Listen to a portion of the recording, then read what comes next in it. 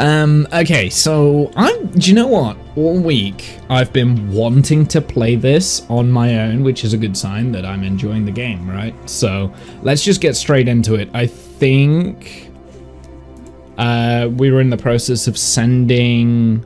Oh, no, we were bringing a Kerbal back home. We wanted to splash them back down near Kerbal, I believe. And then we were going to send like an orbiter to orbit the Mun, I believe. It's in low Kerbal orbit at the moment. Small little thing. And then we'll kind of see what contracts we get next. I presume the next one is land a Kerbal on the Mun kind of thing. I kind of like the idea of doing all of these side contracts and stuff separate to the whatchamacallit. I like the idea of doing like all of the contracts in one mission kind of thing. I think that's an interesting challenge. Some of them might not be feasible. I mean, they probably could be feasible, but I don't know. We'll figure out. So that's a good way of like kind of engineering different contracts. And we might get some like ridiculous launches and things like that. I'm not aiming for realism. That's what I've kind of decided. We're not going to aim for realism with this save. This is us just stress testing the game a little bit, seeing what is good and what is bad, what needs improving, and then we're going to probably at the end of the month, I don't know, we might move on to a different game instead of Kerbal. It depends how much I'm enjoying it. At the moment, because I thought that I would be playing a long game, a long variation of Dyson Sphere, right? I thought that was going to be the next long-term game that we were going to play, but I haven't enjoyed it the last couple of times we've played it, so... I mean, obviously we've got Minecraft, but I'm kind of in the process of, like, doing 3 different things on Minecraft, so... I'm kind of obsessed with playing Decked Out. Because I just want to... Basically, I'm playing a collection game in Decked Out. I'm trying to collect all the cards, I'm trying to collect all the artifacts, and I'm trying to do all other sorts of things. Where are we? I think it would be a good idea to bring the capsule very close back to the KSC. So what I'm going to do, I'm going to initiate the deorbit sequence somewhere over here, I think. And we'll bring it back, and I hope that will do. We want to be facing retrograde.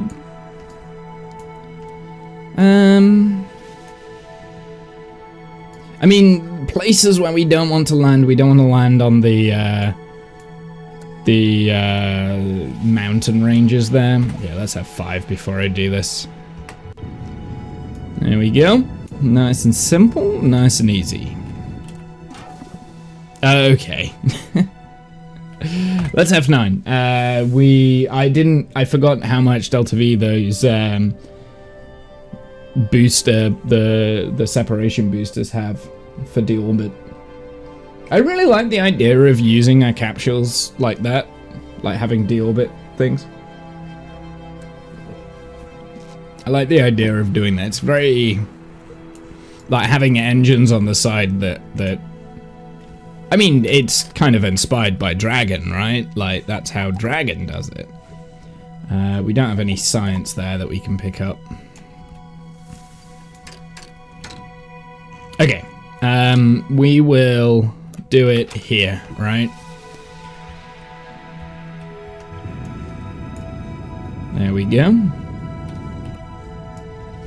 I can't turn it off, so I'm kind of hoping that the atmosphere will kind of make us bring it down there. I'm just gonna time warp.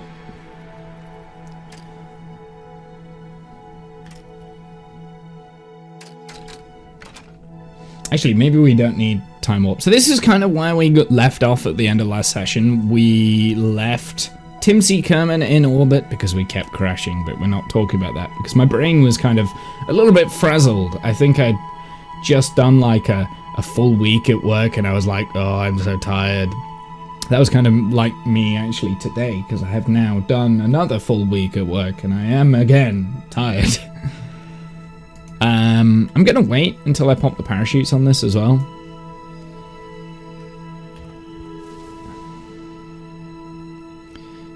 I'm kind of hoping that we land about here, but I don't know.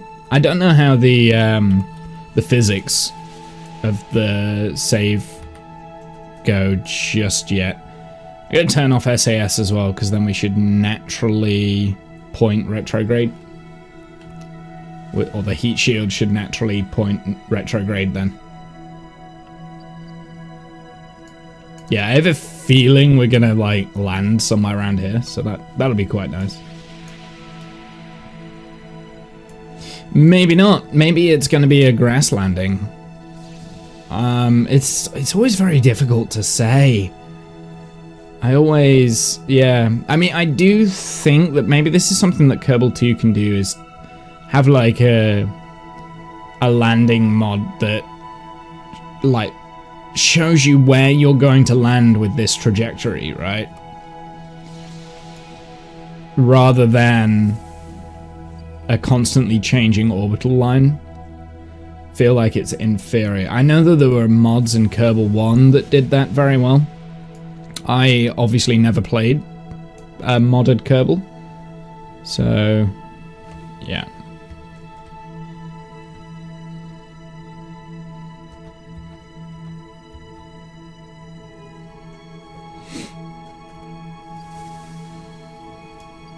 Does caps lock still give you finite control?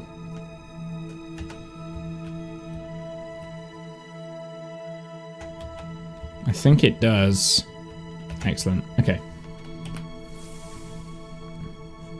I thought that we would be landing like here, but actually it might be a little bit further out, but that's okay. That's okay. That's the KSC. KSC looks cool. I forgot. I always forget there's like multiple launch sites on the KSC now, and you've got multiple runways and stuff. It also looks like you've got like testing launch pads or something. We should create a little car and drive around it, but not of topmost importance. Is there anything on the island though? Because I don't actually know if there is or if there isn't. You can't see because of the clouds, unfortunately.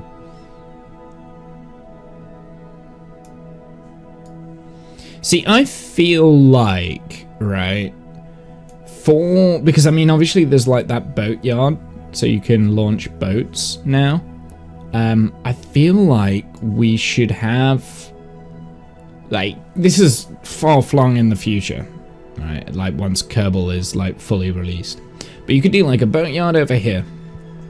Have the boats positioned at the island, depending on whether or not there was infrastructure there to hold them. Always land the capsules kind of like next to the island, so they're in the ocean and the boats can come and pick them up. Very similar to how like Dragon picks up, how Dragon is picked up, right? I think that would be pretty cool, but I mean obviously this would count as a little bit of an overshoot.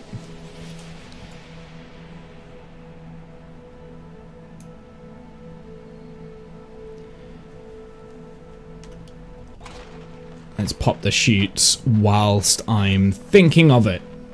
Because I was like, wait, why isn't the parachutes popped yet? Yeah, it's because I didn't do it. It's because I didn't do it.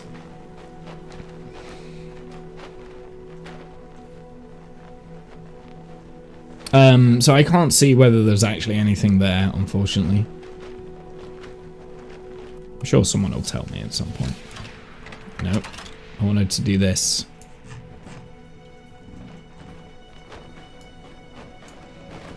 Yeah, I'm still not a fan of these parachute physics. Let's cut a couple of the parachutes, because we don't need that many.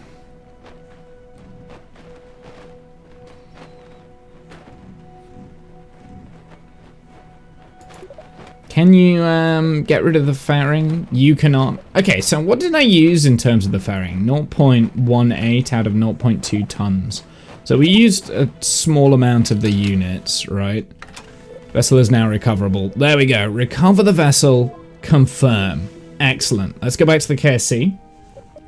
We're going to go to the tracking station, and we're going to go and take this default unnamed craft, which I'm going to rename as Mon Orbiter. Oops.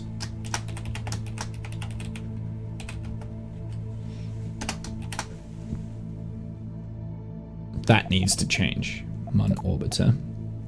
Mon Orbiter 1. We want to control it. How much Delta V do we have then in this thing? Not entirely sure. It doesn't say in these readouts. It just gives me the amount of fuel, I guess. Okay, so this is what I'm going to do with this. I'm draining electrical charge here, but that should be alright. Let's have a look. Create a maneuver. No fuel. Why does this have no fuel?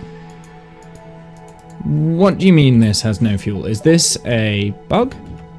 Like, there's definite fuel there. Create a maneuver node. No fuel. What? I can hibernate it. Hibernate in war. Everything's fully functional. I do not understand why it thinks I've got no fuel.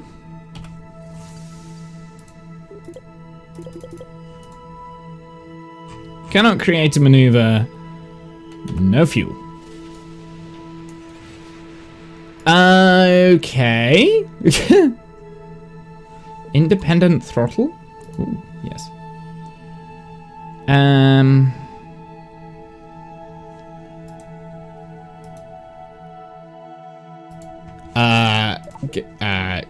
I don't know what to do. I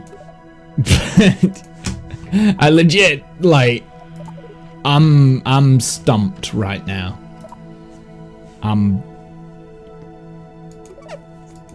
Yeah. Well, I guess it doesn't need to be exact, right? Like, we'll just time warp point to here, point prograde, and just hope we get an encounter, I guess.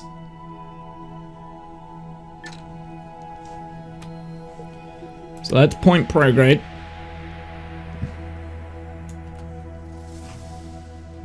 F5. See, we got plenty of fuel. I'm a little bit confused why it thinks we don't have any.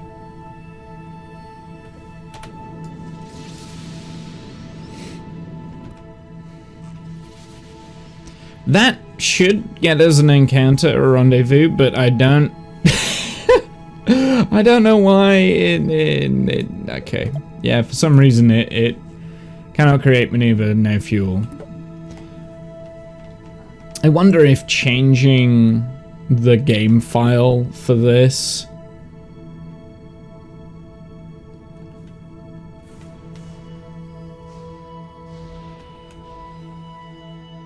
I'm wondering if changing the game file for that will make a difference. I just heard someone walk through my door. I think we're about to get a... Oh, uh-oh. That is, it's not ideal. Okay, bear with me one sec.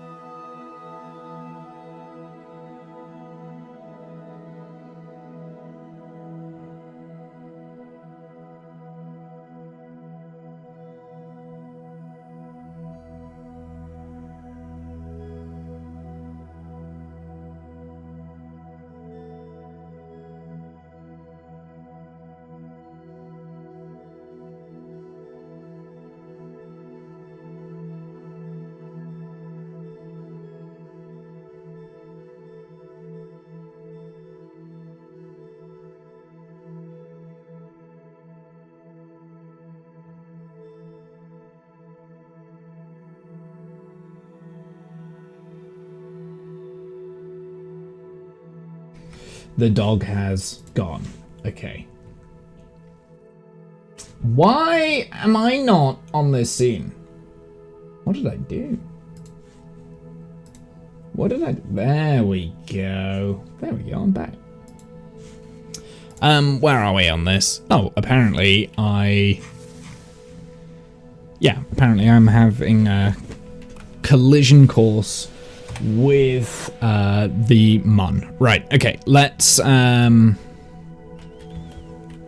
just adjust that.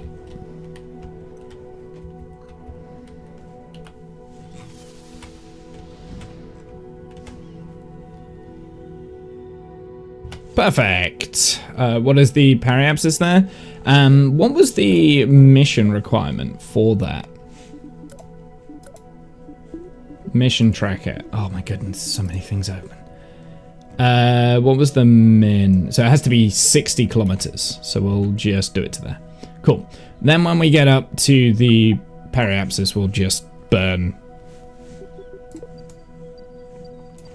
in the... Can I create maneuver node here? No. I guess we just time warp and then we'll figure it out.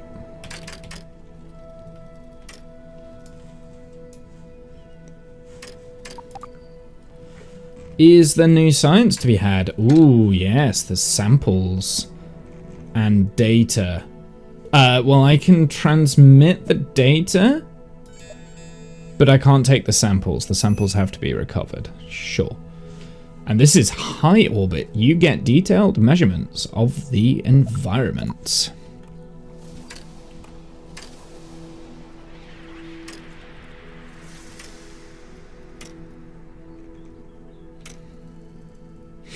So it also collects samples, that science thing then. All right, we just need the moon to catch up with us.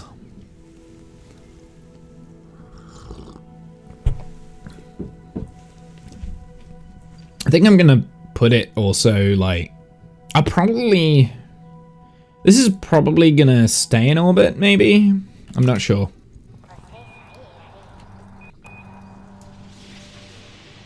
Oh yeah, we got the new music. I forgot about that. I forgot that the music like changes.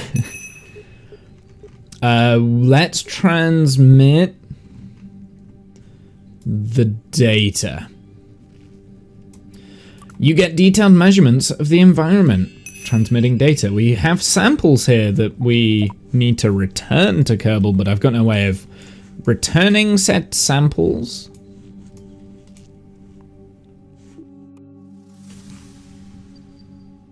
Can I now create a maneuver node? No, it still doesn't think I've got any fuel. It's weird. Let's time warp to there.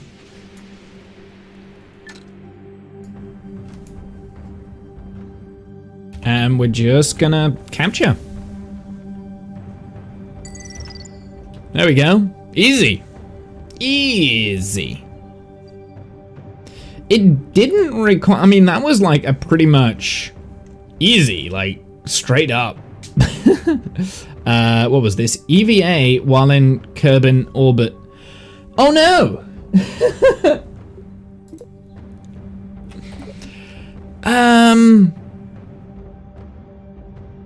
I can't revert now. Oh no! Wait, hold on, there was an autosave. We're gonna have to do all that again, chat.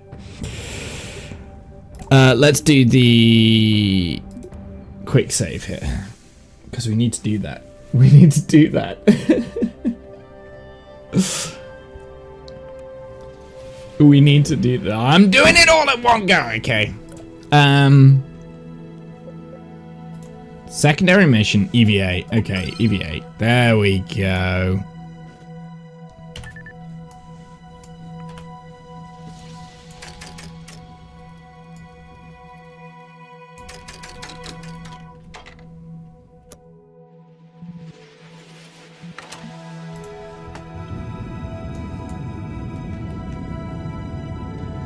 So unfortunately we have to like kind of do all this again, but that's okay. Let's time warp.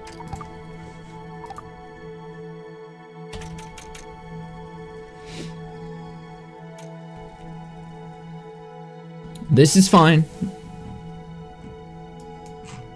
At least we know that the orbiter can orbit.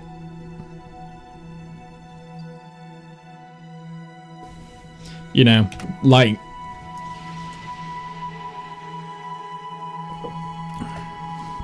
It's a little bit annoying, but it is what it is.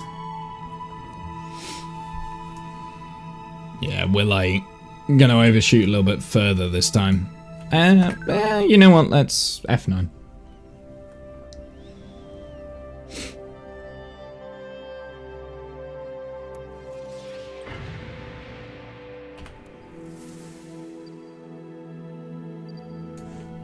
Hey, no.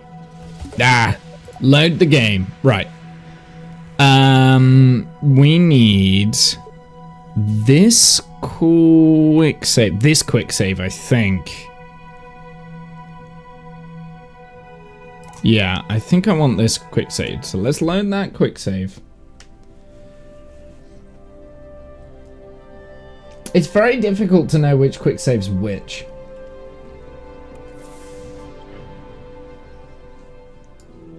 No, it's not this one. This is not the one I want. Load the game. So it must be Mon Orbiter 1, Ascent Heavy, quick save here. I think it's that one. So let's load that game.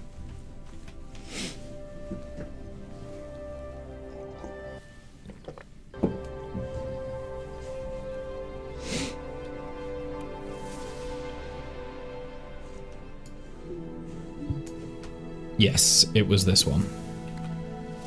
Okay. Leave. Re-enter. Quick save there.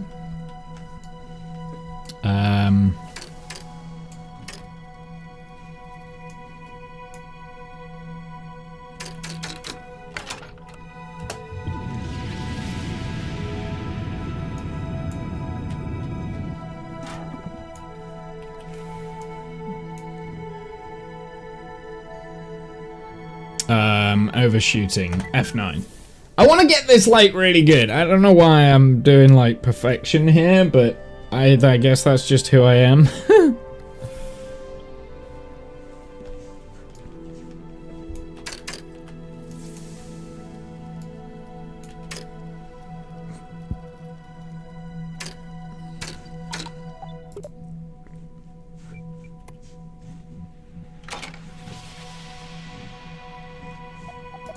Just to double check, EVA is disabled.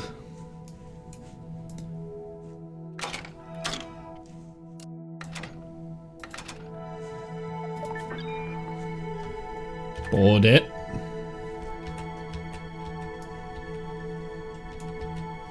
Alright, this is the last time I'm doing it.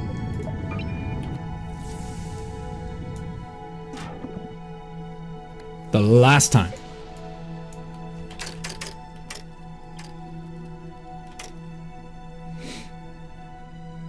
We're not doing it again.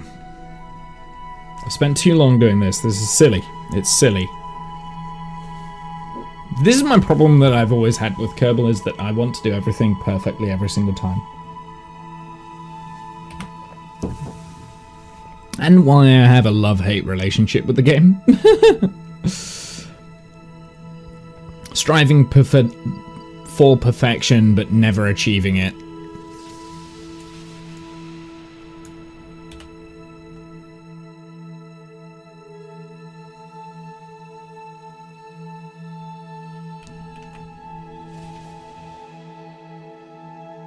There we go. This is a much better landing trajectory, look.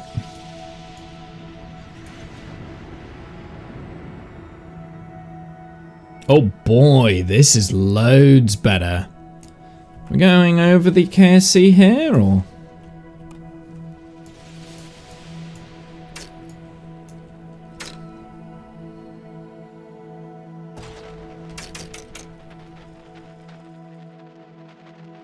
Nice, nice.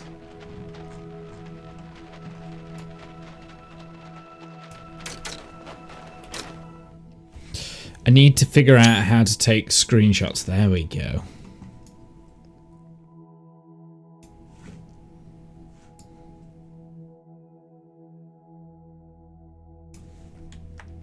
Ah, there we go. That's what I want. Perfect. Perfect.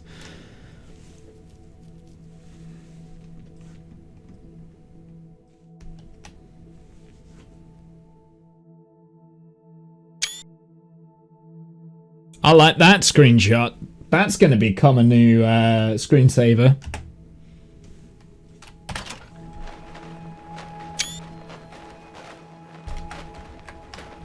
Oh, is that just how you do the... Aha. I knew there was a way to do that, but I wasn't sure what it was. How do I focus camera back to where it was originally? K, maybe? I, J, G. V might be the thing. There it is. Horizon. Interesting. Celestial. Capture. Body. Auto. No, we want chase, I think. I remember how to do this. Right, let's just time warp so that it's landed.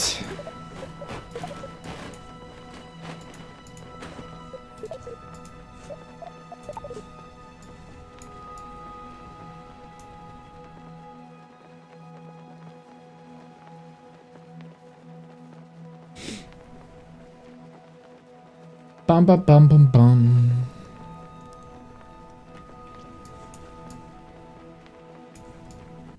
Just off the coast. Not bad, eh? Not bad, not bad, not bad at all. Perfect. So now we can recover this vessel. Confirm. Go back to the KSC. Go to the tracking station. Change this to Mun Orbiter 1. Mun. Tracking station. Apparently it didn't. I want this. Mun Orbiter 1. Perfect. Let's control it. And it's not going to... yes, game. So...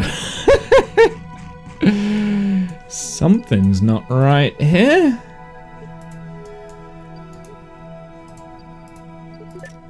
Something isn't right here now, is it? It's obviously it's got a halo around the craft. So weird. Feel like that game save is probably broken.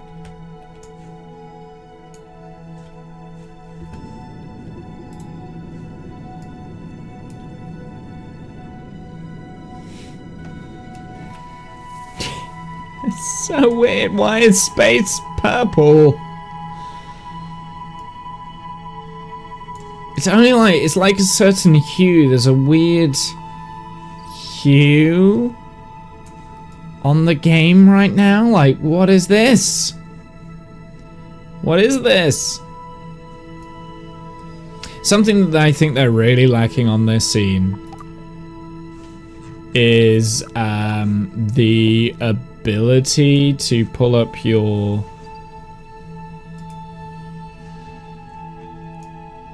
maneuver node so I can see where it is on the map, right? So I want to be able to see what degree we're heading, because I can control the ship from here, but I can't tell what direction I'm heading.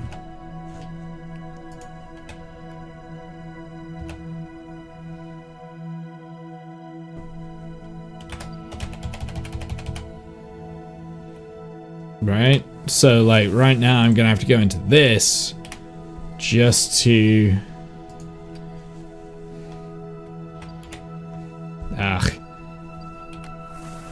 It lets throttle limiter 2%. There we go.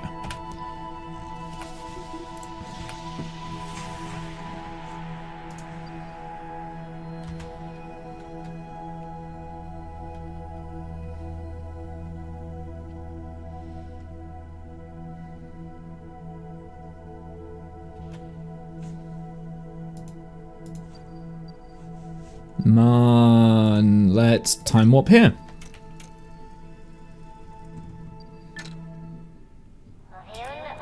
Do you know what I didn't do that time? I didn't do the science. Transmit the environment data. That's okay. I mean, we can always send out more probes to get the science from high Kerbal orbit.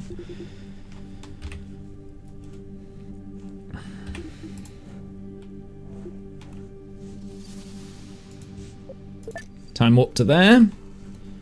I do want to... Hello. Throttle that back up.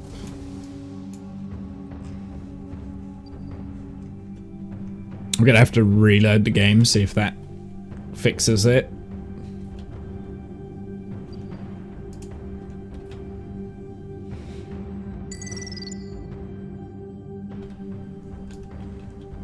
I think that will do.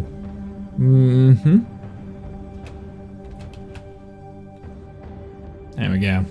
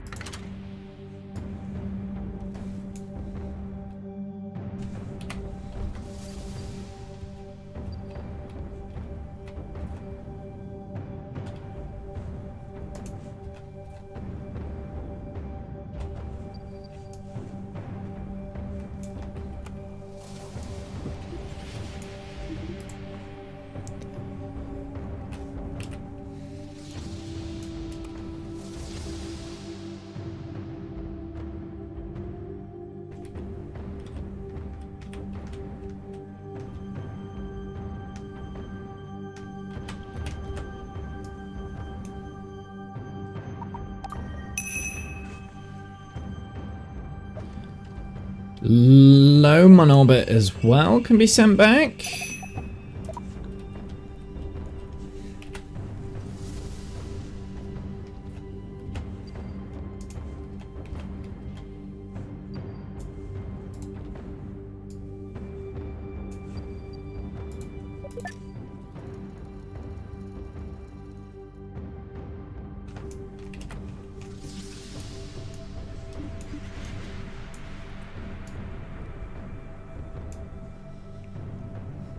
Part ineffective. Lack of solar exposure. That must be... That must be the... whatchamacallit. Okay, we're going to raise up that periapsis as well.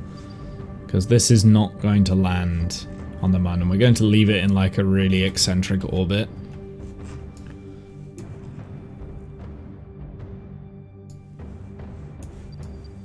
Oh, I should have done it the other side, shouldn't I? Oh well. Whoops, a daisy.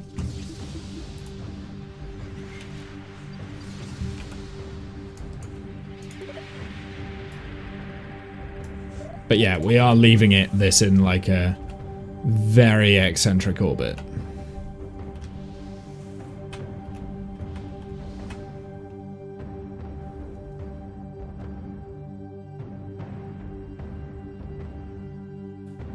I don't know what's wrong with these graphics. It's so weird.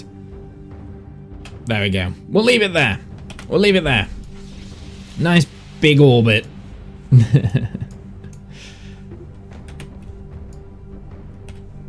that's our first probe done. Not too bad. In fact, that's the first thing we've sent to the Mun. Okay, let's see if we can fix this, because I do not know why we're all of a sudden purple. So let's go to the tracking station. No, it's also in the tracking station as well. Let's go mission control. I might have to reload the save, maybe? Turn it off and on again is always a good idea, right? I'm finding game-breaking bugs like this.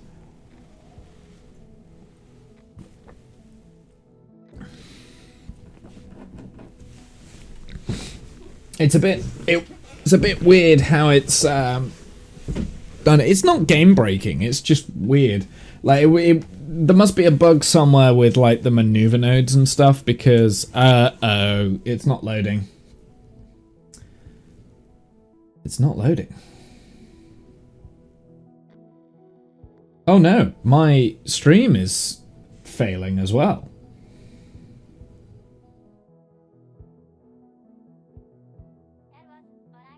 Has my internet, like, what is the strength of my internet right now?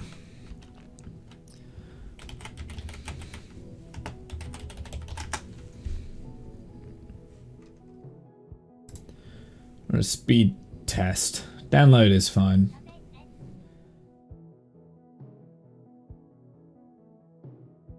I can't tell where, it might be CPU, maybe? Upload is also fine.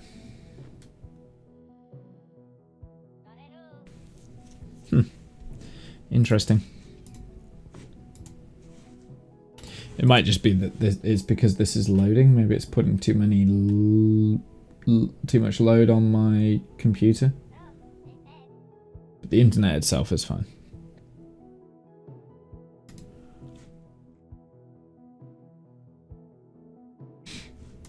Weird. Weird. I think the game has crashed. I think that's what that is.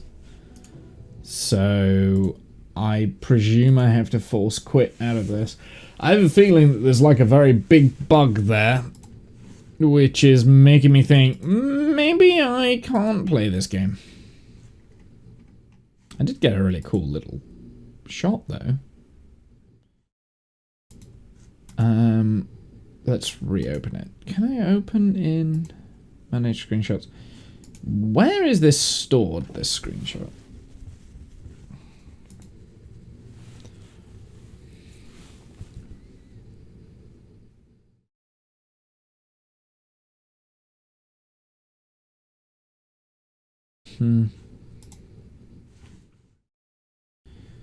Uh-huh. Uh-huh.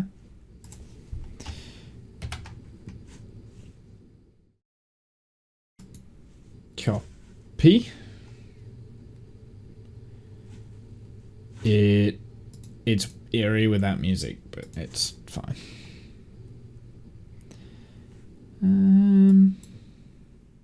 Is it in here? Where is my backgrounds? Oh, there it is. There's my background folder. It's added to it. It is added to it. It is. It is. Okay, let's reload the game. Also, I need to close Minecraft. It is not working.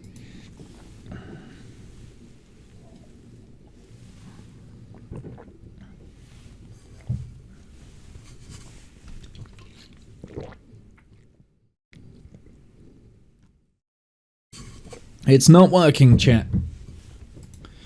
Oh, something's loading. Something's loading. We shall find out shortly.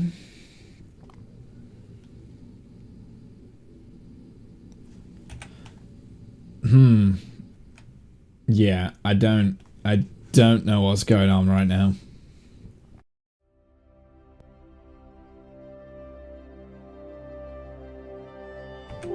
There we go, I'm back. That was weird. I don't care about health things. Let's try reloading this. We'll see if it fixes it, but I have a feeling it's not. I feel like there's a problem with the save state or something.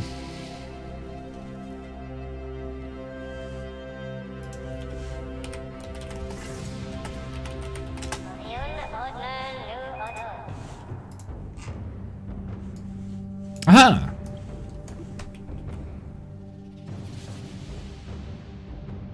I see.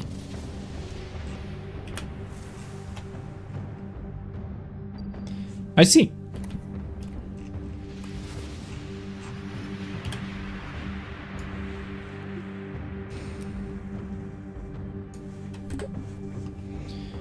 I guess it crashed before, like, a quick save was able to pop, but anyway, we've got the same thing here anyway, so it's all good.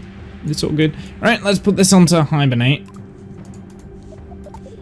Doing a quick reload of the game definitely worked. I'm not quite sure why the camera reverts to this every time I come out of map mode.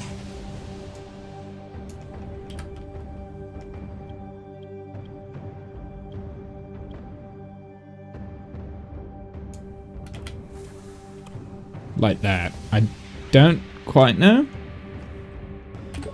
why that's doing that. So let's go back to mission control then. Okay, we've got 3 things here. Let's do the spacewalking. We get 40 science for that. Excellent work. Strucker was very impressed with how easy it is to leave the safety of the vessel. So much so that they cancelled their EVA strut program. The company rep told us it would be a crime to inhabit such beautiful recklessness. Honestly, I think our demonstration made them question their career choices. I still think there's something of an idea of connecting the astronaut to their vehicle. I wish there was some other way to do it than with a rigid tube of aluminium. Oh well. Thanks, science. We can say this is about the goo, so do some greeny sciencey fact. Nice! I have some good news and some less good news. The good news is that our environmental footprint is small. Our recycling is paying off. The less good news is that we found traces of radioactivity around the bathrooms. Either radioactive waste is getting flushed or someone needs to see the doctor. We have another talk with R&D team about throwing things away in the correctly colored bin. In the meantime, they recommended limiting your hand washing time in the R&D lavatory to 10 seconds or less. I like that. That was good. I like that one. That one was my best. That was my favorite one so far. Yay, you did it, you did it! As of this moment, we're leading the space race. Yes, ours is the only agency participating, but it's still an achievement. A swarm of reporters has been knocking down our doors. We're taking major press outlets. Space Weekly, the Kerbal Times, the Kerbal Astronomical Society newsletter, heck, even SAS Planet of SAS. Are you Kerbal? Kerbal? Because those reporters are revolving around you. I don't like that. So instead of having to answer them one by one, I just locked them in your office. Don't worry, Newton has found various flat snacks that can be slid underneath the door to them. Seems like they're making themselves comfortable in there, so no hurry. Meanwhile, we have some important work to do. Getting so near to another celestial body has only whet the agency's... Why has that got a H? Agency's appetite for an up-close encounter. It's finally time to land on the Mun. When you're ready, Mission Control will be waiting with your next mission. Over and out. Science! Okie dokie. So we've got first dibs, the perfect choice, the perfect circle.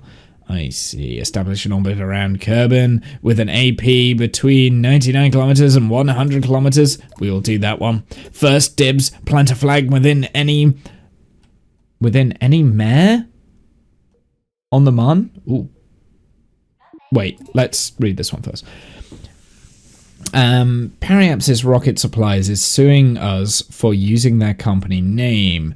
We explain that every orbit has a periapsis and it's not copyright infringement, but their lawyers think otherwise. They argue that if we make our orbit a perfect circle, we can just have one big apoapsis and leave periapsis out of this. Our legal department needs our help. Make the circle and tell us what happens. Okay, I'm down for that one. That one's quite a good one. I like that. We can do that as well. That's a fairly easy thing to do. First dibs. Maxo Construction Toys wants to make an action figure of a Kerbal holding a KSC flag. Their creative director, Francosis, has said, "I won't accept anything short of the real thing. Would you land on a mare? One of the Mun's smooth, dark lowlands and plant a flag. We need reference pictures." So we need to go to the dark lowlands. Okay, well, I'll have to figure that out, I guess. That one's a little bit more difficult, but we'll track it. One small step. Time to prove the Mun is not made of spicy space cheese. Mission brief. Let's have a look. Greetings, Director. Sorry to be single-minded, but all of us in Mission Control want to get started right away. Your objective is to land a rocket on the surface of the Mun. You'll want to land slowly, preferably under 10 meters a second. The lack of atmosphere means parachutes won't work. You can pump your brakes by gently burning retrograde. Remember, you'll want to cancel out your horizontal velocity before falling to the ground. Sure, landing on your side might be funny, but launching from that position is a leading cause of go boom.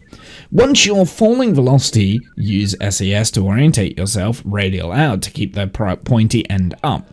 Then extend your landing legs and slowly coast down, feathering the throttle to slow your descent. After you've completed the most significant achievement in world history, we're going to need one of the crew to look outside and verify something. Remote observation has shown that the crust of the Mun is covered with regolith. That's just a fancy word for loose rocks and dust.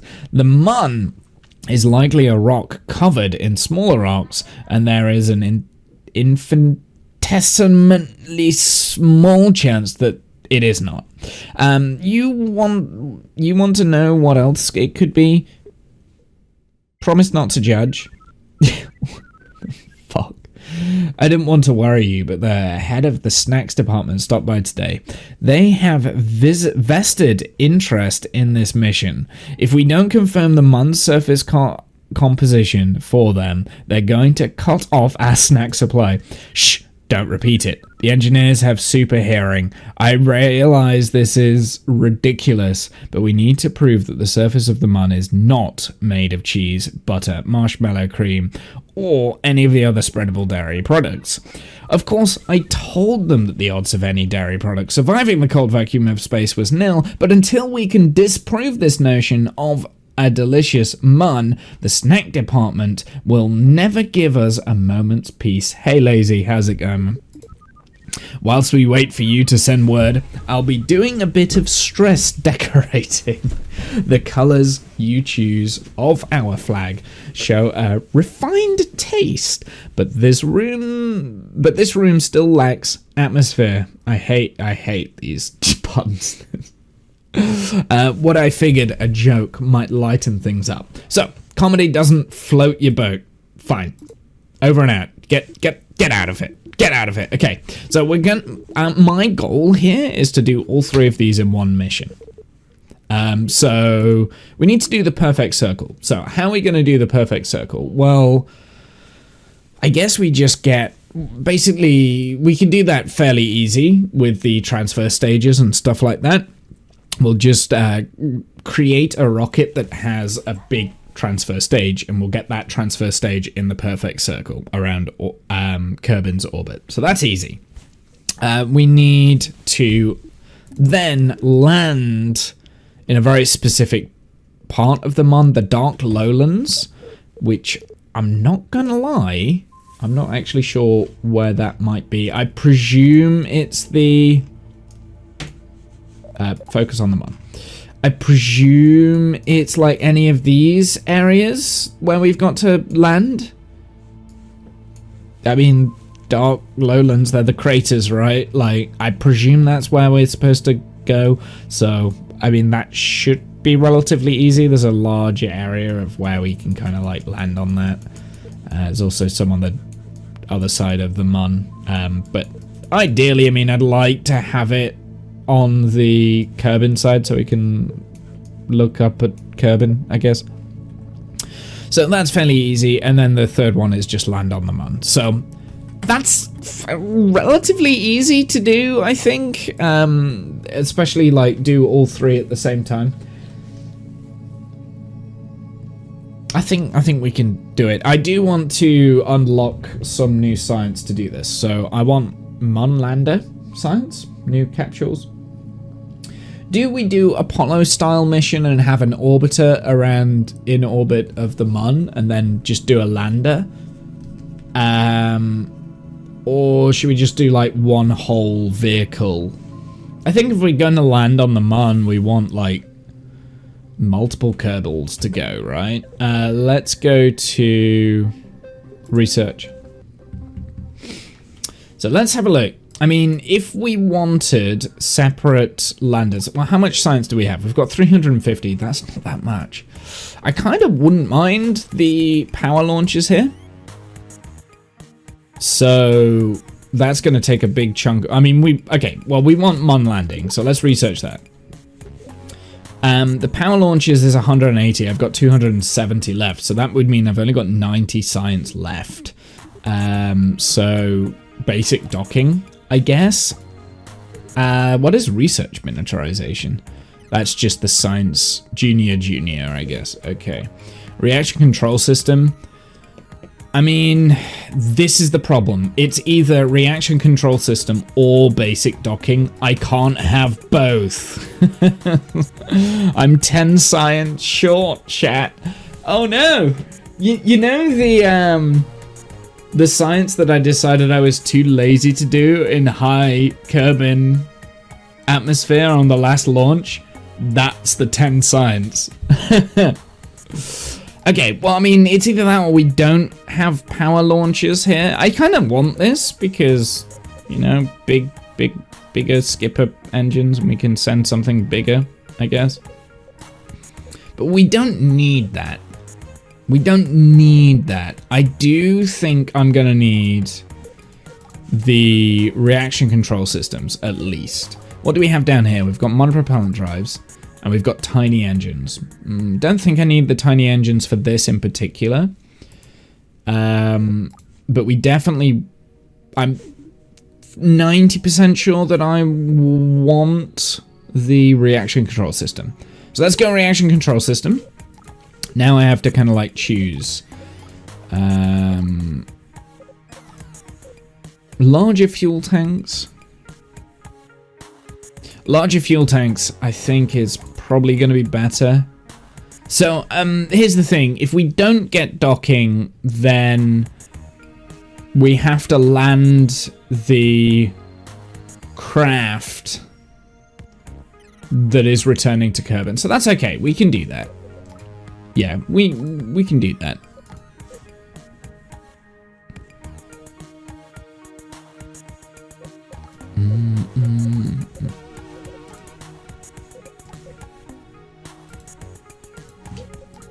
So I think power launchers is the way forward. So we'll get that. Tier 2 is unlocked. What do we need for medium orbital rockets? That's for the Poodle. And we've got some better... Okay, some better things, I guess. Okay. What did I get in this?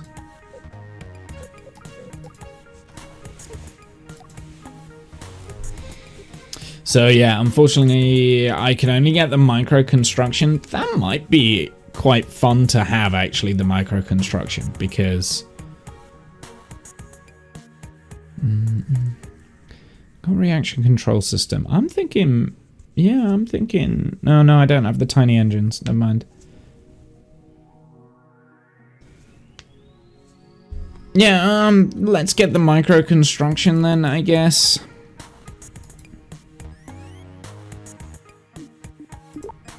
Right, there we go. What's the ISP on the skipper?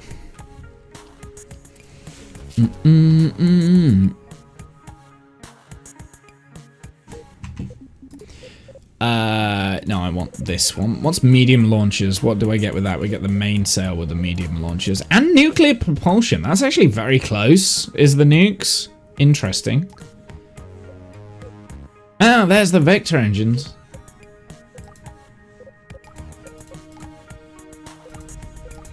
Fuel lines. I mean, these sort of things are good for, like, extra planetary things. So, like, this is all stuff that we're going to want later on down the line. We're just looking at a lander. So, I think what I'm going to do... light... I mean, I kind of did want the light aviation so that we could have a fly around Kerbal, but that's fine. Like, that's not a priority. Okay, so let's go to vehicle assembly building. Let's design the lander. How many Kerbals are we sending?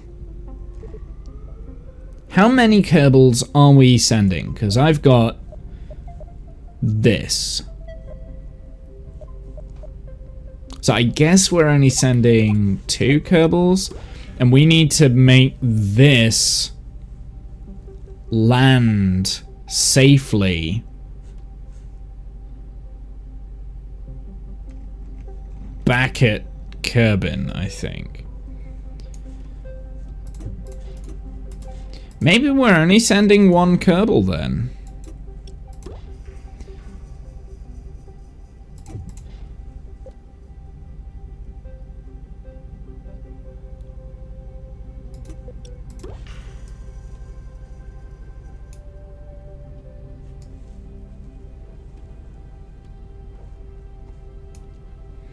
How many does this hold? Is it just the 1? I presume it's just the 1. The tin can is just the 1, yeah.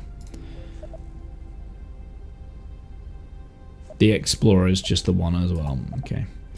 The Mark 1 ones only contain 1, so that's very much the same as what it was before previously.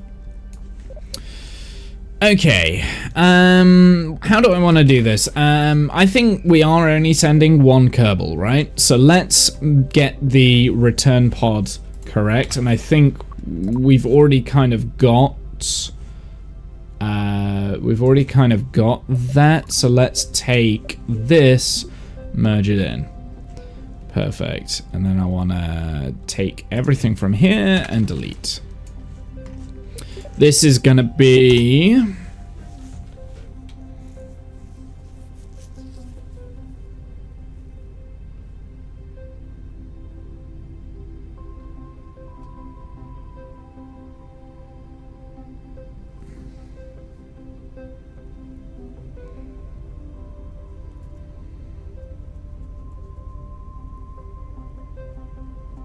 So, this is gonna be...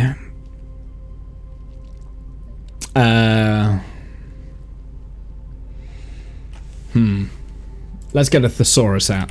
Thesaurus. Lander.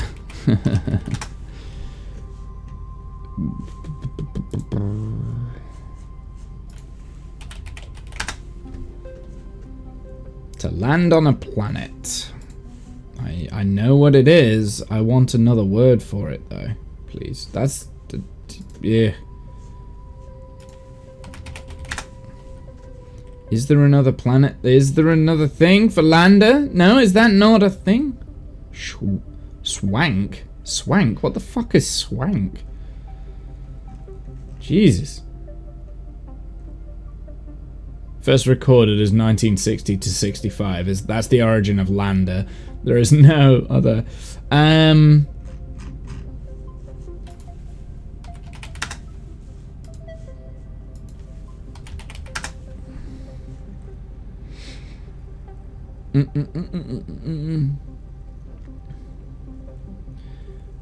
Sweep.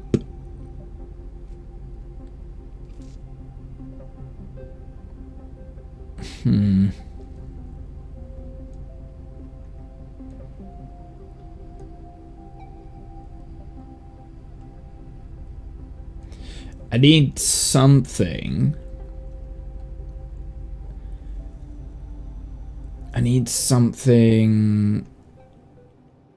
To come to rest. Here we go. Dock, settle, touchdown. Berth, debark, disembark, ground, pilot, steer, thump. Alight, berth. Dock, port, wharf. Anchorage. Dock, harbour, haven.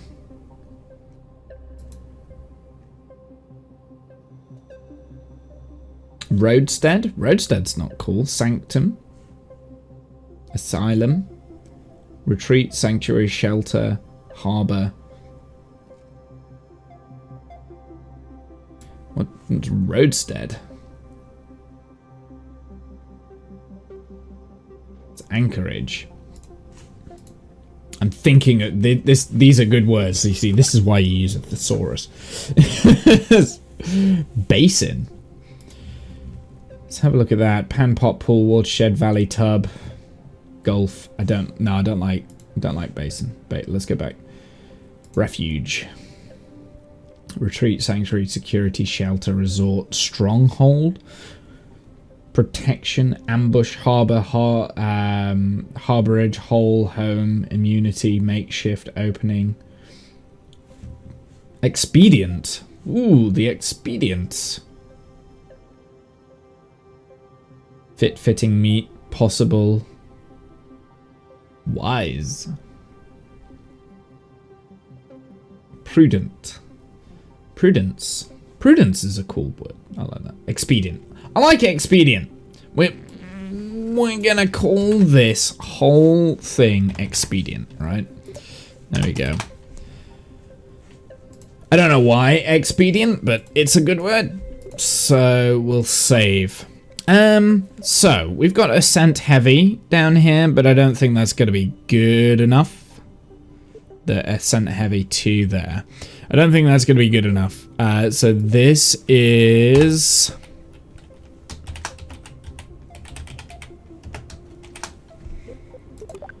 There we go. Expedient I. Okay, so we've got the capsule. Let's put a separation in here, because this is what is... We've got stack separators as well. Interesting. Now, you see, this is where... If I had the docking port, I'd probably put a docking thing on here and separate it. And redock it to the... whatchamacallit, but I can't do that. Unfortunately, can't do that. But I still think having RCS thrusters and stuff on this is probably going to be a good idea. Because we can use the monopropellant for landing on the mun. It's just going to be a little bit easier, a little bit nicer. Okie dokie. Let's have a look, see what we've got through all these. So I think the science collector is... Actually, I kind of want the science collector here to come home with the capsule. But we know that that is just not going to happen. So I'm kind of like... We definitely need that science collector on there, so we'll just leave that. Where is the door? There it is. Do we have, like, ladders? I don't think we do we? Well, we don't need them. That's fine. I want to make sure that this has enough delta V to get from...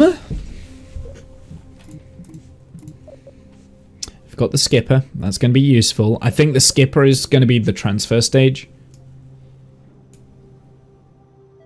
Maybe. Actually, no. The transfer stage will use the Terrier engines. The skipper will be the second stage to get it into orbit. Good to know these things, you see. I do have, like, these bigger tanks as well. So this, I am going to utilize that put that on top. That's going to be like the lander can. I think... What other fuel tanks do we have? We don't have any radial fuel tanks, but we do have this bad boy.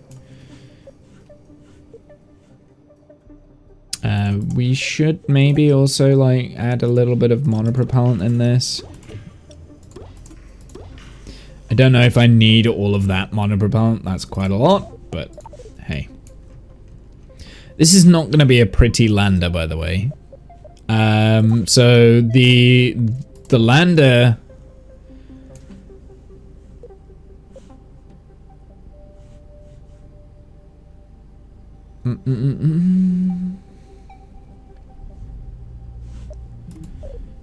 This is all the fuel tank that we've kind of got access to, so...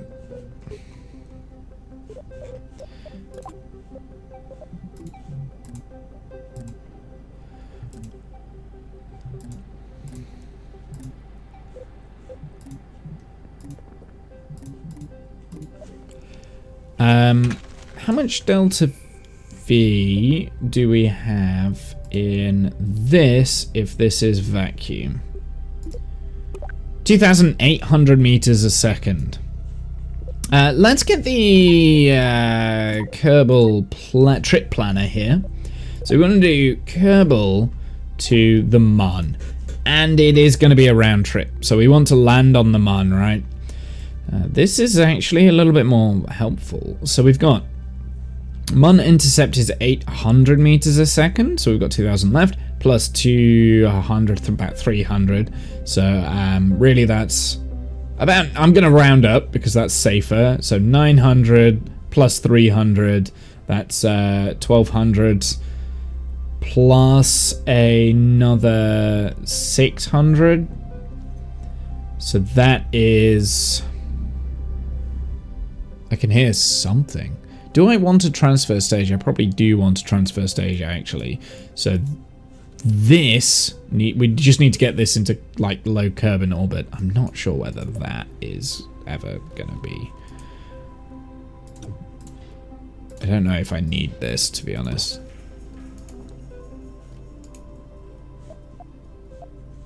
I only need a little bit.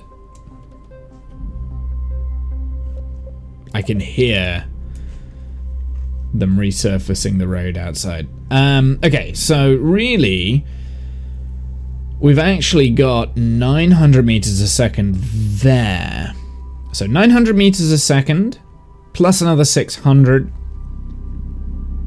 I can feel my room vibrating. So that's 1,500 meters a second. Plus an extra 350. So this has more than enough delta V. I've got like twice as much. So we don't need that big fuel tank. What I am going to do, I'm going to...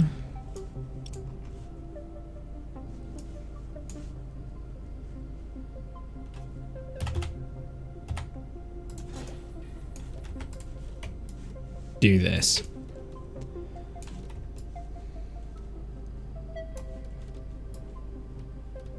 The good old faithful.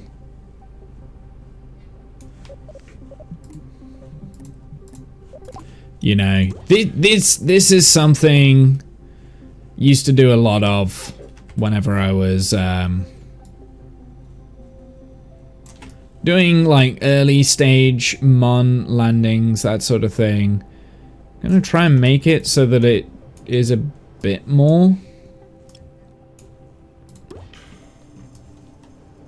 No, don't want that there.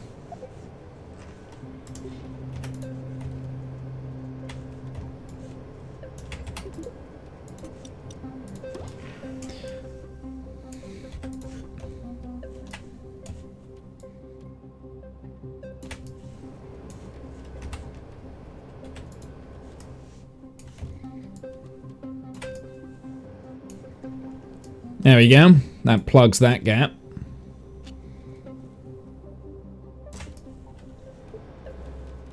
Quite nicely. How much delta V is that, then?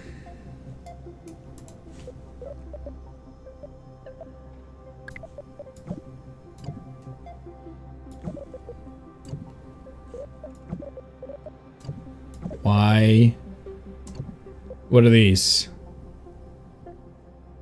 That is... No, it's about 2,000 meters a second, so I think we need a little bit more then to land this thing.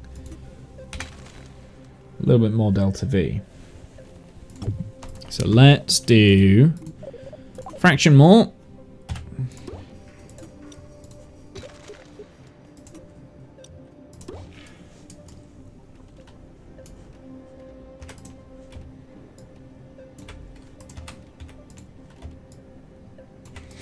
And then we've also got landing legs, which is very important for a lander.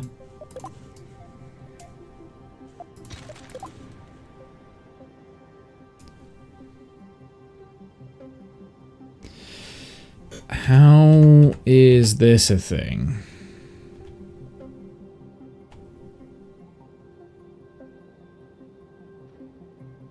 I am very confused. It's not doing what I thought it would do. Maybe we need it here and then...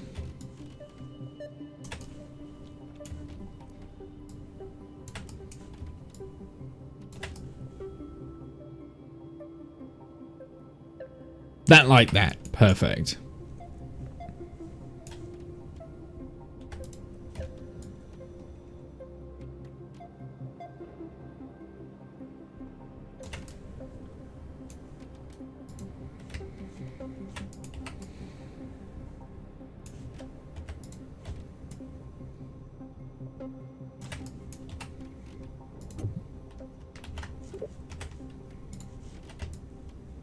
Trying to get this right. Okay, so I think that is everything, right? That's our lander. Nice and simple. Let's get rid of that. 2,400 meters a second on it, which is way more than enough to land and do all sorts of stuff. Let's add some... RCS, maybe?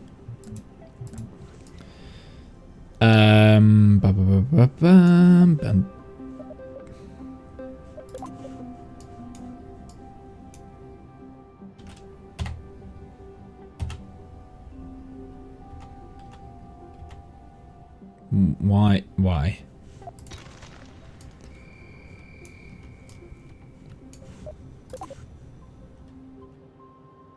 Why is it not being symmetry?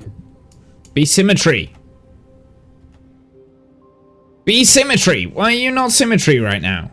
Hello? Game? Game. Symmetry. Symmetry mode. Why? What? Sometimes I hate this.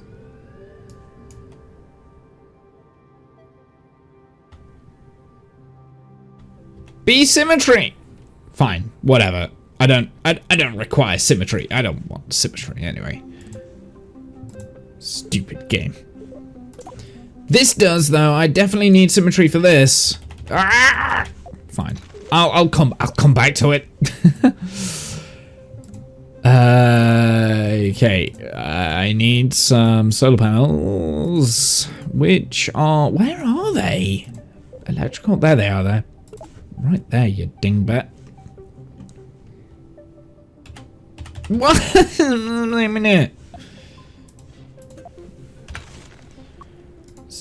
Just save. Why is this?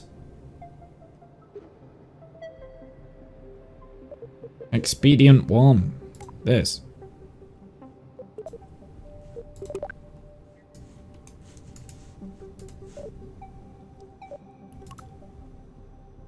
Why is it named Fly Safe now?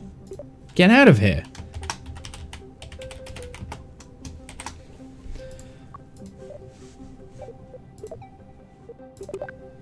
Perfect. Maybe that was what was causing the, but okay, so there's definitely a bug there then. I didn't want to come here, but this is fine. Let's go back to the VAB. So there's definitely a building bug here. By the way, chat, I'm getting hungry and I have a headache, just so you're aware. So, okay, so there we go. That's now back. What?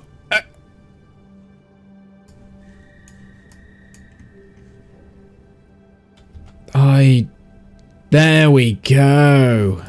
Goodness sakes. What? Oh, I'm moving it incorrectly. No wonder it wasn't working.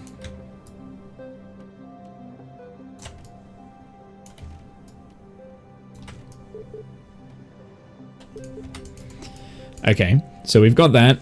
Let's get some batteries on.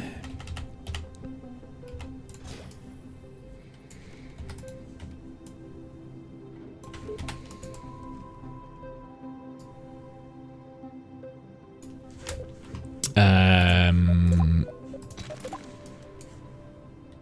only want one now. I've changed my mind. I only wanted one.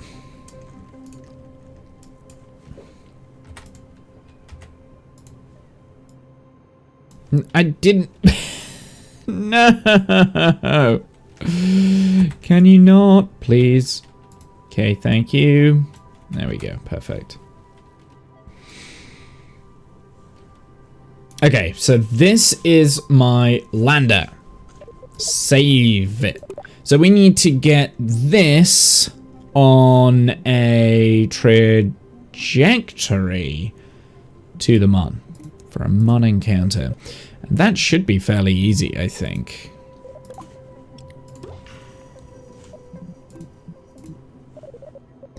Let's see if we can do this.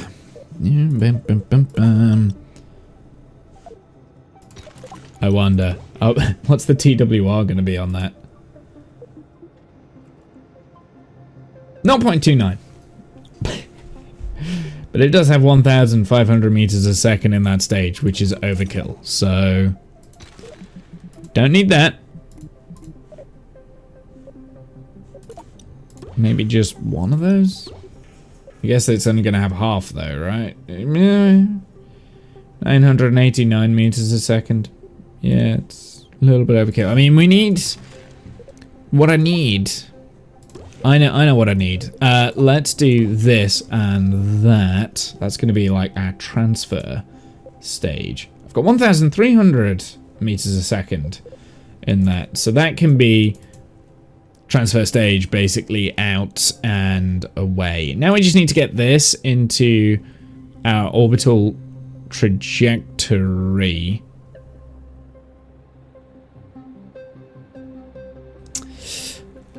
For which we need a decoupler and some more tanks.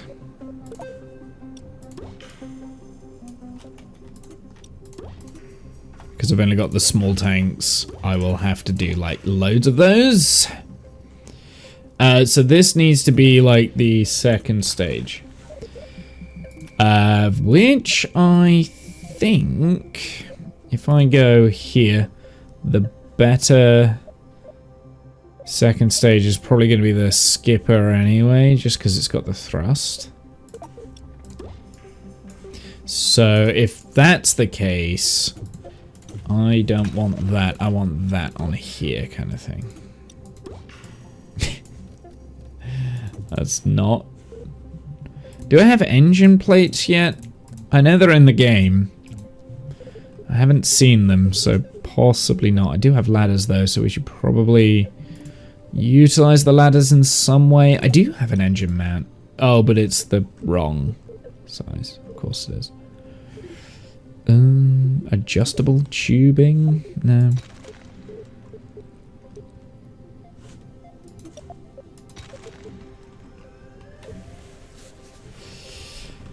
Okay.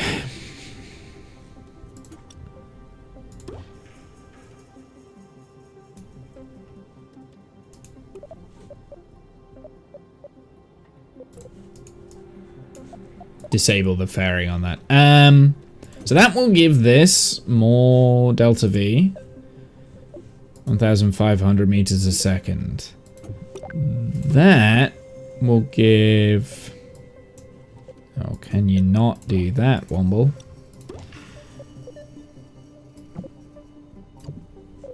We'll give this, and I'm gonna say atmosphere now. Around about like 30 kilometers. 1.2, which is great. Jesus, it's got 2,000 meters a second in this stage. I don't need that much. 800, maybe a little bit more. 1,500, definitely not that much. There we go. That can be the second stage.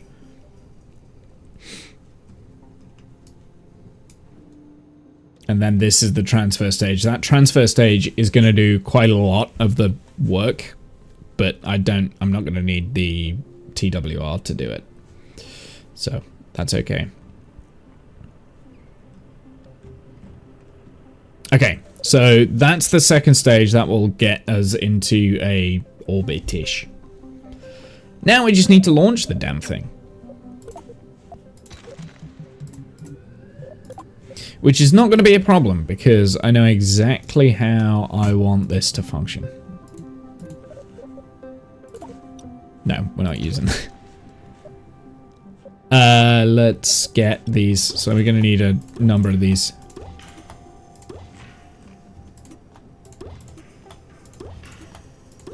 Hey, Kath. How's it going, my dude? Welcome in. We would like... So, gonna do... Swivel engine down here. And then we're gonna do... And I'm hoping I can attach this the way I want to attach it.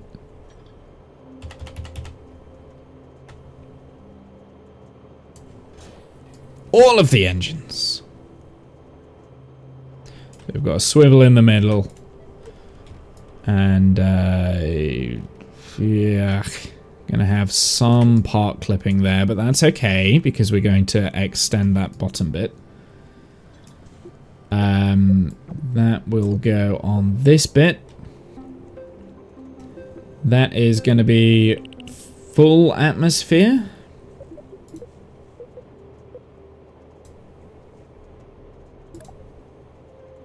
(1,700 meters a second). What's the TW1? 1.78. So we're good with that. That's good.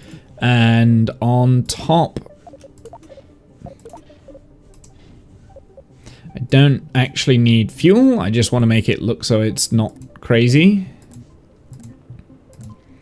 So we want... Where even is it? Structures? Beam. No, not the beam. Is it just the body there?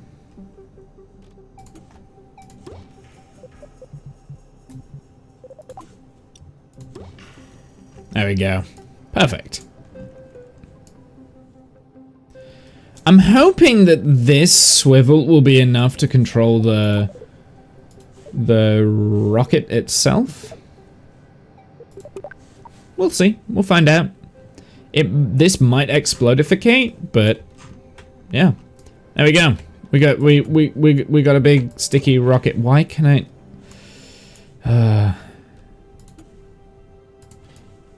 big sticky rocket. How are you, Kath? What have you been doing? I mean, it's got more than enough TWR. Dixon space. So it probably doesn't need this much TWR, actually. Could probably...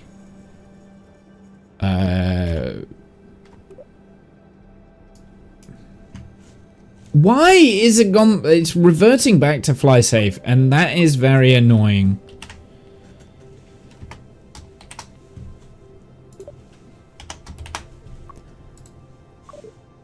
That's very annoying indeed.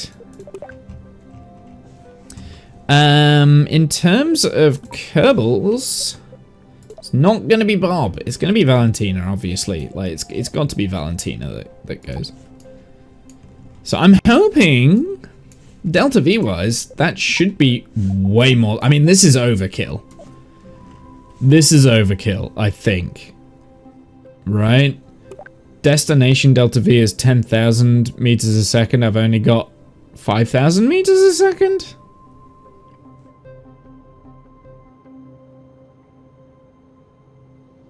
Oh, but no, one way. Huh.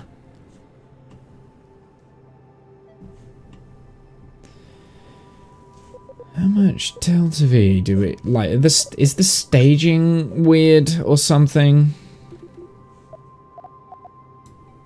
The staging is weird because why are these not staged?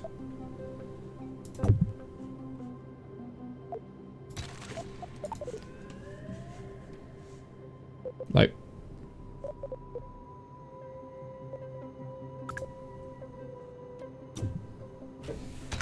yeah, the staging's broken. No wonder it doesn't think I've got enough Delta V. Womble X. Yeah, I'm not. This doesn't. I've decided this doesn't count as Womble X. I'm not recording the launches on this. I'm not going to take it seriously. The game's not quite in a reliable condition yet. Why is it not adding...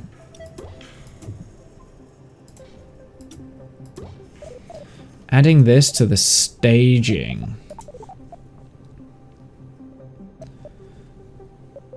So my staging is broken.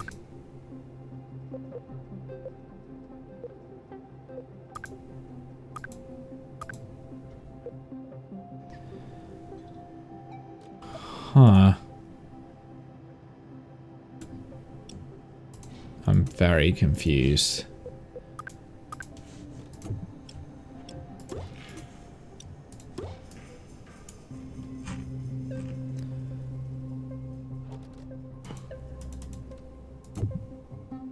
Oh, do you know what?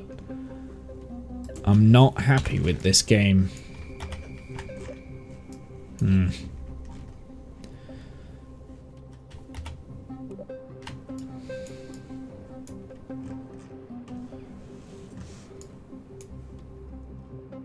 So yeah, for some reason, this engine down here is not attaching on. There it is. Now it is. Now it's popping in. Okay. Was it up there this whole time, maybe? Can you actually move when I move you, please, game?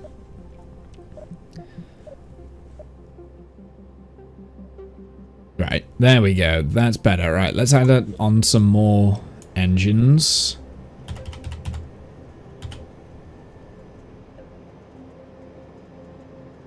Actually, I probably only need 6, right?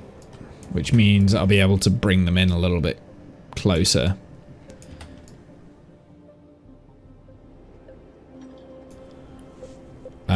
That needs to be on that row there. That can disappear. What is the Delta V on that? There we go. That's better.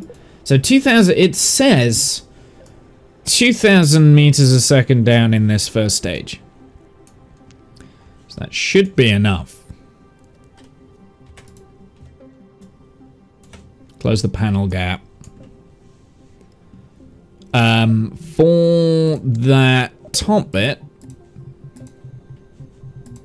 where are my struts? Clamps. There we go. Just looks a little bit more structurally sound. Or actually will make it a little bit more structurally sound. Can you please...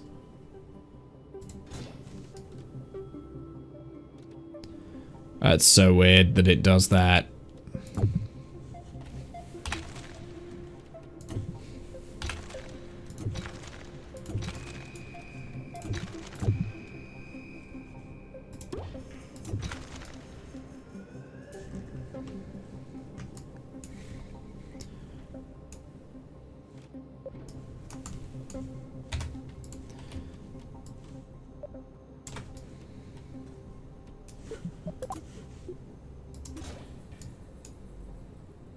Okay.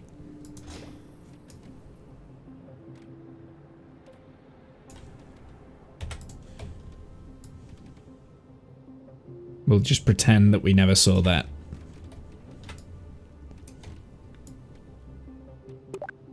Oh my goodness. Why are these controls so annoying? There we go. We were there. Perfect.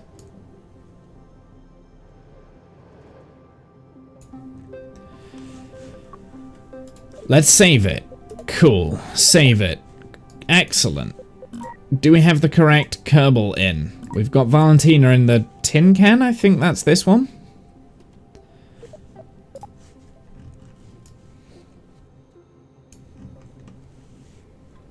Should we launch it? Let's have a launch. Let's see what happens. I feel like that should do what I want to do, but we'll find out.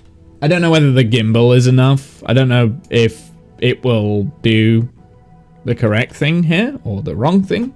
We shall find out.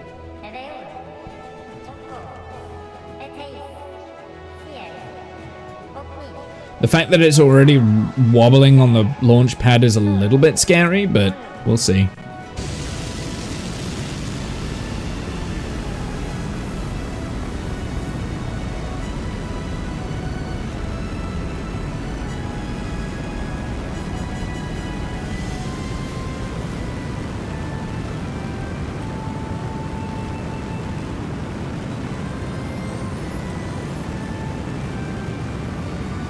It's not bad.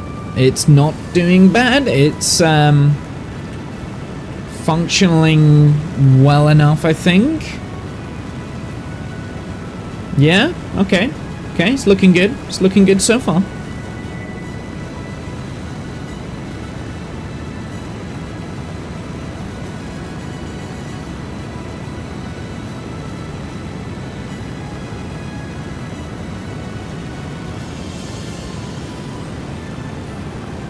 So that singular gimbal engine is... it's definitely doing something, right? Like... because it is tilting over. It's just not as...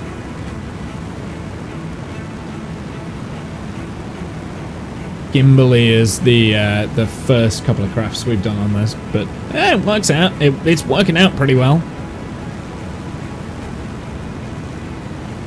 I have effectively designed a Falcon 9 booster here. Oh. Oh.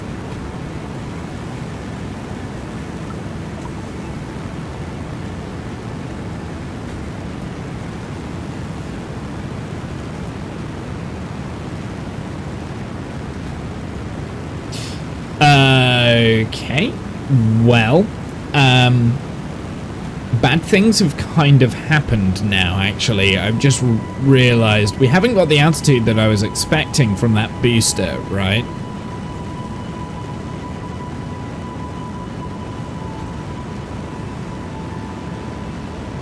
The altitude has not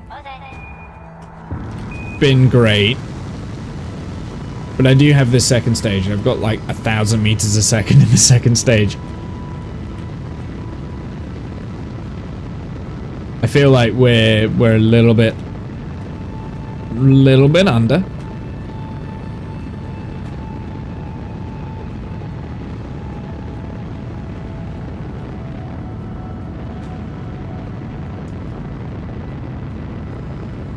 Batteries are getting hot.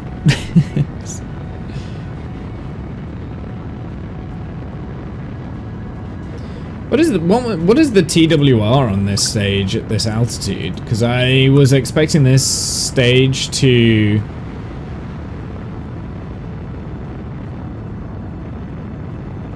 activate around about the 30-kilometer mark. We're about to explodificate.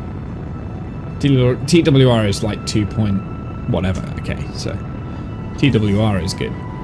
Oh no, partner's overheated. I know they're overheating. It's fine. Don't worry about it.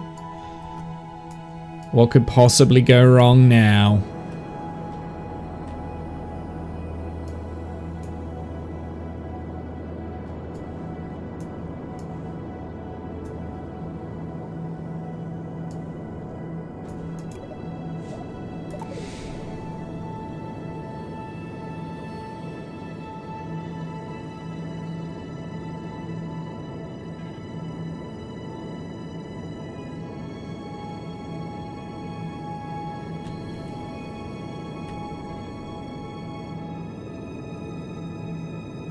Okay.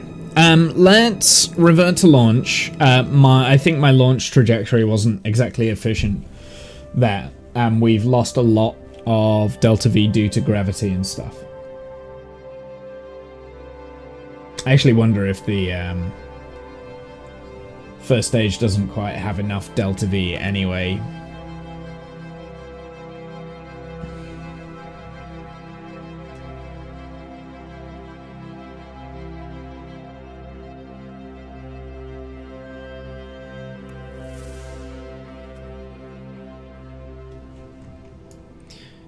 Is it my inability to count?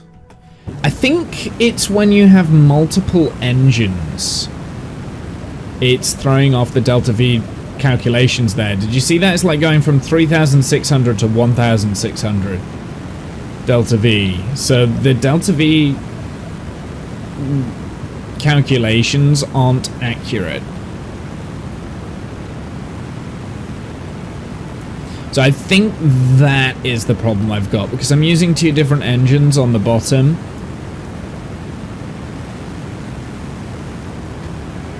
The Delta V readouts in-game are not accurate.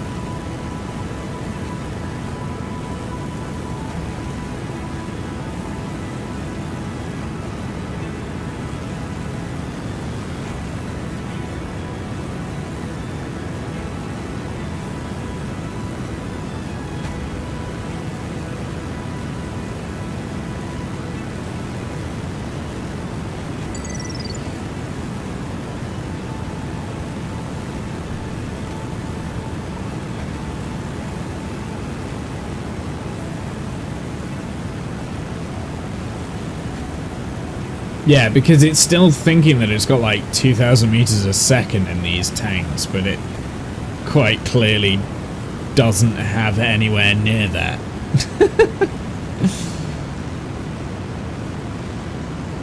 This is okay. I think I know how to fix this. We just have to do a redesign on that booster stage, right?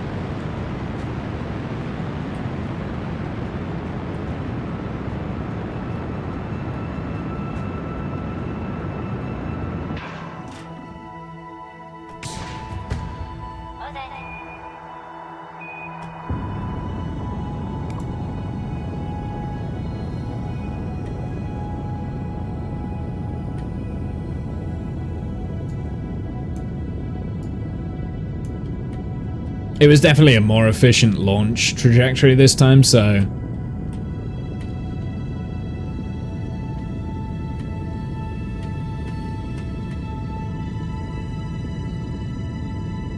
Remember, we're also aiming for the 100-kilometer mark.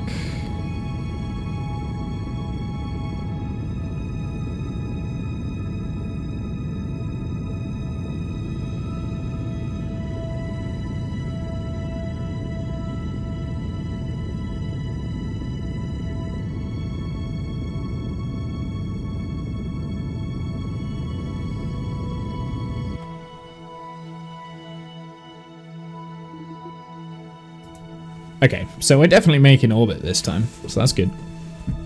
Whether or not I've got enough Delta V in the transfer stage. Because the transfer stage is going to have to circularize, but I kind of factored that into my head anyway, that was what was going to have to happen.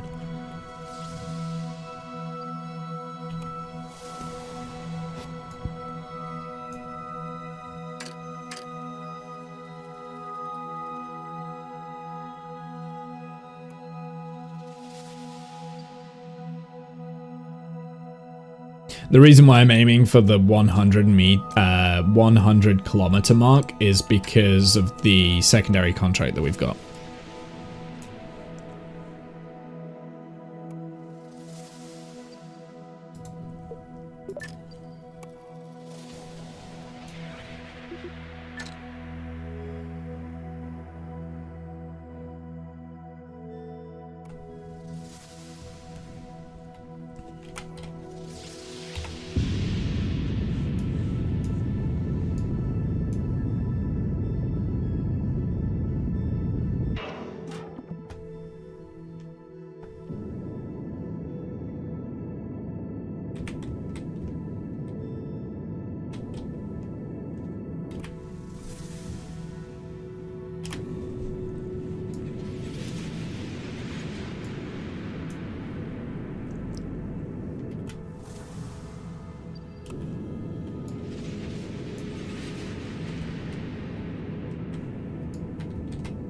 Something's wonky here, but okay.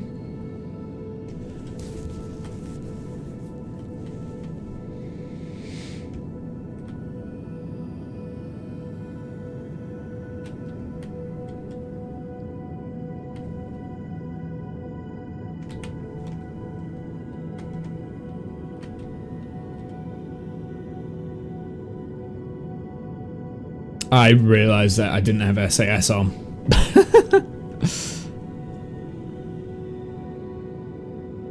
I might have to relaunch this again because I dropped the second stage too late.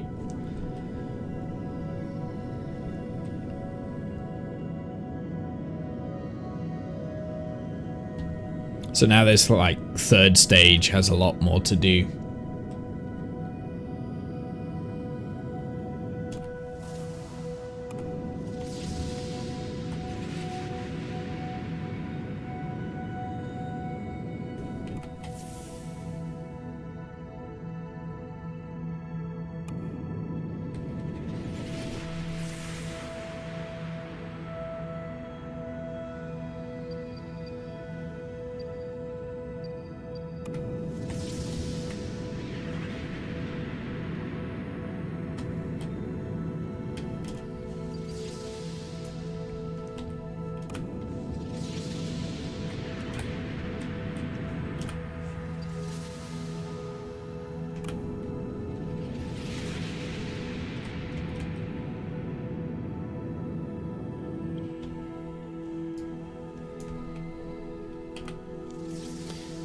Let's time warp to here. And then we shall just circularize around the 100 mark. I've still got like 1,100 meters a second left in this transfer stage, so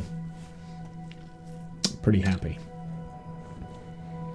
I'm pretty confident I can do this. I don't think I need to reload that. I mean, it wasn't exactly the most efficient launch, but hey, it is what it is. I'm not overly precious with it.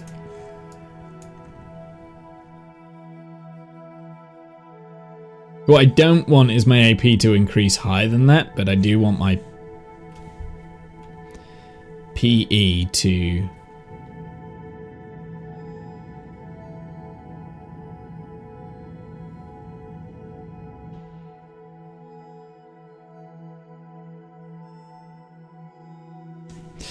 let me just have a look at the mission tracker. Between 99 kilometers and 101 kilometers. Okay.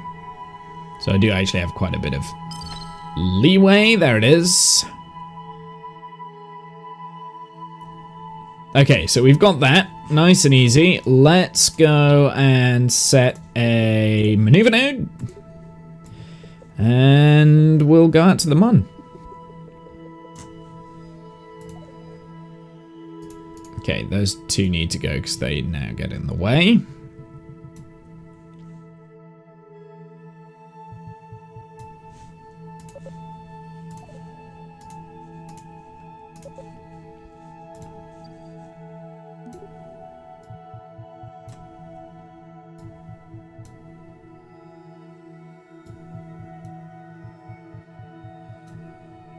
I'm gonna go for that, right? 22.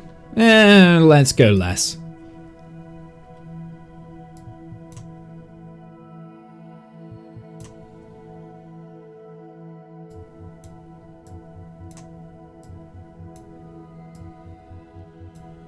Oh, birth effect. We'll do,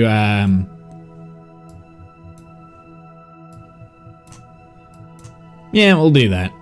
That's what we'll aim for. We need 911 meters a second. I've got 1,147 meters a second in this stage.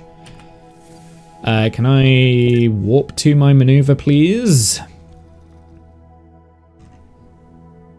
I could probably do this way more efficient, but this isn't about efficiency. This is about me doing the mission that I want to do. That's what this is about. Nice and easy.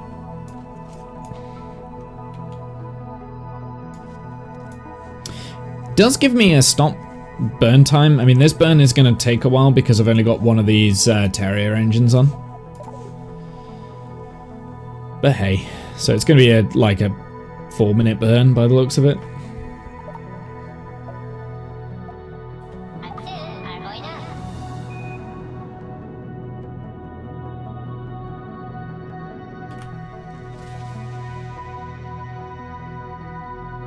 Apart from that, burn time doesn't feel accurate, right? Like, really you want to be doing it like 2 minutes before the periapsis, 2 minutes after, I think. Perigee, rather.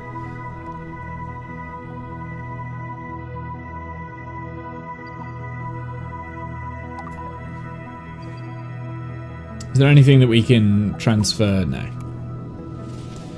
Done all the science here. Oh, I want sea level on that one.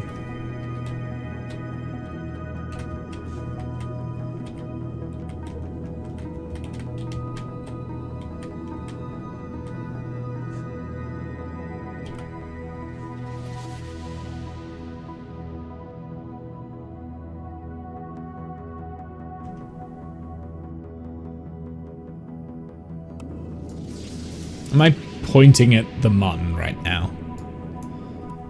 I am. Good, good, good. Whoopsie. Broken something.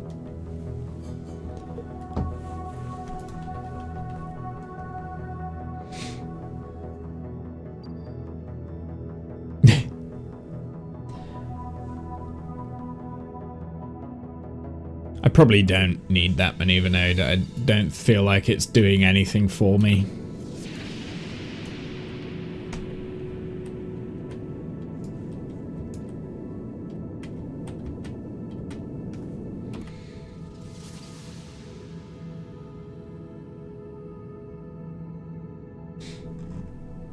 Create a new maneuver node down here in a sec once I finish this burn.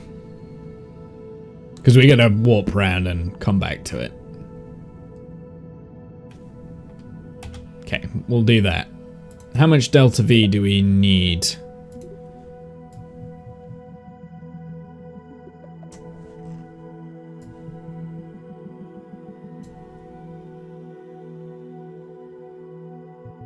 This is only a 2-minute burn now.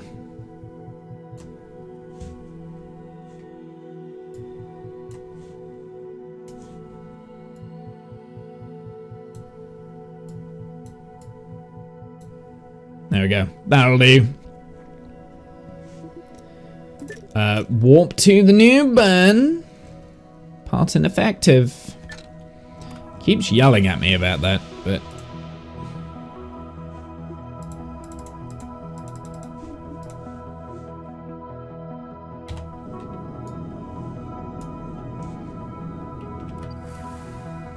starting my burn a little bit earlier because I don't trust this maneuver node thing here. I need 426 meters a second. Not too bad. Not too bad.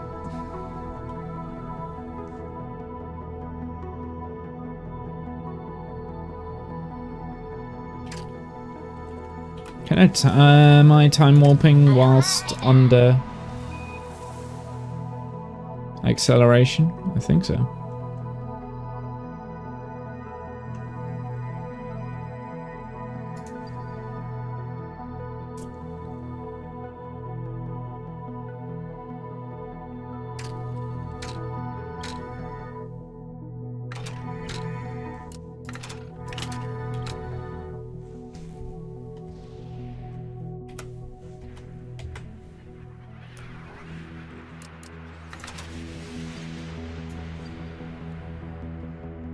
Ready, and cut the engines! Ooh, that's a little bit, that's just a fraction. Just a fraction too much. Yeah, let's get rid of that.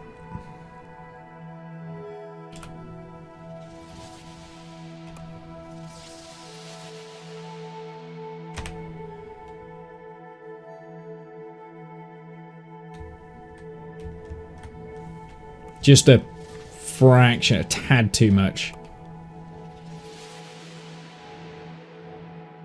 Here, let's throttle that back so that I can alter this ever so slightly.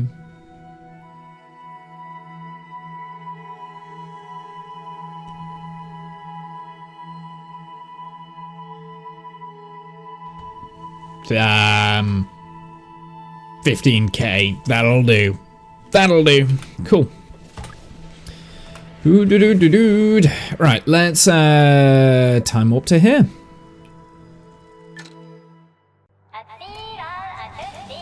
I may as well keep using this stage here because I've still got like 302 meters a second left, so I should be able to circularize with that.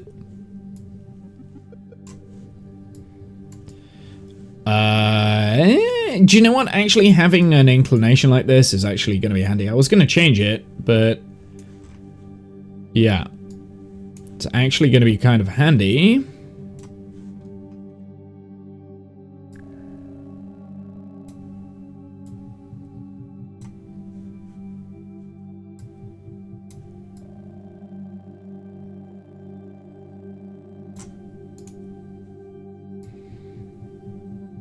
Get full circularization, and then I'm going to use this stage also to begin our landing burn too.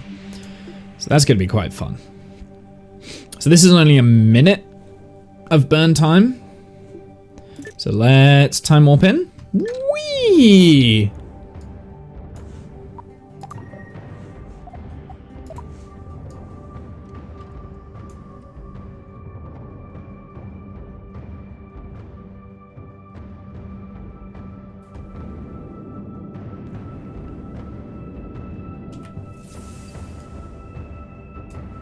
Ah, I love the music. The music's so cool. Yeah, and then we'll land like over here somewhere, I think. I think that's going to be the answer.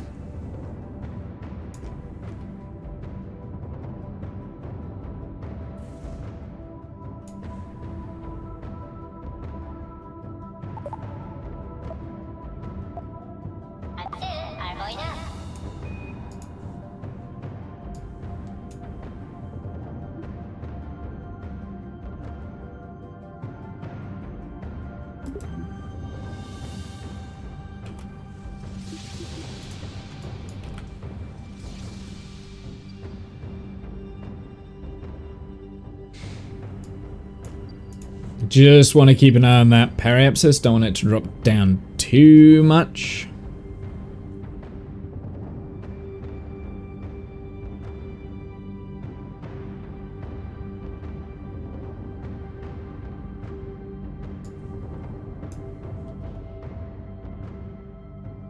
It's the music. Oh, I think that's the thing that I'm really enjoying.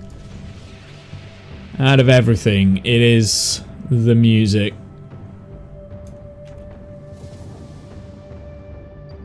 And the fact that the game is playable now.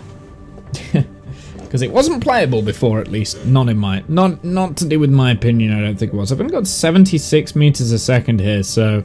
We have less delta V than I thought.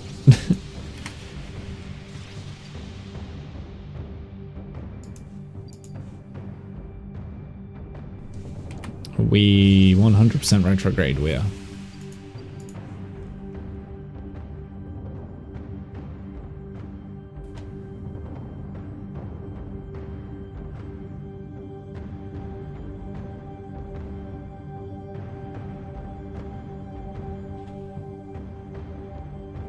I've got 31 meters a second.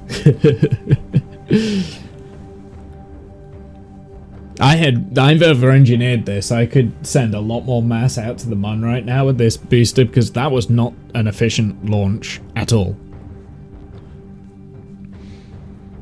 Nothing about this has been efficient. I will quick save here though, just so that we've got a quick save in low Mun orbit. There we go. I've got 23 meters a second left, and I'm thinking, let's create a maneuver. This is where it gets a little bit sketchy for me. Because I've not done a Mun landing for a very long time. Only got 23 meters a second. So all I need to do is like create.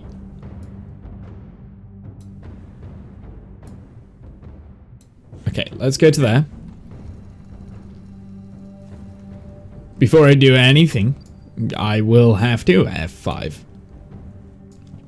And then we need to make sure that this lander has enough delta V.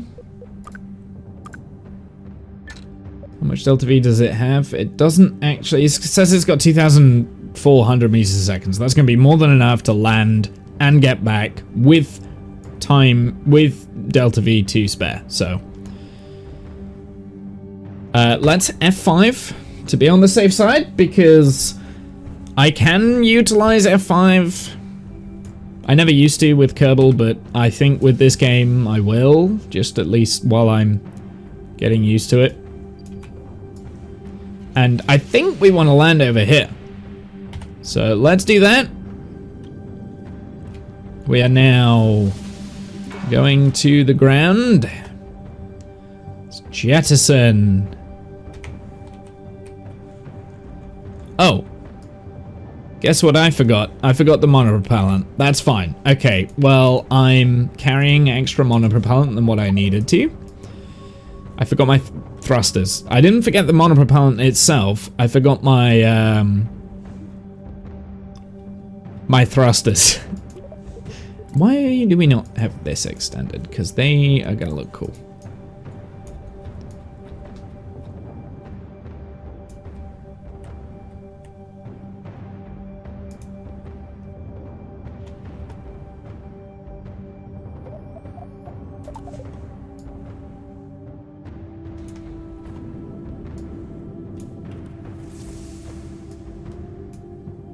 Valentina kind of looking bad, not gonna lie. How do you mean she's looking bad? She's looking badass.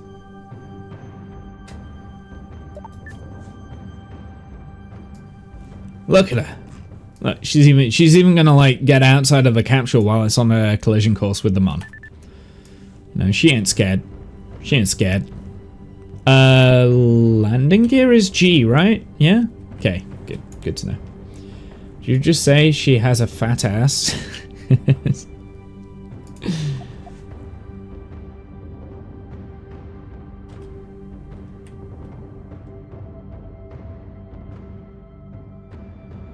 I want to go to ground and surface velocity.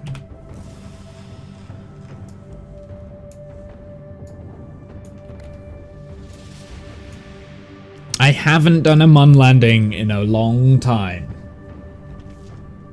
I have landed in Kerbal 2 though, I think. In Kerbal 2 I've done it. Looking badass. Imagine telling your colleagues you go to the Mon. Hell yeah.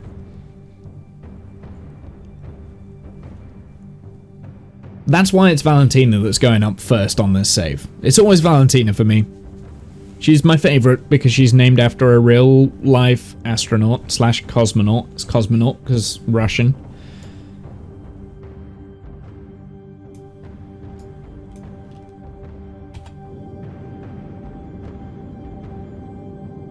Actually, I'm not sure if she was Russian, but she was definitely Soviet, right? Not all of the Soviet era cosmonauts were Russian. I think she was Russian, but she might not have actually been Russian.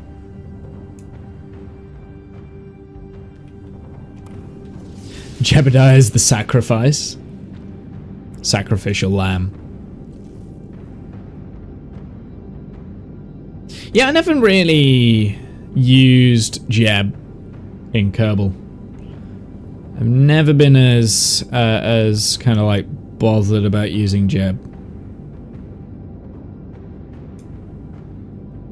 It seems now though, in Kerbal 2, Bob is the Kerbal that always seems to want to get in the craft. Always used to be Jeb, right? In the first Kerbal game. It was Jeb. Jeb would always want to get into the rockets.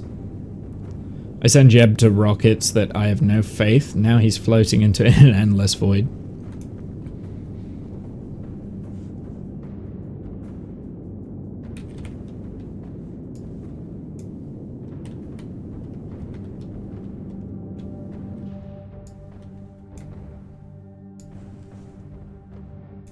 For some reason, the name Jeb doesn't confer any sort of confidence. That's true.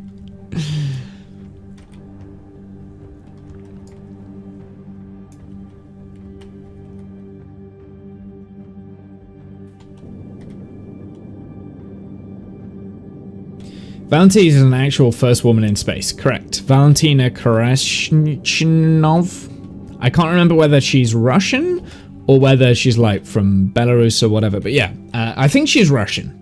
She's definitely a Soviet. She was a cosmonaut. First woman in space. That's who Valentina in Kerbal is named after.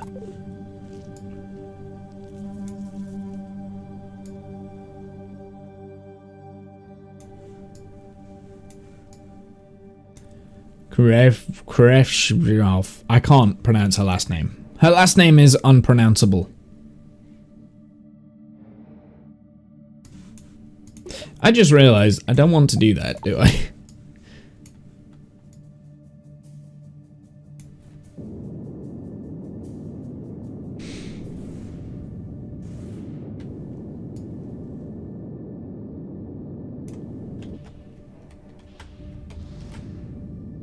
Whoops, whoops, whoops, whoops, whoops. Steady, steady.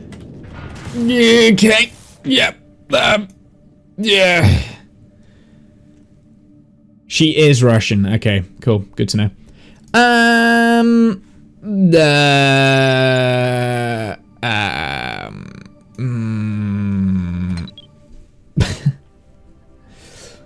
So the problem that I was having there was the graphics of the Mon and something else. Like, well, in Kerbal, I use a thumb pad for, like a joypad for throttle. So I'm not used to like shift and control Z and X. The Monarch had a weird hole. I sent Jeb to do it because I thought it will do glitching, and I was right. Jeb went inside the Mun hole and got launched to the Kerbal orbit. Yep. Okay. Weird. I don't need that.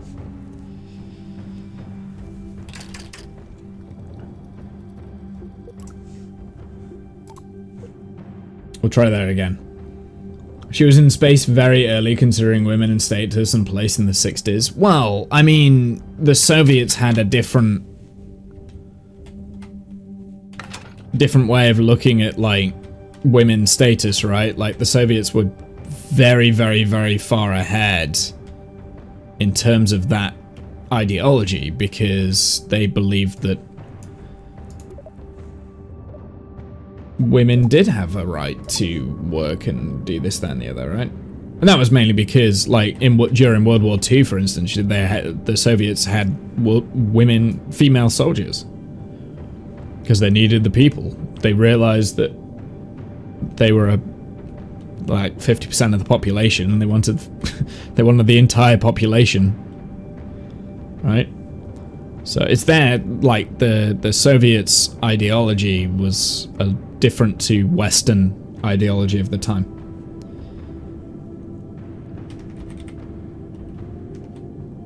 Hence why you had Valentina Tereshchnov, the first woman in space. Also, it was a matter of, like, outdoing everything the Americans were doing. In the 1920s, very early. Yeah, well, I mean, okay, so in terms of women's rights, it's kind of at the same level, right? I don't know. I'm not super huge on, like, the history and stuff, but yeah.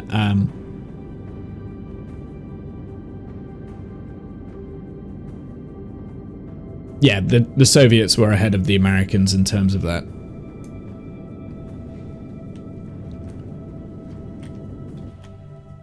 Especially because the first American woman in space wasn't until, like, the 80s, right? So that was like, yeah, 100% agree. Just saying, yeah. Like, the first American woman in space wasn't until, like, 20 years later.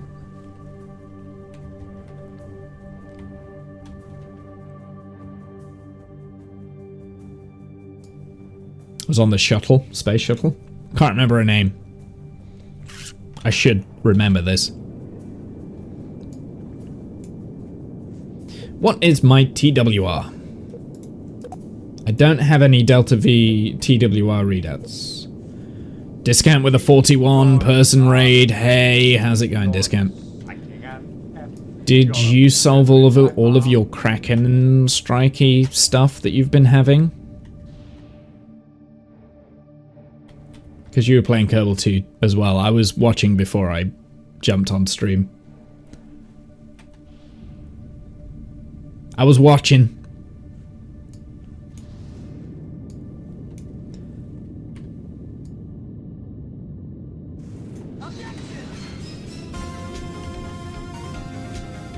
Who's that with the follow? Ditred with the follow, thank you very much. Sally Ride, that was it, 83. Sally Ride, I should know Sally Ride's name.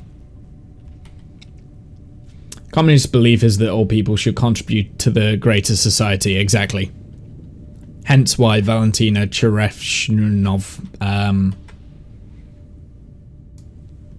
was in space before the Americans. Oop, little bit of a bounce. There we go. That was a first try. Hey Rob, how's it going, my dude? Discount raid. What have you been up to, Rob? What have you been doing? First try. Okay. How shifting the weight over here made it so that the... Okay. It's fine.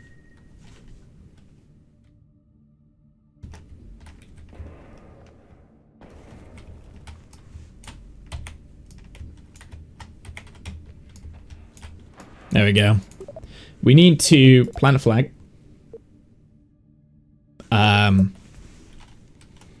We need a site name for this. Jelly legs, I see. I know, right? When your thruster is lower than the landing gear. When your thruster is lower than the landing gear. Well, no, it's the suspension on the landing gear that was dodgy. It wasn't this. Is Valentina heavy? Well, I mean, the mass shifted. Surely the mass shifted the other way, so the vessel should have wanted to come back onto Valentina, but that's not how that happened. I've been arting, doing a fair bit of F1 lately too. Nice. Back on it. Is that the newest F1 game? I haven't played that one. But I mean, yeah, which F1 game, Rob? Because I will happily come and join you at some point if you'd like. I'm all down for that. As long as that's what you want. That being said, I mean, I like barely have any time these days to play video games. Val is 0.1 tons. I didn't say that. It's using the thruster as a leg. Is it? No, it's not. There's a safe air gap between the engine and the ground. There's an air gap there. It's fine. Good to know that Kerbal still has great quality suspension. Here, let's do that. Maybe it's the other way that we need it. I don't know. I can never figure out the frickin' auto friction control as well. Damn, whatever. It's fine. You've been on F1 23 at the moment. I got it in the Epic Store voucher and the Christmas discount. Was also a good price. Nice. Can you stiffen the landing legs? You should be able to, but yeah. Right. What was this thing here? One small step. Land on the surface of the Mun. First dibs. Right. I feel like this is not plant a flag within any mare on the Mun, but I don't know what the freaking mare, like, is this not a mare? How do I know? Yeah, Mun mare. I planted the flag, didn't I?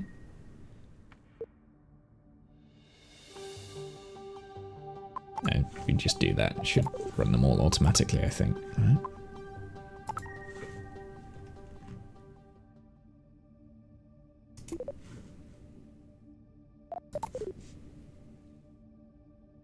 Can I...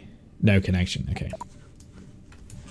Okay, oh no, I didn't plant the flag because we need a name, site name. Mare is the dark section. Yeah, I thought that was the case. Mare indeed. Plant the flag, dang it. So my objectives with Kerbal 2 at the moment is all of the missions, like whenever we get like new missions come up, we have to do them all in one launch. Which makes it a little bit more challenging, right? Like, come on. Right, up, up, up, up. Wait, how do we... Right, I remember. I remember how to use the jetpack. God damn it, it's been so long. Bought it. Yeah, can we... Spring, strength... I don't know, screw it, it's fine.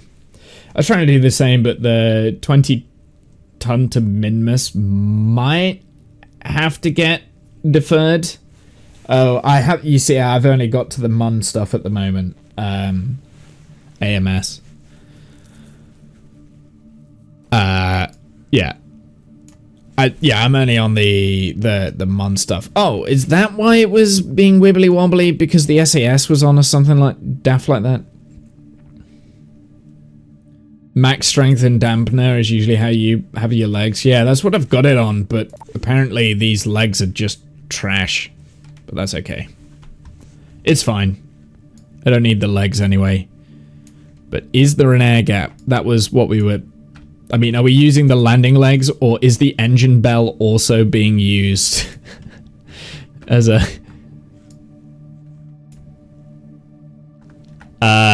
I think I can safely say that I have 4 landing legs.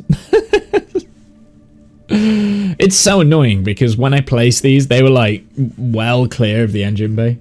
Oh well. 200 tons, not 20. Oh, 200 tons. Really? Oh yeah, I can't read. It's fine. Hey, Sasa Play, how's it going? Max strength, max dampener. Yeah, welcome in, guys. Thank you for stopping by. I appreciate that. Didn't need to. Well, I guess we send Valentina back.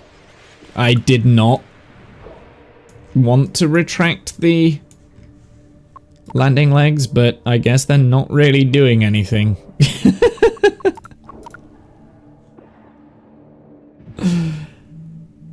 It bounced a little bit.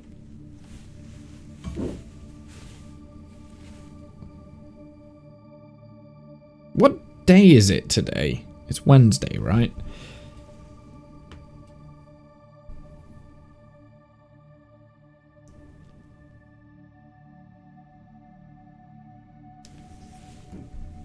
Thursday? It's Thursday. Okay. Flag! I have done a flag. The flag's down here, Serenity. Hey, my dude, how's it going? I had to double check. Welcome, Raiders. Please forgive Womble's attention to detail. He really only reads the last line of the checks and chat and only reads every other word. That's true. I don't. I'm really bad. I'm really bad at reading text. Which F1 game did you have? Was it the 21 or 22? I think I've got both. F1. So I have F1 2018, 2019, 2020, 21, and 22. So I've got quite a few F1 games, Rob. I didn't get the F1 23 though because I wasn't really that keen on the 22 game. And I kind of like had a huge rage quit moment where I was just like, I can't play this game anymore. Should we just go back? Should we just go back to space? I feel like we should just go back to space. We're good. Why am I going that way? I want to go this way. I'm also... Yeah, I'm an idiot. Alright, let's go. I think I've got 21, 22. We can have a go if schedules allow. I'm free most Sundays, but that's about it. So, yeah. My schedules are, like, rammed. I am busy all the time. Actually, I say I'm free most Sundays. I'm free every other Sunday. Just to be a complicated goose. If you like to have fun with him, he does read everything out loud. Like, my name is Womble and I have the biggest crush on Discount Engineer. Do I? Oh! I was so close to the arch. I should have landed on the arch. Ah! Oh, that was a missed opportunity. Where am I? Oh, that's where the arch is. Okay, that's cool. That was by chance. Do it! I can't be bothered now. We'll come back at some point. I didn't realize how close I was to it. Like, we're so close to it. It's proper Stargate. To be fair, I did have the Delta V to, like, do a little hop, but... I mean, if the mission... Is it a Stargate? Yeah. Maybe. Like, I'm kind of hoping at some point they actually make a use out of those little arches and things. And we aren't going to have, like, interstellar travel. So... It'd be pretty cool to have like a Stargate-style thing where a Kerbal could just walk through and you build a base around the arches and all the different planets and you can just like quick travel with the Kerbals. So you travel, you take your Kerbals to and from like the different places real quick. Be really cool if you could do that, but I guess that's a completely different game that I'm describing. That's not Kerbal Space Program, right?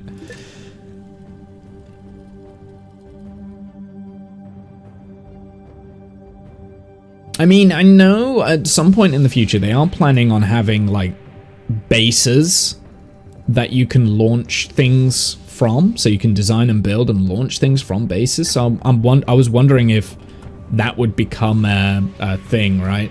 Like, it become, like, kind of like this anchor point. There could be, like, anchor points where you can situate your bases, maybe. I don't know. Though I suppose that's a little bit too limiting in the fact that you would have to land, like everyone would have the exact same location for their bases. Whereas one of the great things about Kerbal, or at least for me, is the fact that everyone's playthroughs are going to be different for the most part. Unless you're following like a tutorial, I guess.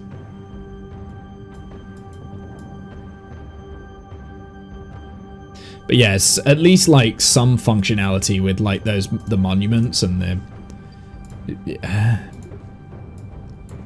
would be cool. Okay.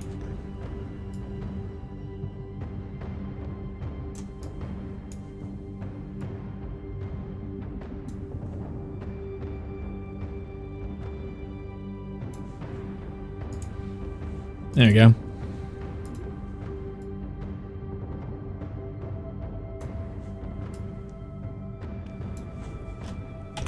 That'll do.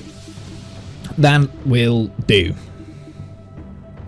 Let's time warp. Is a mod for Kerbal one that makes use of Stargates? Another streamer was playing a game using them. Nice. Yeah, but I don't like playing mods. You know how I feel about that, Discount. I tend to play vanilla. Like, just in general, like normal, like any sort of game, I tend to play vanilla games. You know how I feel about mods. And it's not gonna stop you from bringing them up, I realize.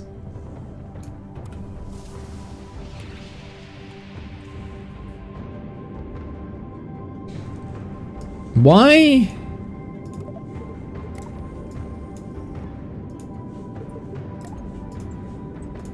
I have a great vanilla game for you. Vintage Story. I think I saw you playing that the other day. I only saw like a fraction of it though. I didn't see a massive amount.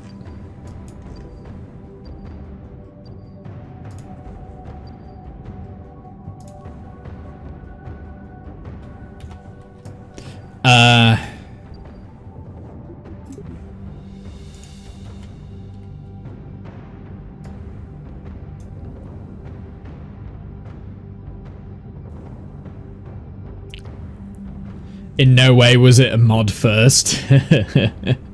It's a trap, it started life as a mod. I think I knew that.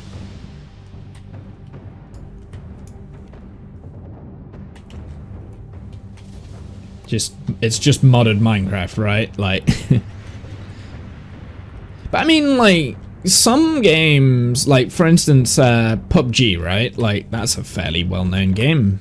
I played that a lot, and that started life as a mod as well, so... what am I doing wonky here?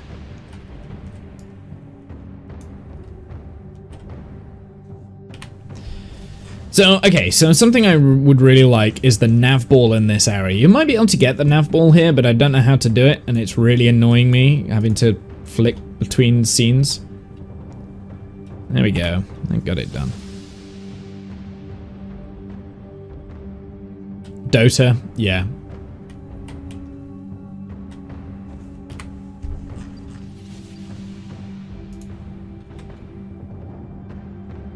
Well, there is a mod for that. Shut up, Discount. Damn it, I don't want mods yet. KSP is really a mod of advertising studio.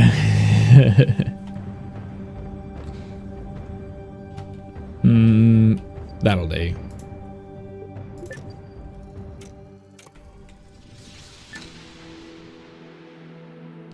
God damn it with your mods. I don't want the mods. I don't want them.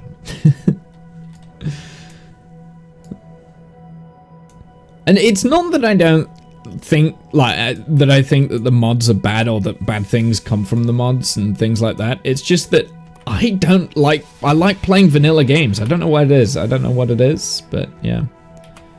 It's always been the case.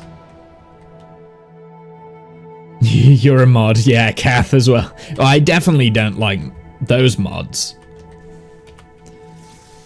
Especially those two in particular. Don't get me started on Animal.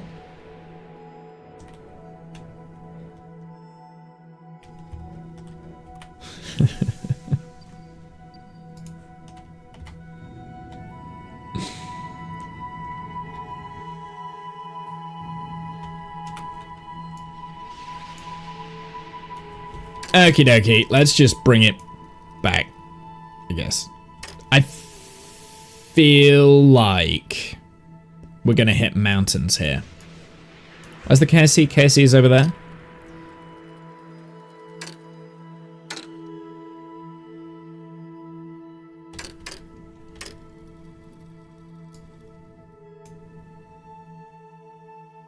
I'm not gonna hit the KSC. Which is a little bit disappointing. I was trying to, but I was never very good at doing long shots hits on the KSC in Kerbal 1, let alone this game, so. Oh, right, yeah, let's maybe...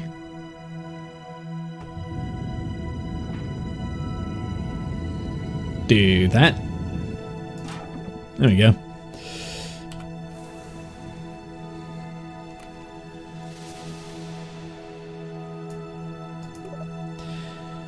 I like to try the game in vanilla for a while, then I normally end up installing quality of life mods. Yeah, I mean, I can definitely understand the argument for like quality of life mods, and when I first started playing Kerbal, I did have quality of life mods enabled, but then I realized that actually it was more challenging to play it vanilla, and I'm like, actually, yeah, I wanted a challenge kind of thing. So, I kind of went full circle and then was just like fully vanilla on Kerbal. Including Transfer Planner and things like that. I never really used Transfer Planner. Who's that with a follow? Battle Rock? Thank you very much. So yeah, when I first started playing Kerbal, I definitely had like Kerbal Engineer and Kerbal Alarm Clock, Transfer Planner, but I never really like had any game-changing mods. So I never played any of those. You stopped using quality of life mods when the interesting ones were added to vanilla. I stopped using quality of life mods way before the interesting ones were added to vanilla. I forced myself to learn how the delta V ratio worked, and I sat down with a calculator whenever I was building a craft. In fact, this very calculator here, and I would do all the maths and the sums for it. And that then pushed me to want to learn other orbital kind of mechanic sums, like how to work out all sorts of different things. What's that? Is that Cloud? That must be Cloud. All sorts of different things, like how to set up satellites so that they're all like in synchronous orbits with each other and all sorts of stuff. In fact, I might have some of the calculations. We used to do it a lot on stream, but I haven't done it for a very long time. Let me have a look. So these are calculations from like 2018, so bear with me.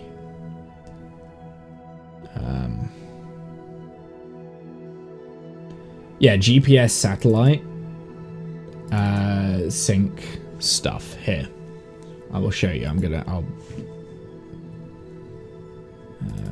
synchronous orbit. So this was done September 2018. We did it all on stream. Like, I worked out what the orbital period of stuff was, and, you know, this is the perigee that I was aiming for the individual satellites. I had 6 different satellites on the launch stack, and I wanted to launch the launch stack so that every rotation, the orbits would be like 1/6 apart, and these satellites were like kind of purposefully spaced out, like perfectly spaced out, in like Kerbin's orbit. This one looks like it's synchronous orbit, but I also did other ones as well. So there was like a MUN satellite one. There was like a GPS satellite thing here. There we go. So we had like different workings out for like depending on what the delta V was for the rockets and stuff, and like then I could have a GPS network around the MUN. This one, this looks like a GPS network. So yeah, I did it all. Did it all in did it all on Paint, basically. I did all my maths on Paint, and I did it on stream. Nowadays, I use a lot of Excel for Kerbal that I built during the years. Well, I mean, if you want to talk about Excel, this is when I was playing Kerbal 1. If you do !Womble-X, in the archived files of that thing, you can see all the different launches I did on my Womble-X saves. I'm not doing it currently for this. Just because, 1, I don't have the time to sink into it like I used to, and 2, I don't think Kerbal 2 is quite there for me to do what I was doing in Kerbal 1, and 3, I don't feel the urge to go back to Kerbal 1 anytime soon. So, yeah. The idea of the Womble-X save has kind of been shelved. Everything's been archived, so you can still access it, but in that folder, in the archive folder, you had it's mainly the Mark III one. I think that was the one that was the most complete, was Mark III. Here. So the Mark II was just mission logs. Mark III, no, it isn't Mark III. Maybe it was Mark IV. But yeah, you had like a launch manifest. So I kind of plotted all the different boosters that I had and designed. We had mission logs here. So basically it would tell you like all the different flights that we did, and it was all logged and stuff, and again, did all this on stream. You know, named everything. Everything had like abbreviations and stuff. We had Mark III. So this is the one that we did for the longest, was the Mark III save. So there's a lot of... Get out of here. I don't care about headings. Just scroll down. Thank you. So this had like all of my different launches that we did throughout the entirety of the thing. So we had like loads of different boosters and all different things, and yeah. So, I mean, you can all have a go through all this and have a look at that if you wanted to with the links. It's all open up. So, yeah. That's what I used to do. Again, I don't have quite the time like I used to sink into it.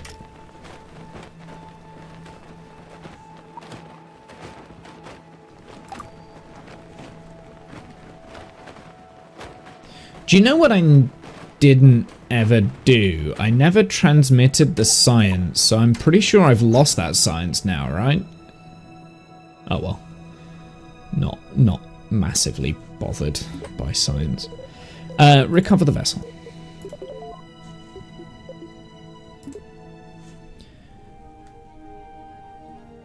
I don't much of the logging, more as a tool for calculations. Yeah, I got you, yeah.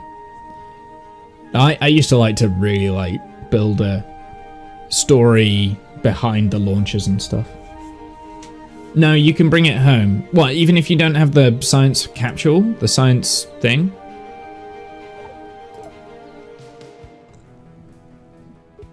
Because obviously that was on the lander and I've separated the lander up. Does that automatically come home with the Kerbal, or... I don't know how that works. Science is a virus, it copies itself everywhere. Okay, thank you, Buzz. Kerbal pods. Okay, so you don't have to do what you did in Kerbal 1 where you had to transfer things over into the different pods and stuff. At least not yet.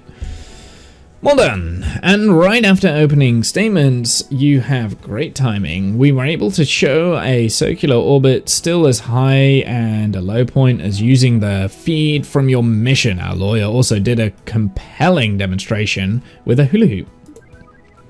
Things got heated after Periaps's team challenged us to a hula off, but luckily your team won. You should have heard the closing statements. Do you trust a legal team that doesn't hoop? I rest my case. Powerful, really. I wish I could have been there. Excellent, more science. What's the next one? It's eccentric. That is one that I need to... Wait, what's this? Orbit Kerbal. 70 to 100 kilometers. Ooh. That's gonna be tough if I have to still keep going to the Mun. First dibs. Okay, let's have a look at this one. Submit that one. Great work! Maxo Construction said that the live feed was deemed acceptable by Francosis, which is the highest praise. They certainly think a lot of themselves, the note said. Congrats on being relevant. F. We're the first space program on Kerbal. I swear, some manufacturers are never satisfied. Let's try and stay on good terms, though. I heard there is a possibility for another toy line in the near future. Over and out. Another 100 science. Nice. And one small step. What does this one say? We landed on the Mun. We did it. You did it. Yeah, I did it first try. Totally 100%. With this achievement, the entire Kerbal system is ours to explore. We're getting some next level science from the crew's observations, and the head of the snack department finally left. They didn't even blink. Newton had to keep spritzing their eyes? I don't know what that means. The Mun, definitely not edible. All in all, I'm glad that the cheese thing is behind us. I hope the snacks department can recover from the setback. Who knows? Maybe they can pivot to rock candy. Snicker. This calls for a celebration. Machitos for everyone. Over and out. 300 science. Okay, so yes, this is what I thought, right? Lonely satellite. Escaping Kerbal. It's eccentric. Lunar signal. So the idea that I had was to do every single mission that we get in one mission. Every new mission thing, we do it all in one launch, right? Might start getting difficult if we have to orbit Kerbal with a probe core antenna and solar panel. That's going to be easy. I can easily do that. Because that's just launch something into orbit. Escaping Kerbal, exit Kerbal's gravitational sphere of influence. Maybe we could do that with the satellite.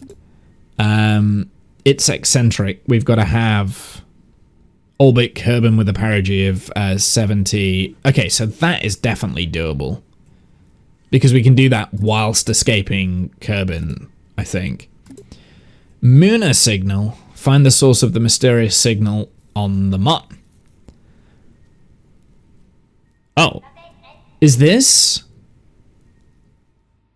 Mission Control picked up a mysterious signal that seems to be originating from a fixed point on the Mun's surface. We need you to investigate. Shall we have a listen to the mission brief on that one? Director, thank goodness you're here. Something strange has happened. Mission Control was monitoring our comms when we picked up a mysterious signal. Listen, garbled sounds. Funny. It seems to be orientating from a fixed point on the surface of the Mun. This could be the greatest scientific discovery of our generation. We need you to investigate. Your objective is to find the source of the signal orientating on the Mun. The signal usually keeps repeating the same thing over and over again. It sure is catchy. Since we know where you're going, we can provide you a waypoint that you can view in the tracking station and in flight when you're near the signal's location. Be careful, Director. Stay alert. Okay. Well, let's track that mission. Some of the musicians at Iconic Symphony Photonic Electronics worry that if the orbit of the proposed music radio satellite isn't particularly circular, that the pitch of the music will go up as the satellite approaches Kerbal, and then go back down when it heads back out into space. I tried to explain that that's not how the Doppler effect works, but they're very nervous people. Please launch a vehicle into the least circular orbit you can manage so that we can prove that their tunes will sound the same on Kerbal no matter how weird the satellite orbit gets. Not a problem. Could easily do that. Escaping Kerbal. Hi, Director. Rockety Inc. Quality Assurance Department has discovered that the fine print of their landers may only shield them from liability when their ladders are used within Kerbal's gravity. They've asked us to take one of their ladders outside of the environment. Their ladders? Outside of the environment to verify its safety. This means flying outside of Kerbal's gravitational SOI and orbiting Kerbal, our sun. Hopefully the ladder will keep being a ladder so we can all go home. Do I need to attach a ladder then to that mission? It doesn't say, it just says exit the SOI.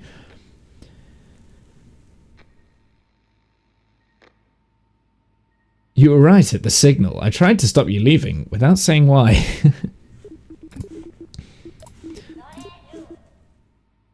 I didn't put a ladder on. Fair enough. I think it's just a bit of fluff. We've gotten some reports that one of our satellites looks lonely.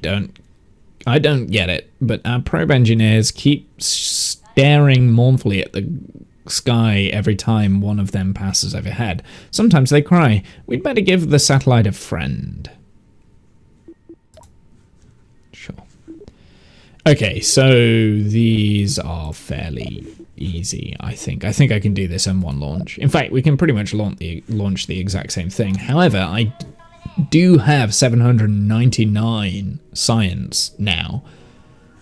So I would definitely like tiny engines for the probe, research miniaturization, basic docking, and why not light aviation. So that completes this whole tier. Let's get medium orbital rockets. That'll be pretty fun.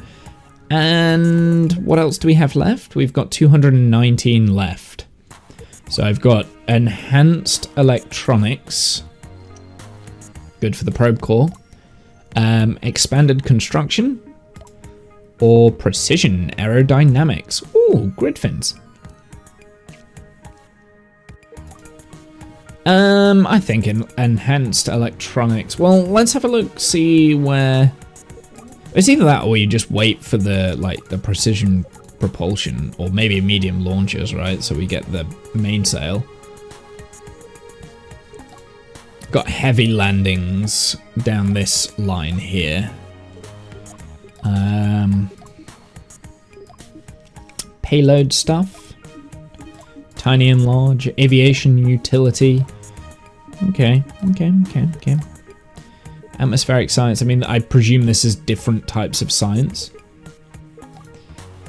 I mean, I guess getting the different types of science is going to be better, because then we'll get like different types of science and we get more science points, right? Does it work the same as what it did in Kerbal 1? Like, different science gets you more science? Orbital science. Doesn't look like there's any science here. Space shuttles. Oh, why is that all the way down there?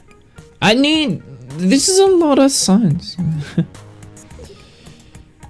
Okay. Durable power system. That could be quite fun to play around with that. So I think advanced electronics is what we're getting next. Oh, I don't even have enough. I've got 219. Oh, that's disappointing. I can't get anything then. Never mind. We're saving what we have.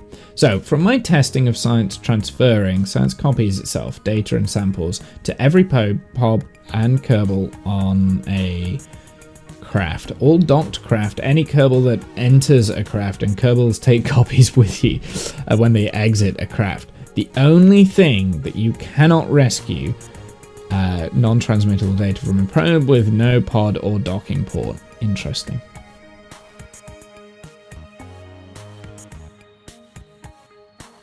I forgot the ladder, still got the mission.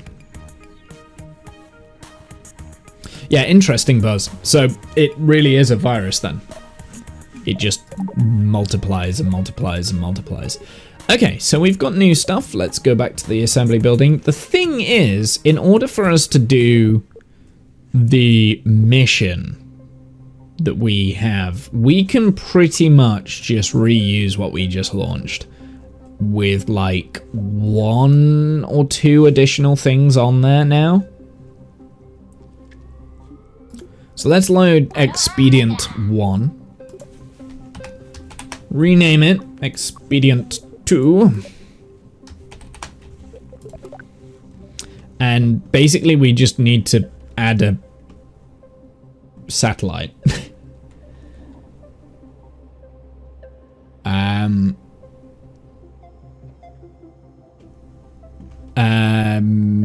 Maybe on this stage here kind of thing, right?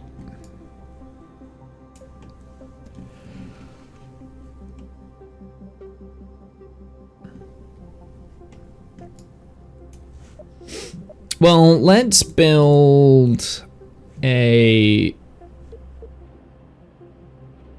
Right, so what does this satellite need? No, you can't join this server. Can I tell you something disappointing about Kerbal orbits? What is something disappointing about Kerbal orbits? You can tell me whatever you want to tell me. Which is the least amount of mass, so makes sense that that is the least amount of mass. I presume this works the exact same as what it did in the old game. Let's do that. Nah, I don't even need... Yeah, I don't even need that. Did we get tiny rockets? We did get tiny rockets. Perfect.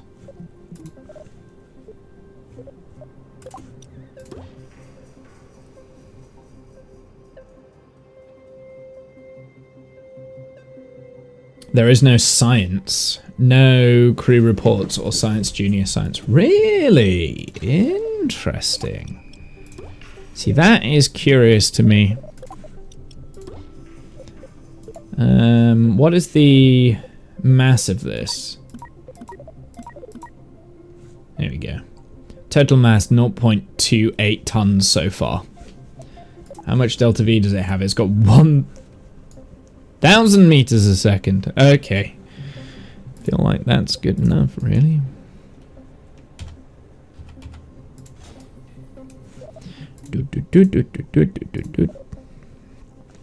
Let's get some communication things on it.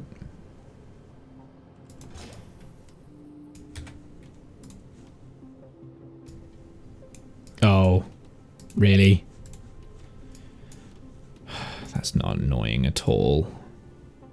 Oh no, it does still work. Maybe it does. It doesn't work, does it? Oh, I hate that.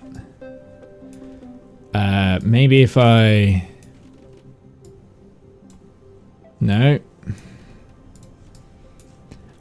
I've got to admit, I don't like the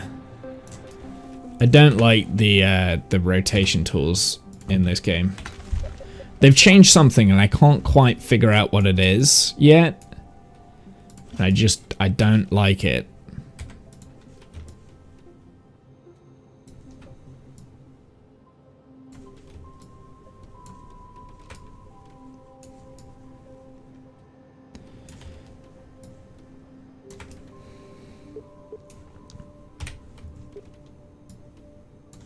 Oh, no, I know what I did wrong before.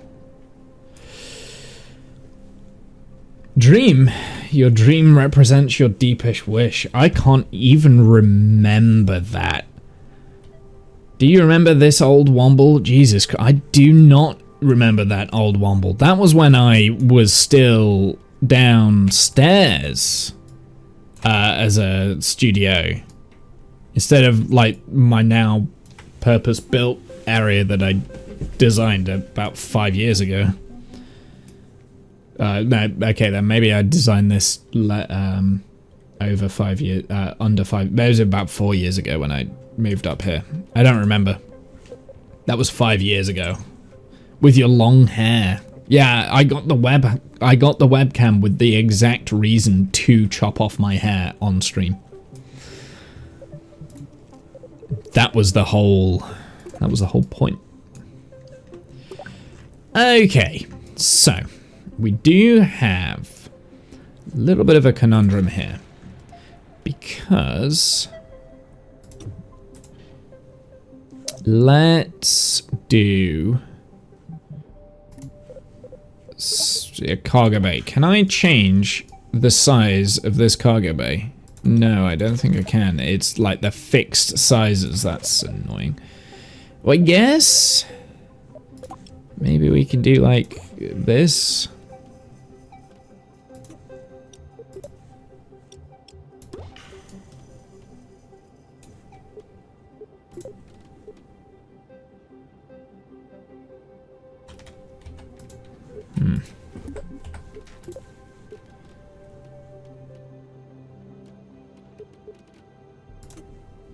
Oh, it doesn't have an attachment node.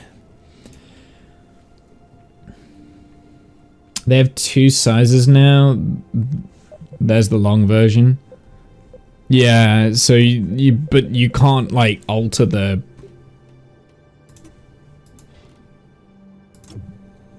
No.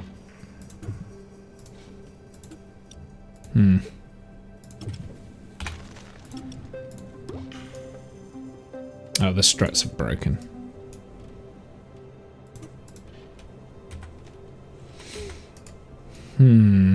Maybe we don't do like a Sputnik then.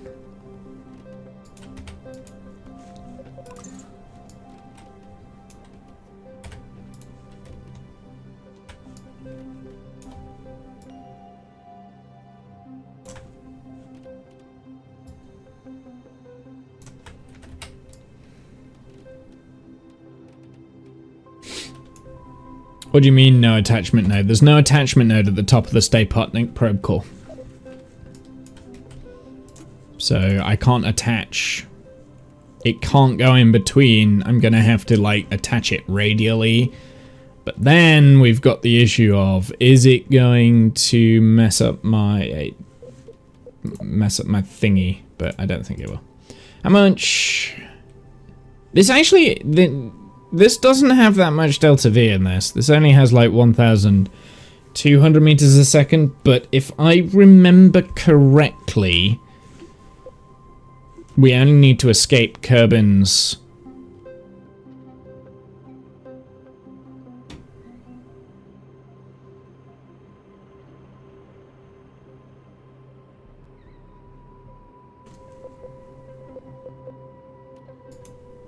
I never used that thing. No, me neither. That's why I'm using it now, is because I thought, why not? Why not use it? I, like, never use it either. For obvious reasons, like...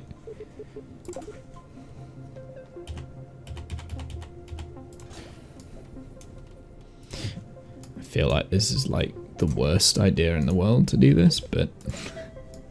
do you know what? Who cares?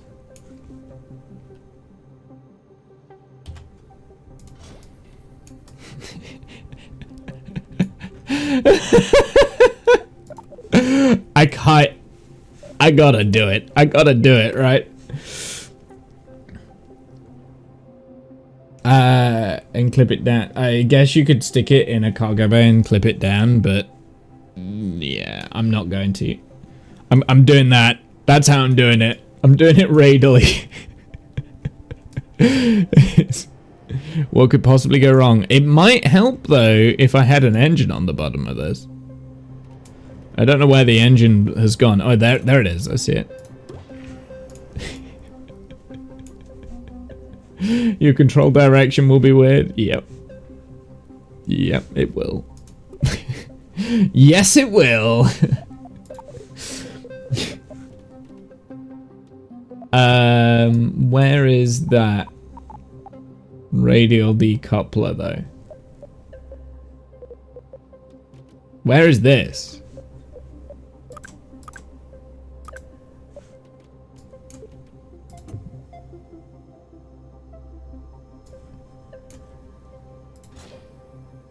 There it is. I see it.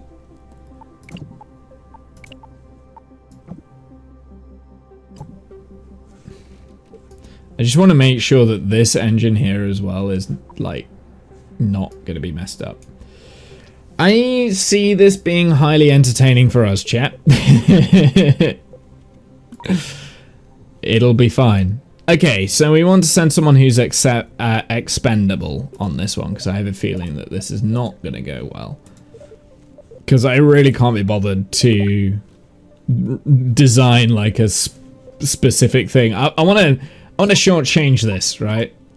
Vessel is missing RCS precision maneuvering for docking will be difficult. Oh, I remember.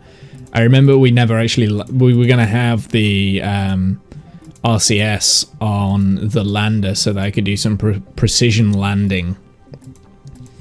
And then never actually added it. Where even are they? Communication, electronical, thermal, ground, aerodynamics, payloads, structures, coupling. Is it utility? Yeah, it's utility. It's always the last place you look. Let's do mirrored and there we go. Cool, perfect. Well, it's not perfect. It's far from it, but it will do. Save.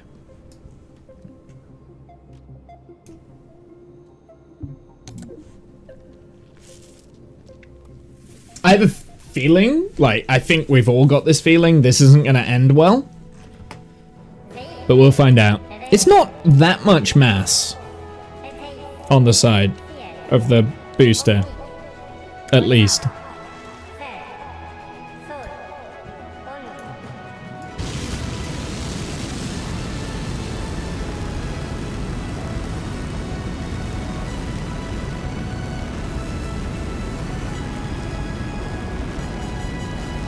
Asymmetric rocket design. Oh, we did a power slide off the padlock. That was fun.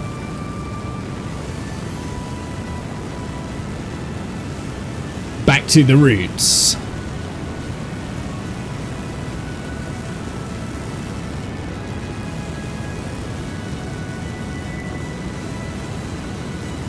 We did a power slide off the pad like the shuttle did used to do.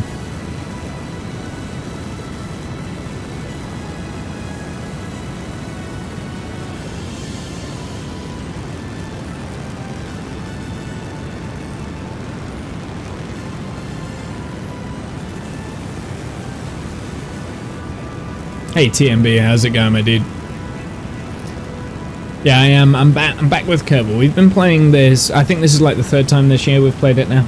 So I believe that's what's called a Kodiak drift now. After the Astro Rocket did that. Yeah, but the Astro Rocket wasn't supposed to do that. Let's just point that one out. Mine was supposed to do that. I was expecting it.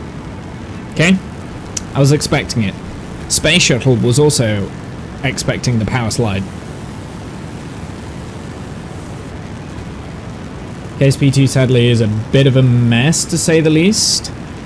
It's definitely been better since the exploration update. I can play the game now, which is good. Sure you were, Womble. Sure you were. No, I was expecting it. I knew exactly what was going to happen. It's because the center of mass is slightly offline from the area of thrust on it. It's going to do it again on the second stage. And the third stage. It's fine. The thrust differential to the center of mass isn't that much, so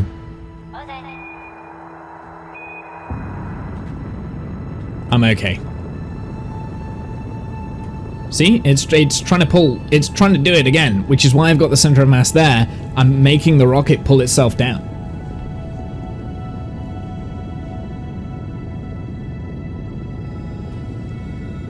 Just waiting for you to hit the prograde button.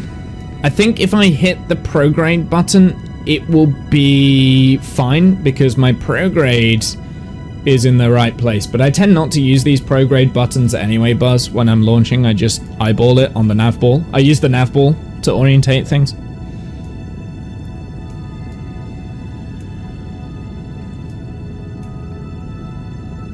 Or at least that's what I tell myself. What is the...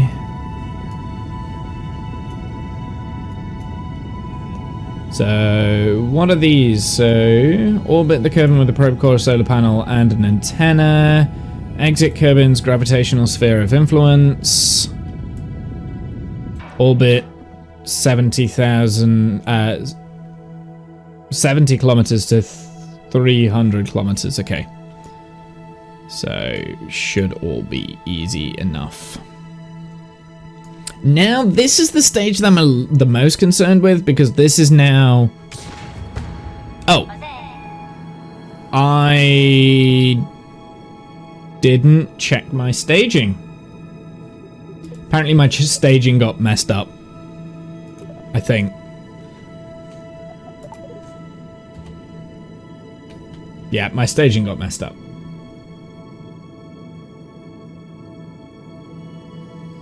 You'll get all three on the way. Yeah. Yeah, I think you do. You get all three. Okay, so staging messed up. Revert to launch. I didn't check my staging. We get to see the power slide again though, so that's pretty cool.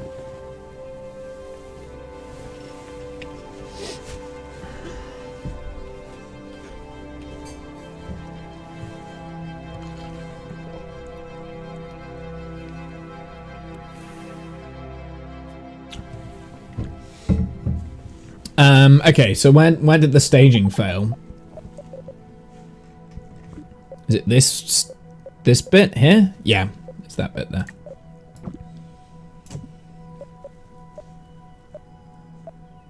See, I was expecting everything to be okay with the staging there because that was on the other vessel that had already launched, but apparently. Interesting shaped rocket. Thanks, man.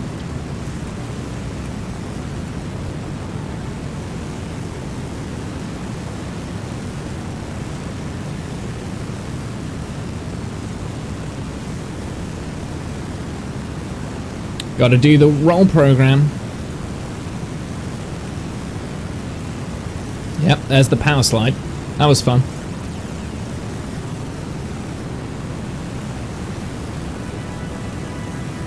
If you wonder why I do like a roll program and then effectively pitch down with the rocket, I use my pitch instead of my yaw. Like most people just launch and then use the yaw to orbit.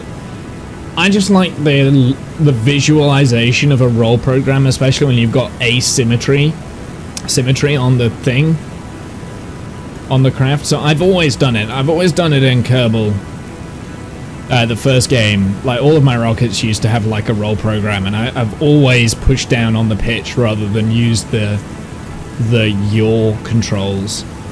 So I use W and S rather than A and D to get to orbit. I'm now set so much set in my ways, there's no way I'm ever going to change that.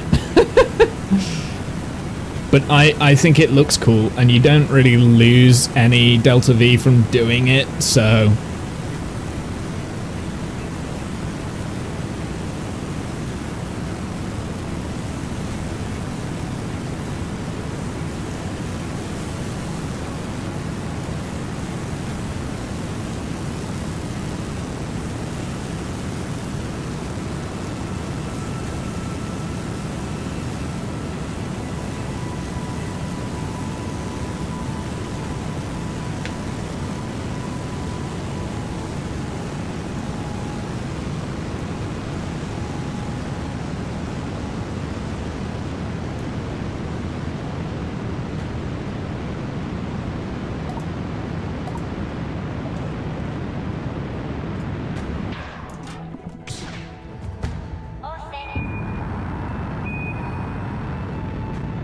I used to try that, but I wasn't good enough at keeping my heading at 90 after the roll. It just takes practice. Just takes practice and a craft that's been designed relatively okay kind of thing, right? So you just need to know how to balance the center of mass. But another reason why I find it easier is because because I like to fly everything as according to the nav ball. I don't go on what's the visual is happening on the screen. If I could just use the nav ball, I could probably launch and things just as well.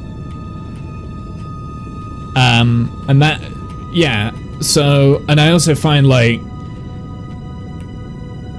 if I'm launching a rocket and I'm launching like an aircraft, or I'm flying an aircraft, if I've got the orientation of the nav board the same way for both, then I'm not having to learn two different orientations, that sort of thing. I mean, I can launch it via yaw, but yeah.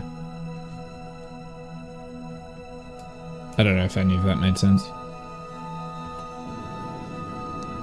Made sense in my head. I don't know, it's just the way that I learned how to play the game. It's weird.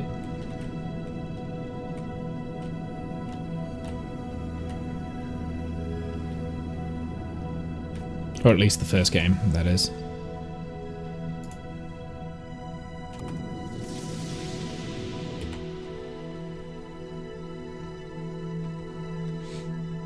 Makes more sense than most things in the world these days. I am in the atmosphere.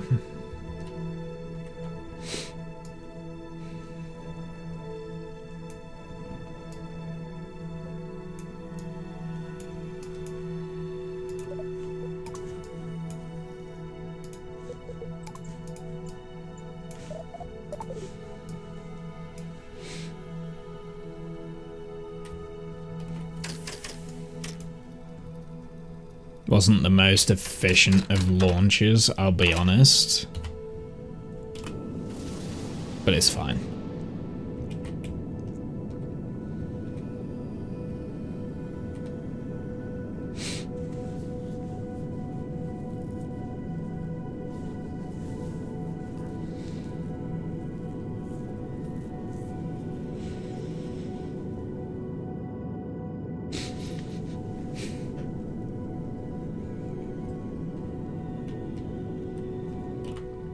Oh, Whoops. My TW. I forgot how bad the TWR is on this stage.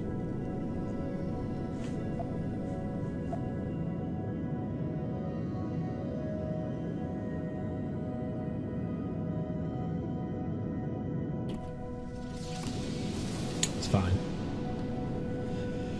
It's fine. It'll be fine.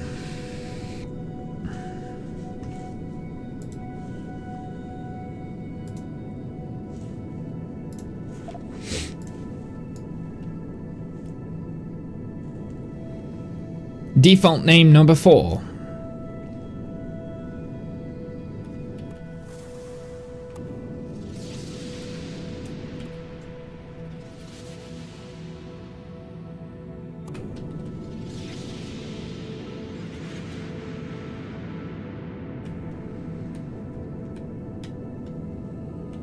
You're fired, Womble, promotes carry.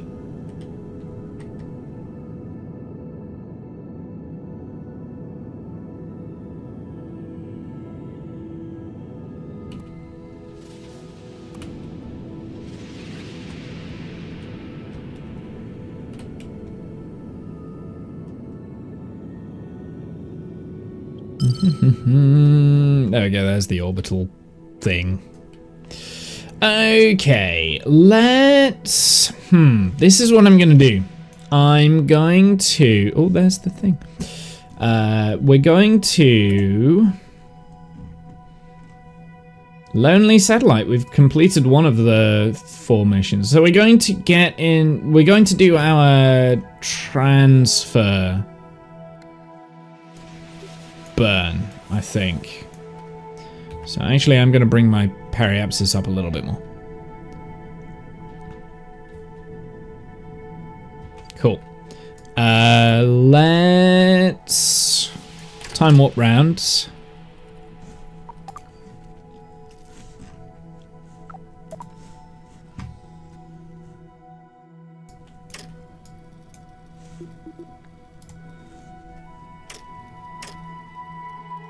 As soon as I see the Mon rise, we'll do the burn. Got errands to run, good luck. Yeah, it should be alright. Should be alright.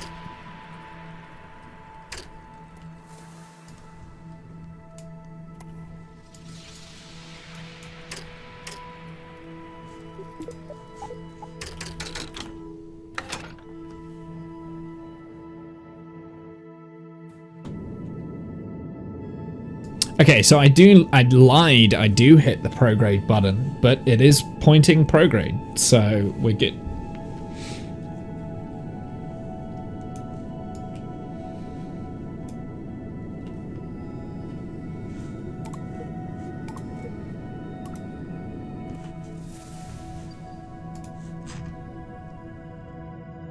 So one of the bugs that I've noticed, or at least one of my problems that they've got with these missions at the moment, is that as soon as you fit this criteria here, you get the achievement, like you've done it. Even if I'm still accelerating, see, I've got it.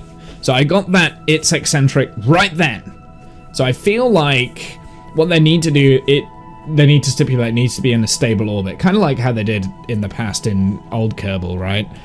Things had to be in a stable orbit for you to get bits and bobs.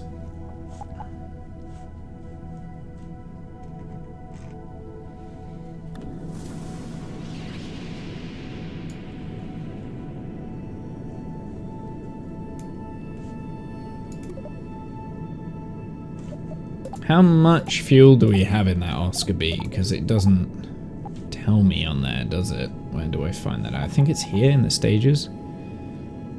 Maybe. Not quite sure. So we need to find the source of this mysterious signal. So I think we just land where it's supposed to land.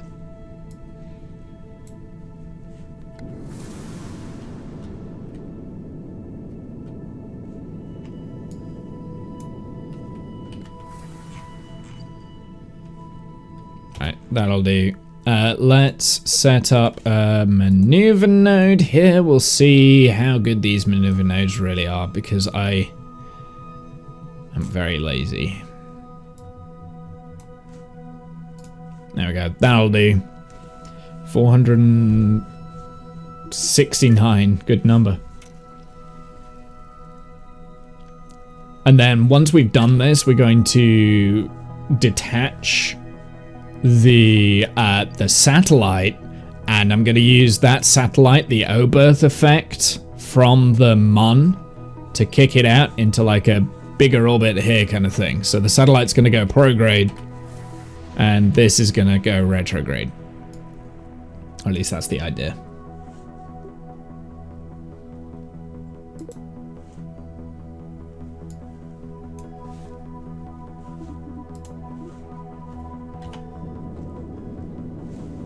There is the Munrise again. Very good, very good, very good.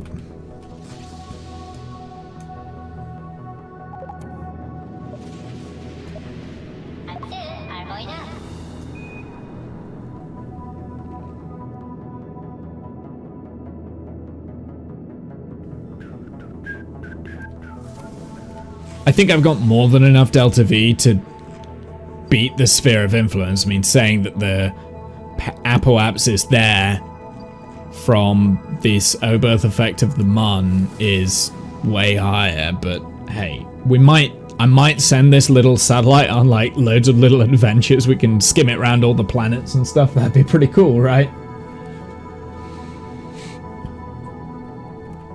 Tiny little satellite, simplest of things, send it all the way. The only thing I'm worried about is I'm not sure whether this has SAS or like whatever. I don't know. I know it's very restrictive in the first Kerbal game.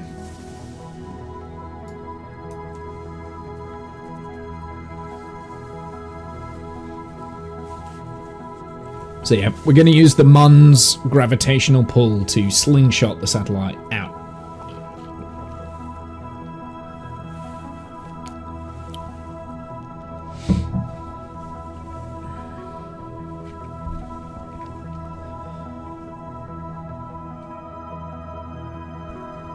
Oh my goodness.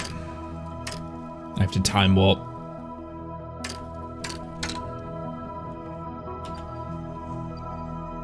Get rid of that.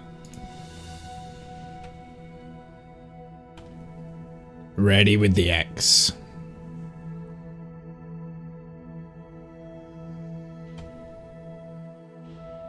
Yes! That's a little bit close.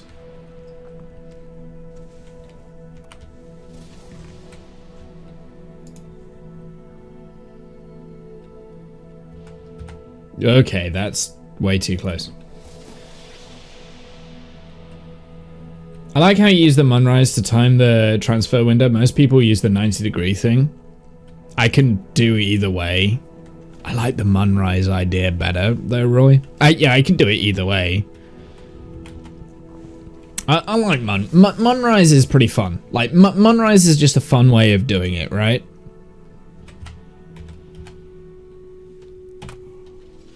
Right, okay. We'll leave that there. I think I'm going to decouple that now and hope that this works. I probably... something that I don't like the fact that that's there, but I didn't put any batteries on this. Yeah, geometry is the same. Munrise is the visual method. Very interesting. Yeah, I mean, yeah. Like, I always try and do my burns. I try and do my burns without going into this because it's visually more appealing. I played Kerbal, the first game. I've got like maybe about 3,000, 4,000 hours on it, and most of those hours have been streamed. So for me, it was always important that the visual aspect of the game is observed. So it's not visually pleasing to go into this and do your burn here because you can't see the rocket do the burn. I want all the nice tasty screenshots, so I wait for the Munrise and burn. But yeah, I mean, like, I get the principle of it either way, right? Like, the principle is the same. I think I might be an idiot, though, because one of these...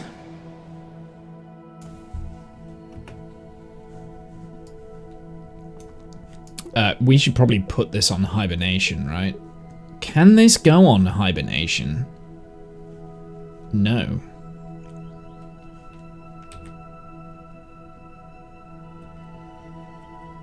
So it does have reaction wheel control, if I wanted that. Wait, does it have reaction wheels? It does have reaction wheels. So the Stay Putnik does have reaction wheels. I didn't put any batteries on.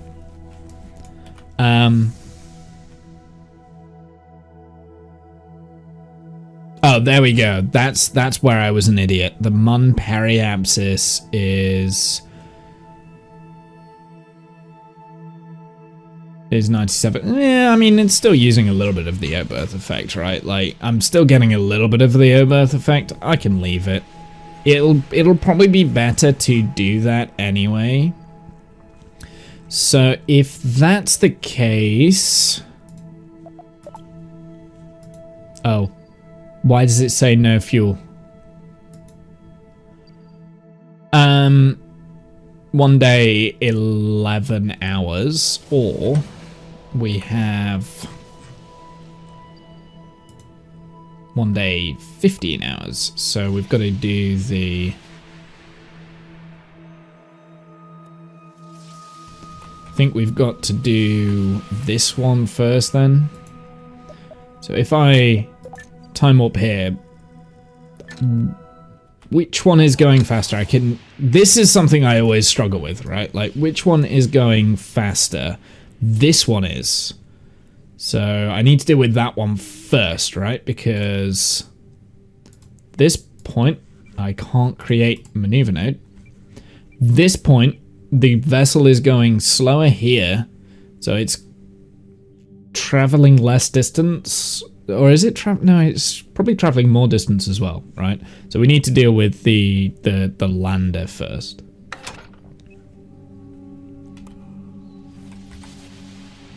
At the end of the day, I don't think it really matters which one. But I think it is this one that is first, right? 1 hour, 1 minute. 1 hour, 8 minutes. Yes. The one on the inside is going faster, so that one's the one that's going to get to the perigee quicker. I don't know why I couldn't just work that out in my head, but...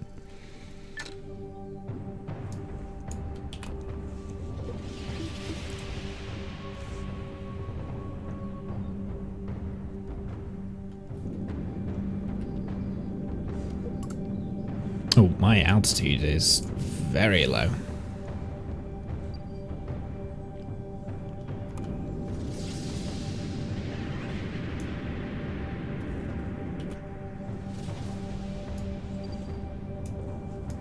Oh, something I didn't do very well this time. I didn't get the inclination right.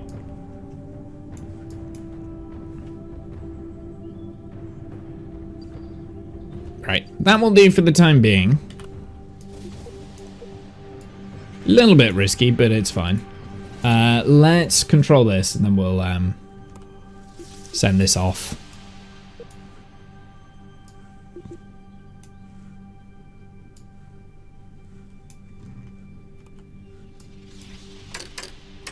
Yeah, unfortunately, the probe doesn't think it's got any delta V in, so I'm curious to know whether the rockets will actually fire.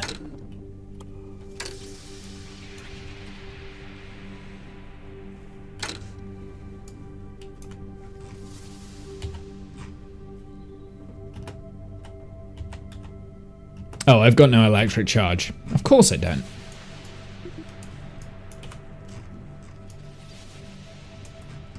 So I'll have to wait until sunrise anyway.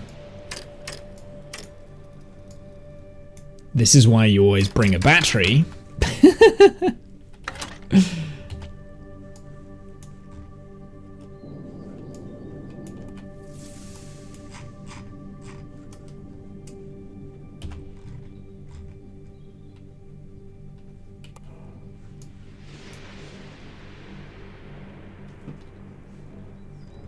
I see.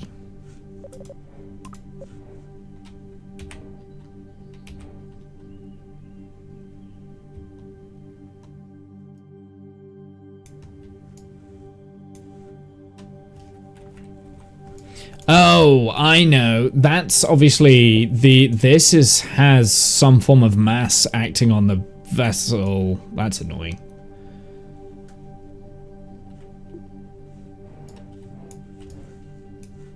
Which direction of travel are we going relative to the sun? We're heading more towards the sun.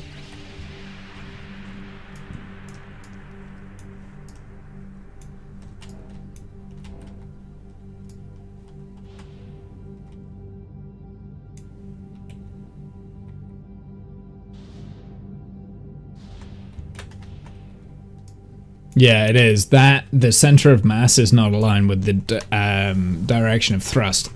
That's not frustrating at all, but it has escaped the sphere of influence of Kerbal. So I will just leave it. It's fine. I don't need it.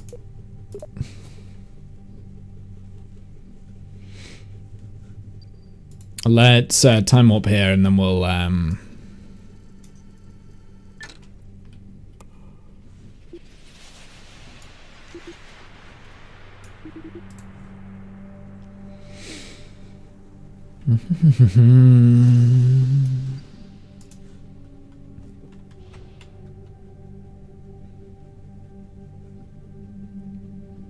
okay, I'm just gonna leave that there for the time being. Did we get the other one? Find the source of the whatever orbit. Exit Kerbal's gravitational sphere of influence. So we do need to control that.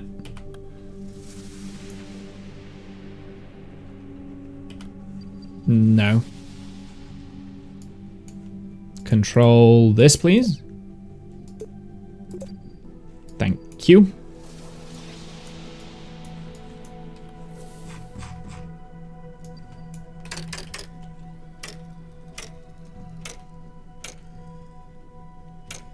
I'm just gonna time warp so I get this done. Awesome. There we go. That was easy. And now it's just gonna stay there. It's gonna stay there forever. No vessel control. Why do I have no vessel control? Why? Game. Is it crashing? Tracking station. It's the Kerbal man. Is this control? There we go. Okay, so now all we need to do is find the mysterious source. So the reason why I have a high AP right now is because then I'm further away from the mun and I can do a little bit of an inclination change. But I don't want it to be too expensive kind of thing. So we could do an inclination change like that or whatever and then do our landing burn. Then we can circularize and then do our landing burn over there kind of thing. And unfortunately, it looks like it's in the night side of the mun, but the yeah, might not be. It might be okay. I might be fine. I don't know how much Delta V I've got left in this stage. It says 0. For whatever reason, everything says 0, and I think it's 139 meters a second that I've got left. but I could be wrong. Let's time warp anyway.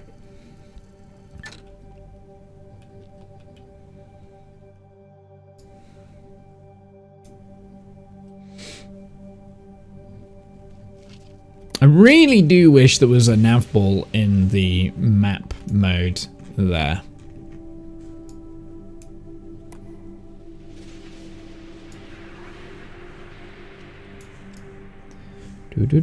Where even is the Mon? Where is it? Oh, it should be like below me. There it is.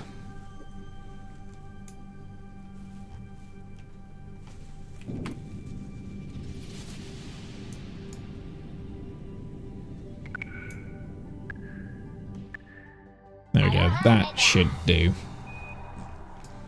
Now I would like to time warp there.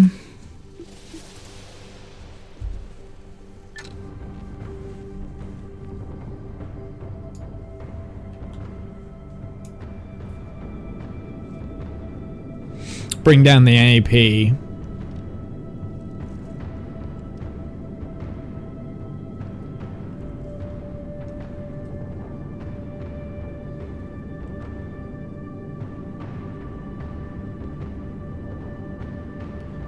I'm gonna be very annoyed if I'm leaving space junk. These engines are gonna cut out. Whoops. Fine, whatever. We'll just leave the garbage in orbit.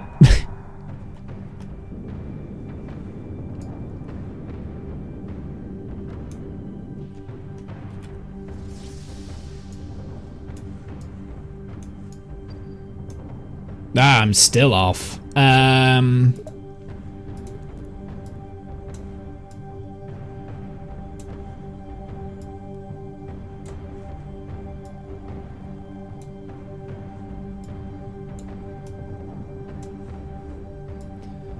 I'll do my best. No promises. I probably should have F5'd here. I'm so used to not doing them.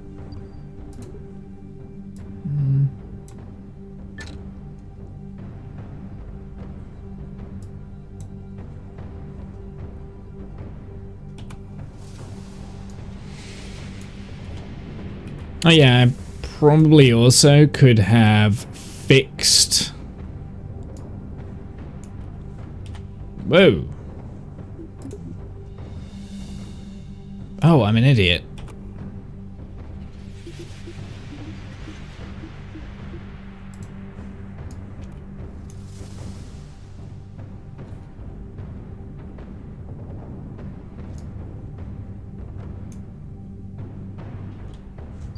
Can I... Okay. I can't visually see the target. I mean, we know what the target is, right? Like, we know it's the Mun Arch, I think? Or it's one of the Mun Arches. Actually, is it?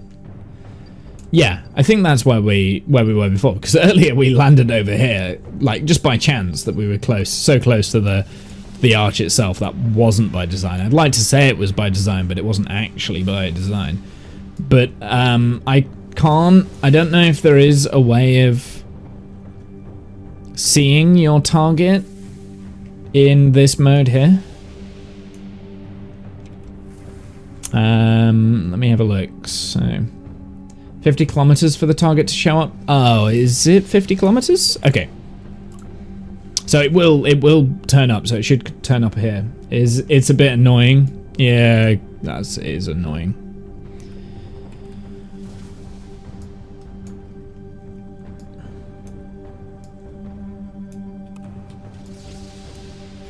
Oh, there it is. I see.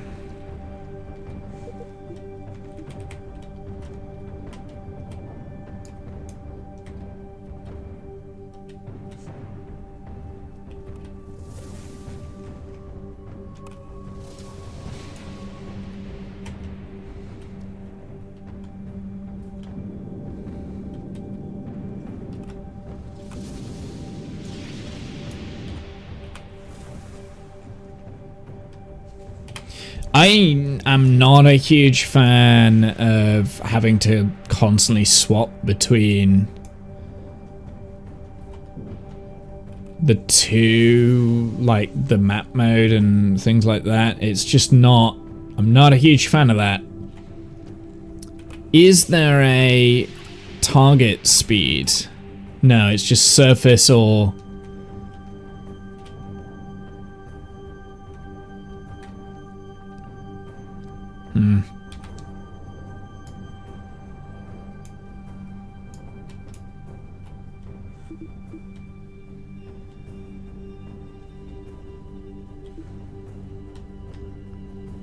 See how close we can actually get to this thing.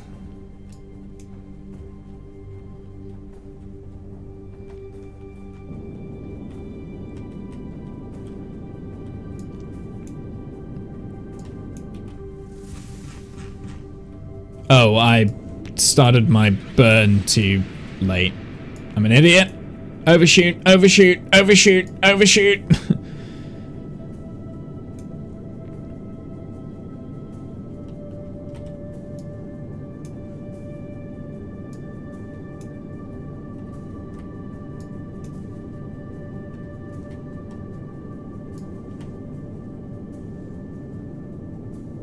That's annoying.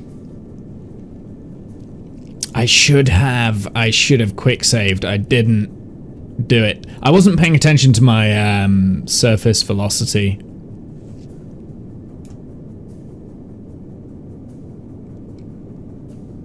Which I really should pay attention to that. And my oh goodness.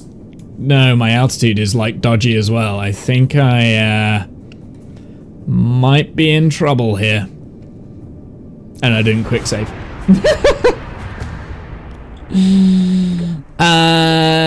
Is there an autosave somewhere that might be better? Should we go with this one? We'll try the most recent autosave. We'll see what that is.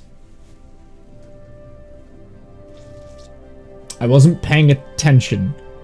That was where I went wrong there. What is this? Oh, is this really the... okay. This was the last autosave. Fine.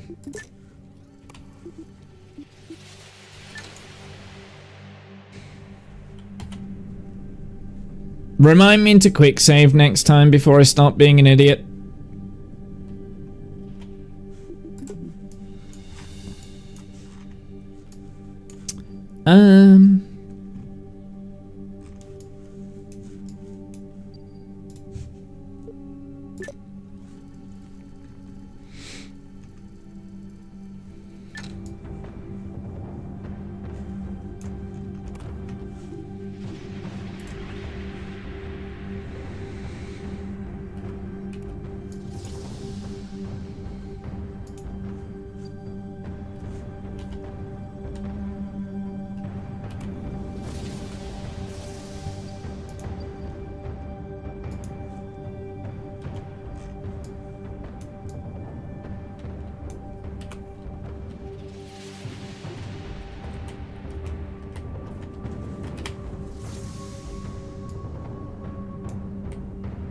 I really wish I could see the nav ball in that scene. It's so annoying that you can't.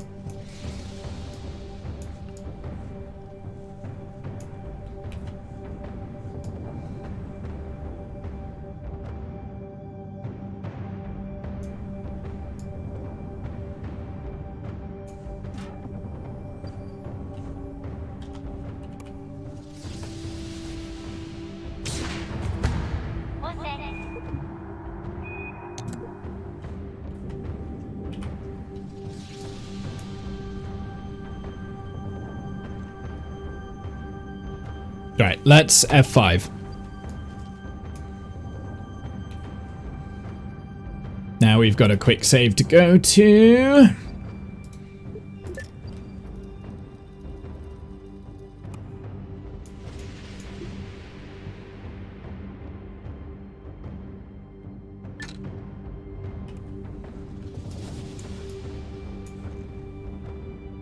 I have to remember I've got like 500 meters a second to kill off in velocity before I go for my landing.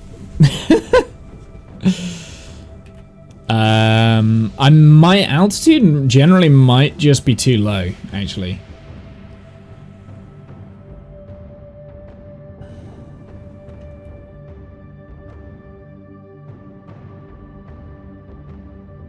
But at least I've got a quick save this time, so.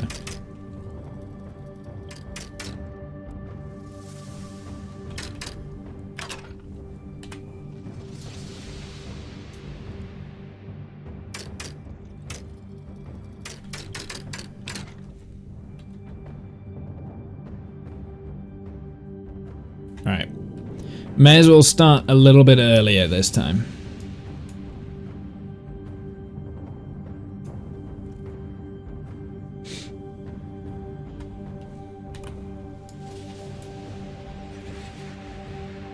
.500 meters a second to kill off.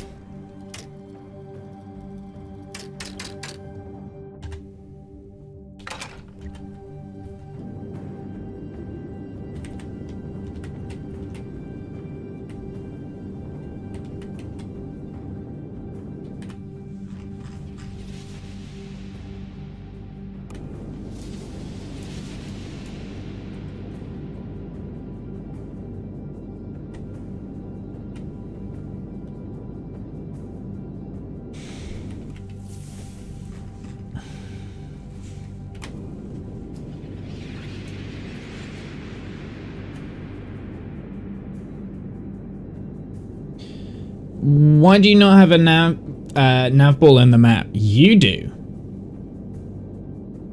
Is it something that's toggleable in the options then? Yeah, let's pause. Is it a settings thing? Maybe it's like been turned off in the settings. Gameplay?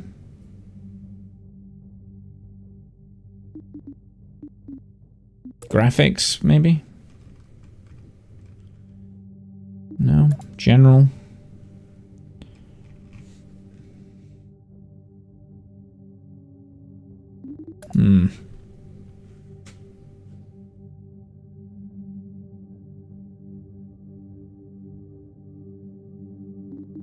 Input? No. User interface. Oh. Off. Auto hide navball in map view was both on and off at the same time.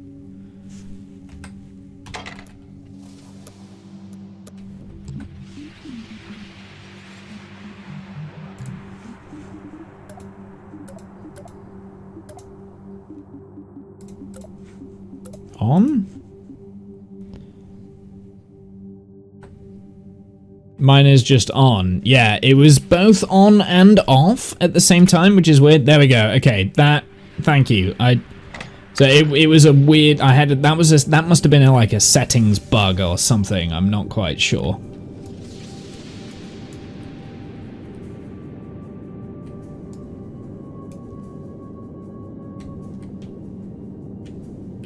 Hi chat and Mr_Panda. I am not happy with you, animal.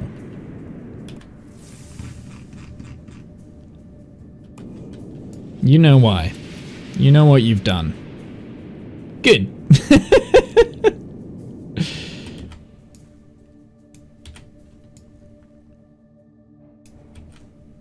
Gear? G? Gear? No?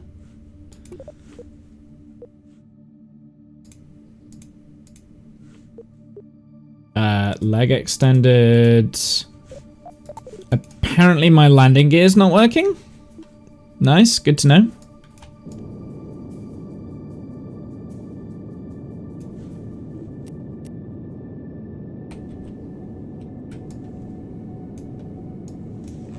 Hooray for bugs. It's fine. Where I'm going, I don't need landing gear.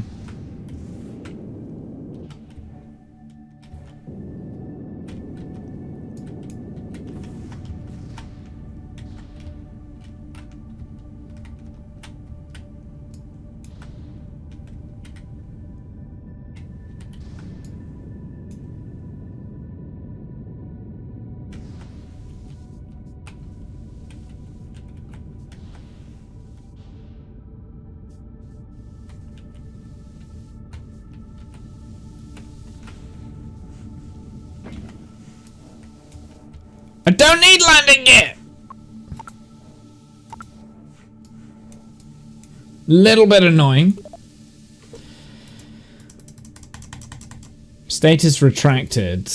Auto suspension on, off. Friction control on, off. It's not extending. So yeah, there's obviously some form of a bug in that. But I made it. Find the source of the mysterious signal on the MUN. Like, what am I supposed to do? Am I supposed to just like exit and then do a little bit of a flyby?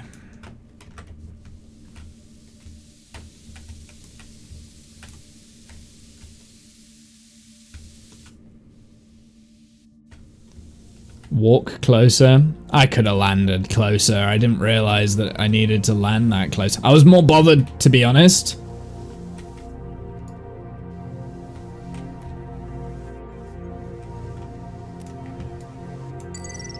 Oh, there we go. To be honest, I was more bothered about the freaking landing gear. The landing gear on the craft failed. And I'm not sure I'm going to be able to get this back up. There's a biome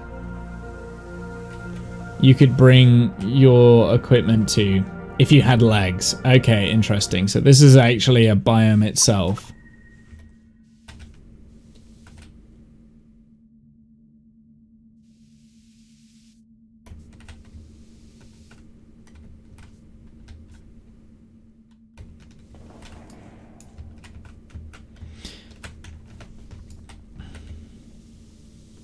I missed. Nope, still missed.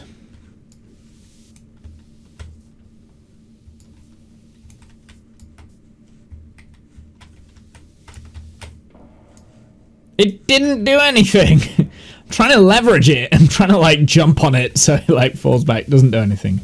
Good to know.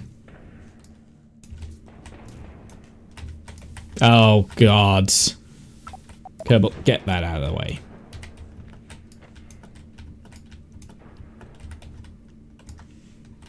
If I jump on the engine bell, I missed. If I jump on the engine bell, will it like create a force that will fling the craft up? I don't think that's how it works. Also, I can't seem to like climb with the F key that I used to be able to.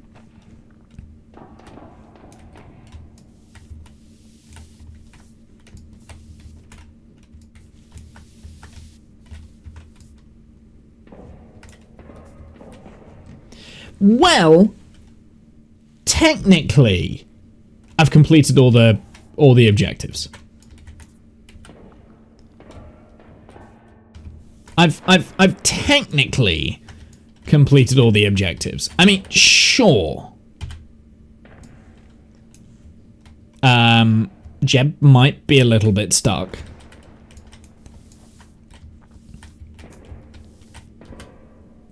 Oh, there we go. I was trying to get into the wrong bit. Technically, this is mission complete, right?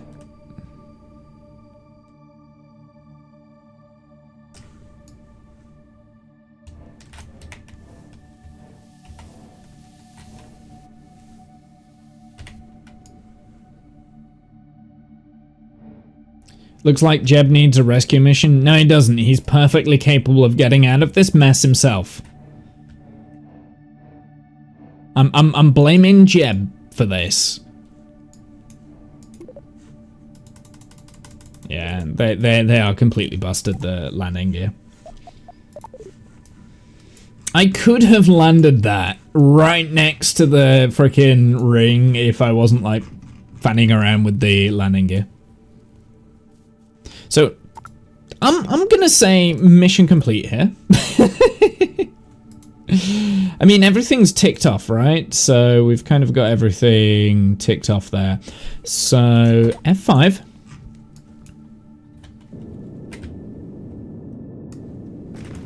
Oh, no, no, no, no. That's not what I wanted to do.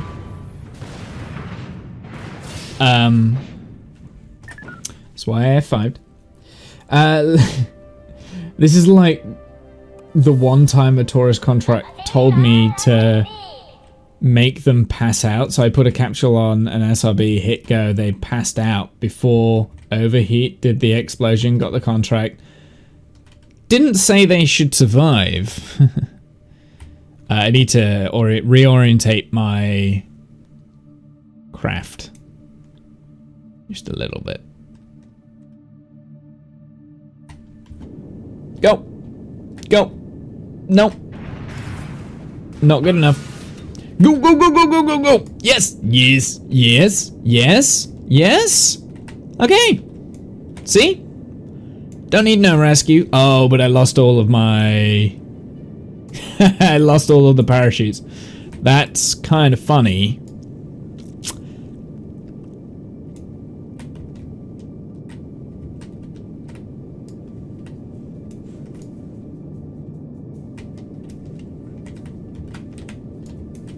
Oh my goodness. Wow, the center of mass really shifts when you lose like one part.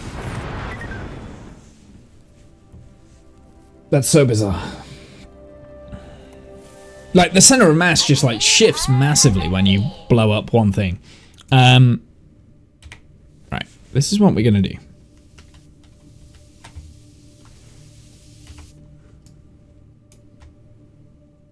I'm determined to get this to work, right?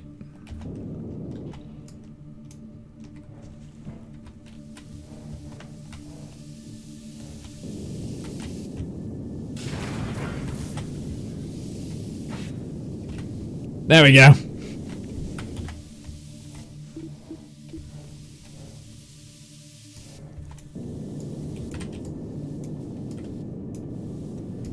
There we go. Did it. Jeb doesn't need a rescue. He's fine. Or at least I've kind of done it.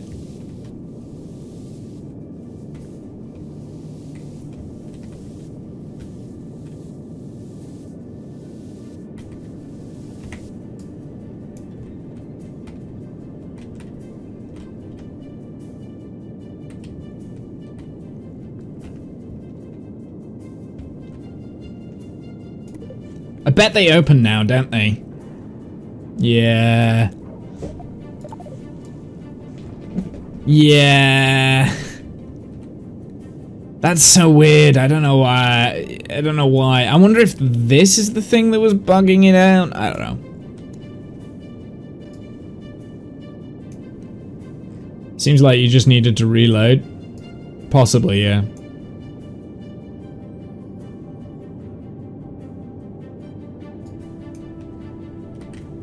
But I wasn't reloading as I was about to start, start my landing burn. There was no way that was going to happen, so.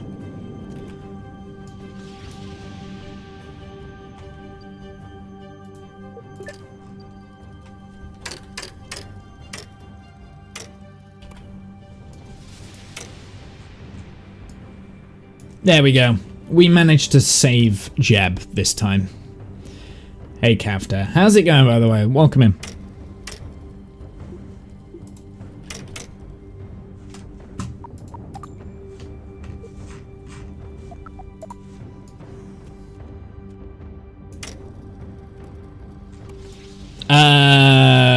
Okay, apparently it decided not to time warp to...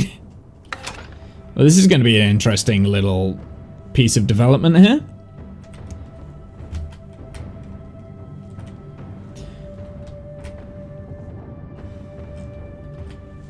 We're fine, we're fine.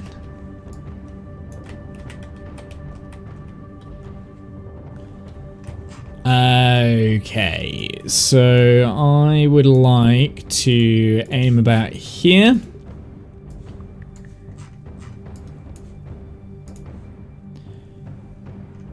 Doing good, digging the stream, thank you very much.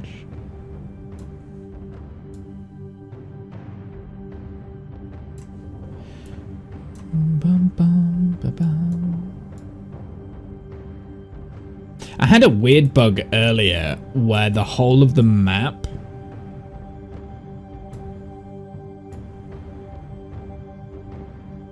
like this map mode turned purple. That was odd.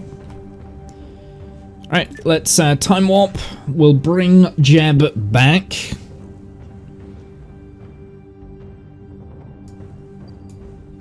I do have a little bit of debris there, and that hurts my soul, but it's fine. It's fine. We're good.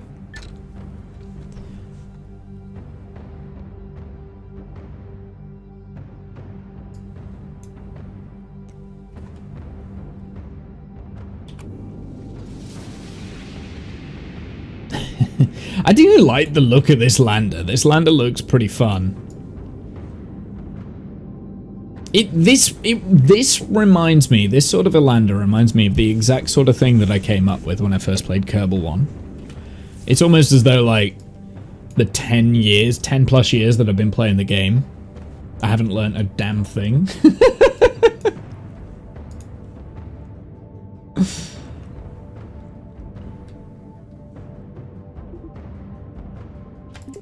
Oh, that's a little bit low. I don't care. We're gonna go. We're going full steam. Womble is a pro Kerbal not. I'm not pro. That would require me to make money from it, I would say. Someone who like does it for a living. I definitely don't do it for a living, but in my heyday, I was somewhat of a amateur, very skilled amateur, I would say. Highly skilled amateur. Highly skilled amateur. That was me. I would say the people that like have earned a living from Kerbal, because there are some, obviously, like Matt Lone on YouTube, is a pro at Kerbal, right? Like, he is a professional. He makes a living from it, and has made a living from it. I don't know if I would have that much ease at saving that craft. You don't? You don't? I managed to save the craft on its second turn, right? Like, I'm quite pleased with that. It's just a matter of learning how the nav ball works, right? And making good use of Mun's gravity, low gravity, bouncing off the thing at low velocity, knowing the velocity threshold. We did lose a part. We lost something. I don't know what it was. Oh, it was the solar panel. That's because the crash tolerance of the solar panels are a lot worse. Well, we're definitely not gonna land at the KSC. But I can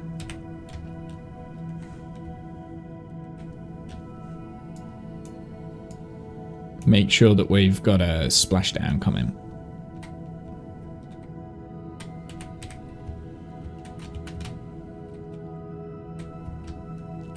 I'm actually very much out my element at the moment with Kerbal Animal, because I'm so used to playing with like a HOTAS joystick. I haven't played Kerbal properly with a keypad probably for like over 5 years. Right? So like I'm only doing the keypad right now, and I feel very clunky. Like, it feels like I'm being clunky.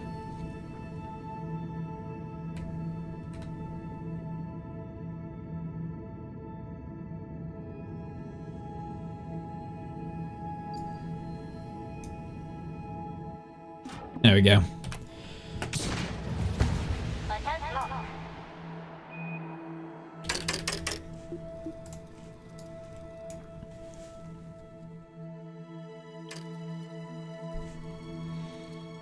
And you say it looked easy, to save the craft, but it really wasn't.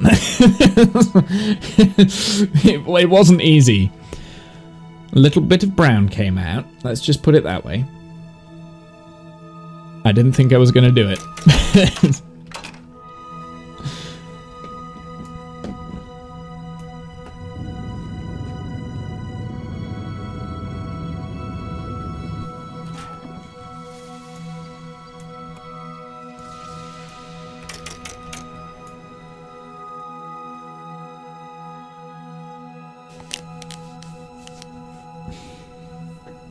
You would have taken 10 tries at least. I guess I got lucky. I got lucky on the second try. I mean, I had an action plan, right? So I knew I wanted to orientate the nav, like roll the craft over, because at the moment on the at the time when it first started on the nav ball, I was upside down, so I had the orange at the top. So I wanted to rotate the craft round. So that was play number 1. Number 2 was to engage the engines ever so slightly so I could get the gimbal to work. So that basically made me like nosedive into the ground, and then I cut the engines and bounced the whole thing back up and used its own inertia against it to like fling it up in the air. That's basically what I did. I like pushed down and then bounced off. I used the mun to bounce off of things. This looks like death here because of all of those mountains. So all of that might have been for nothing anyway. I was aiming for splashdown, and splashdown was over here. Now we're getting mountain down.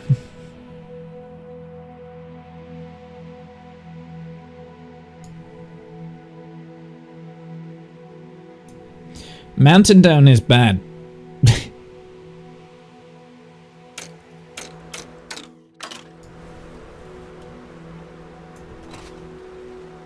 Although we might be at the top of the mountain down, I'm not quite sure. I can never tell.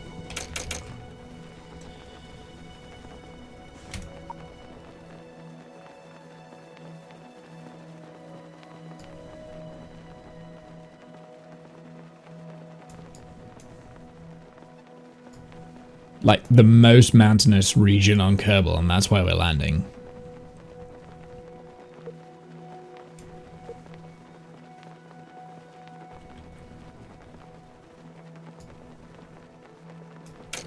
Oh boy, this is a steep incline. Oh boy. Should we just leave it there and go home? I think this is a good point just to take a screenshot, maybe. Nope, that's the wrong one. I think we should just leave it here, play the credits, and go home. Yeah, we're just gonna hide it. We're just gonna hide what's gonna happen here, because I have a feeling it's quite a long way down. Okay. It's quite a long way down, and I have a feeling this isn't gonna end well. Oh, there we go. Oh dear. Maybe we leave it there?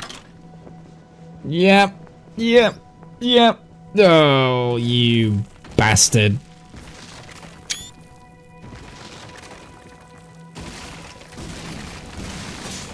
Wait, Jeb, get out, jump. Yes!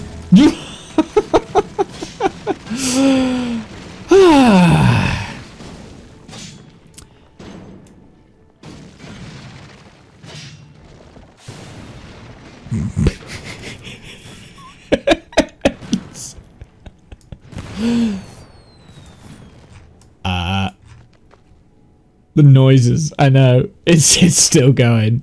It's bouncing now. Bounce. There we go. And then there is... Okay. Then there is Jeb. Laughing his evil, maniacal laughter.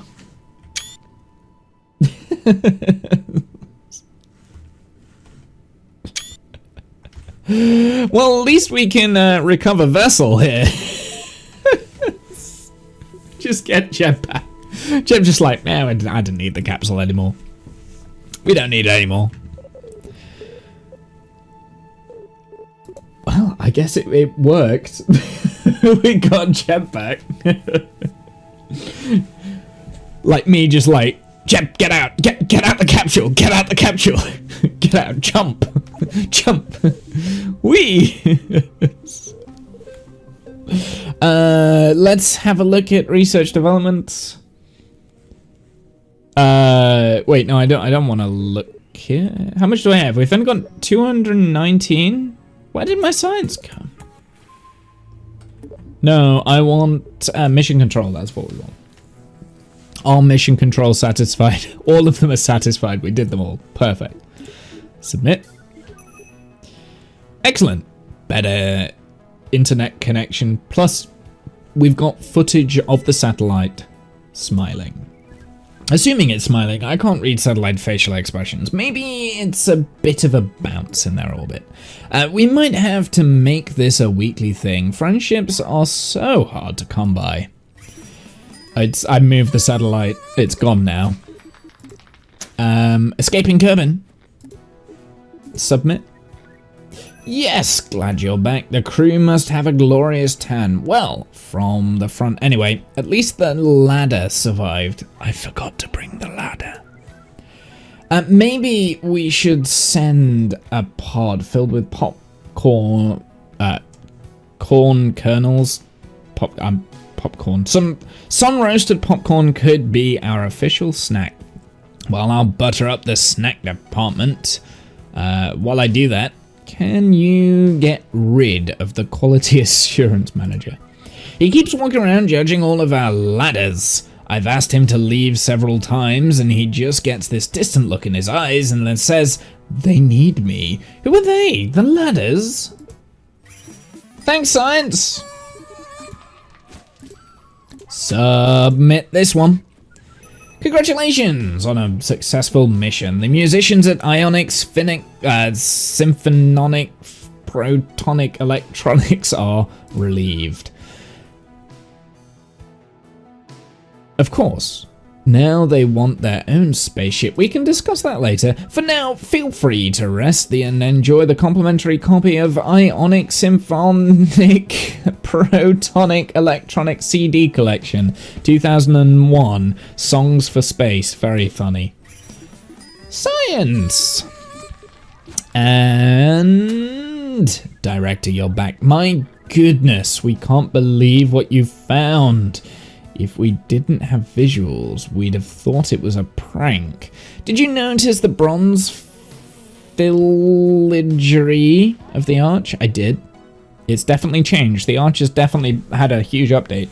I swear I was looking at that exact shade to tile my bathroom. You know what I didn't do? I didn't plant a flag there. Oh well. Did you also notice the crystal spheres of the arch? At first I thought, wow, it's a bit gaudy. Gaudy? Gaudy? What the hell does that mean? Google. Gaudy. Extravagantly bright or showy?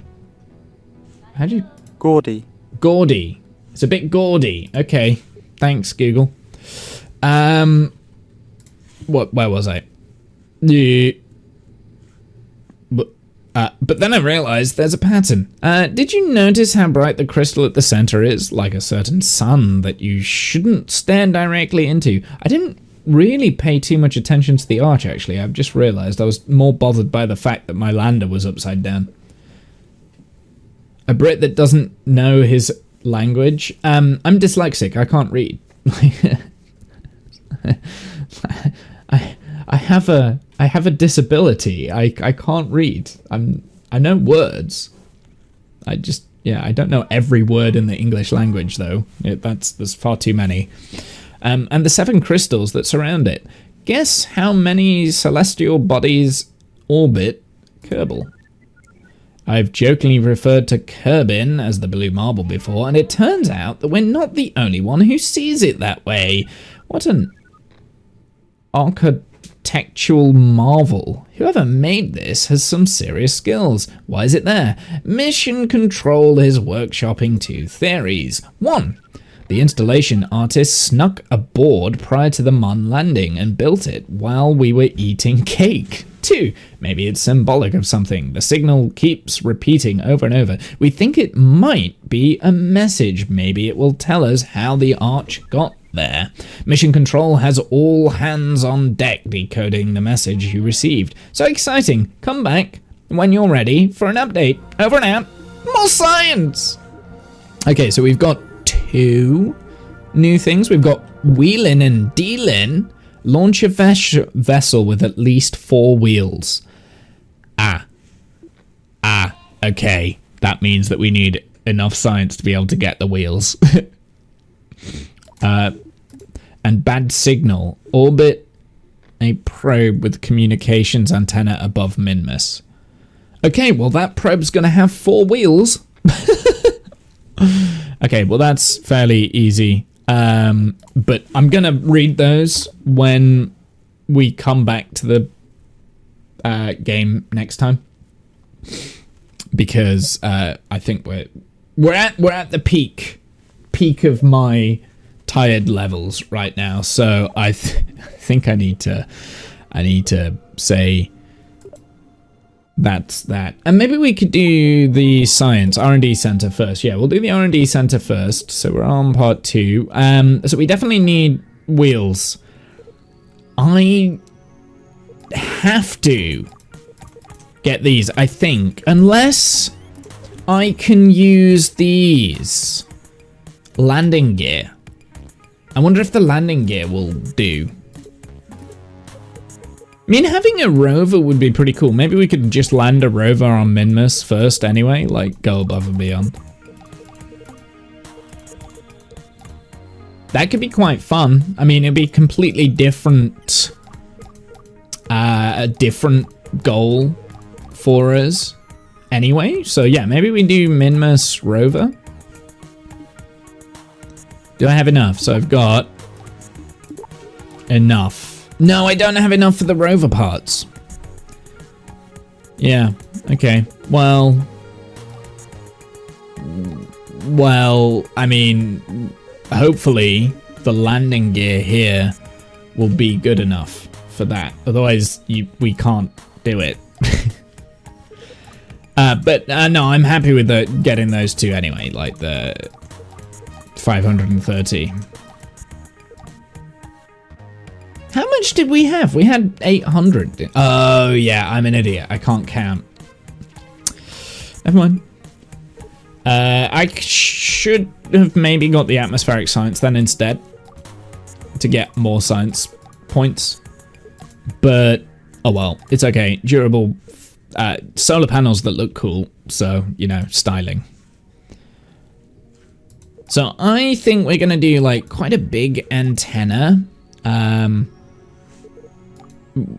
Yeah, we're gonna do like quite a big like antenna next time, and we'll do like we'll send a probe to Minmus. Maybe land it. We might make it a lander, and we'll land it on Minmus itself.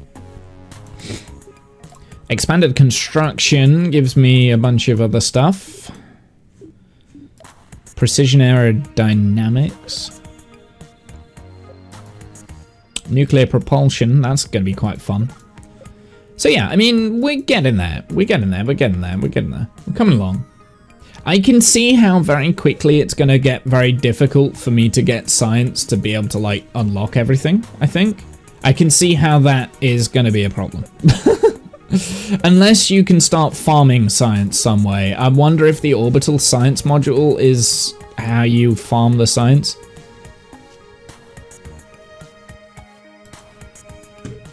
That's probably how it works. You probably have to send up, like, build a science module, a science station or something like that, and farm science, maybe. Not sure. Anyway, that is where we're going to leave it. I'm going to save it, I think. Save. Yeah. Sure. Vessel unavailable is fine. Okay, yeah. So we'll save it. And I think that's that. I know I saved that like 3 times there. So that's nope. What do you mean nope? So it's not like KSP1 where you're going to minmus a bunch gives you the whole tech tree at the moment. No, it definitely doesn't look like that. I think you have to really like push the boundaries of the game in order to unlock everything. I like that though, because I've always felt like going to minmus was just, made it everything dead easy, right? I mean, there are biomes, but there's not very many biomes, right? So, yeah, it forces you to go and play outside of the Kerbal system a little bit. I remember when my first ever playthrough of Kerbal in science mode, like I unlocked the entire science tech tree by just going to minmus kind of thing. Minmus and the Mun, right? Like I never left the sphere of influence of Kerbal. And actually, like I rarely do that anyway, right? In my playthroughs, like I very rarely leave the sphere of influence of Kerbal. And if I do, it's like a big grandiose mission. If that makes sense. I'm enjoying it though. I am really enjoying it. I'm glad I came back to it after this science update, because I'm not gonna lie, after its alpha release, I'd given up with it. I was like, no, I think I played like 40 hours or something like that, and I was like, no, I'm not feeling it. I feel like that was a good amount of time for me to say, yeah, I really don't want to play this game. At the moment, I'm really enjoying the science progress stuff. So we'll kind of like see how far I can get down that tech tree and whether I can unlock everything. That's kind of going to be my goal.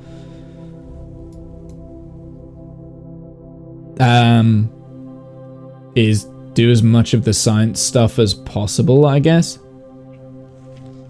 Try and unlock everything. Then where we take the game, I don't know, we'll see. Hopefully by the time I get round to finishing it and everything, we'll have more stuff to do. And well, no, it needs polishing. There's still like a lot of bugs and stuff.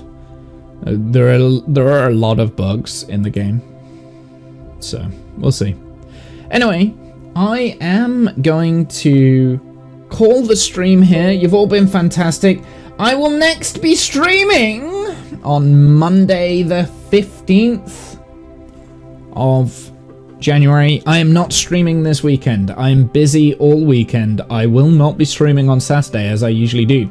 So the next time I stream will be Monday the 15th. It will be with Minecraft around about 7 o'clock until about 9ish.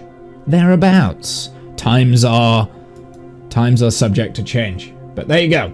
It is Monday the 15th. We'll be doing some Minecraft. I want to really get that bee farm stuff going quite quickly. But yeah. Anyway, next time I'm back with Kerbal, I actually didn't really rotor in very many Kerbals. Next time I'm back with Kerbal is Saturday the 27th of January, so in a couple of weeks' time. So yeah, we've got a big stretch now without any Kerbal action. That's because I'm doing Minecraft, Dyson Sphere, Minecraft, and then Dyson Sphere. These are subject to change, so I might change one of those Dyson Sphere program back to the Kerbal, because I've been enjoying Kerbal at the moment more than Dyson Sphere program, but I do want to give Dyson Sphere program another chance, kind of thing. So the Wednesday will keep Dyson Sphere, but if I'm still not like hooked to it, but on Wednesday, I might switch that Monday the 22nd up with Kerbal. I don't know. We'll see. We'll see how it goes. We've also got the LEGO stream at some point on Thursday the 25th of January, so that's 2 weeks from now. And yeah, pretty much looking forward to all of that. At some point this weekend probably, I will create the February schedule. So that's going to be fun as well, and I'll figure out what I'm playing for the February period. But I don't want to like 100% say, yeah, let's keep going with Dyson Sphere if I'm not feeling Dyson Sphere. I do have another game that I am kind of eager to play as well. I've got another couple of games that I'm eager to play on stream. So we shall see. Minecraft will be the main kind of game, I think. That's the one that's going to get the most amount of attention. But also, I think Kerbal deserves it at the moment because it's new, I guess. And I've enjoyed it today. Like I said, I've enjoyed it. I felt like everything I've been doing was worthy of it. Oh no, now you're a pro streamer because I've got a schedule. I'm trialing it out. Okay, I'm trialing it. I wanted to get better at streaming and letting people know when I was going to stream, because last year in particular, I really didn't stream as much as what I could have, and I like kind of got to a point in the day, like I had the day off work and I'm thinking, oh yeah, I could stream, I'll leave it an hour, I'll leave it another hour, and then I'd get like so far into the day and it's like, I could have streamed 2 hours ago, and I've been doing nothing, procrastinating, and I haven't accomplished anything, and I haven't done anything. So it's just a way for me to kind of like schedule things in. The way that my work is now, it's very difficult for me to just go on a whim and say, yeah, I'll turn on the stream and let's go kind of thing. It's a lot more structured. And like I know when I'm working a lot more in advance than whenever I used to, so it kind of fits.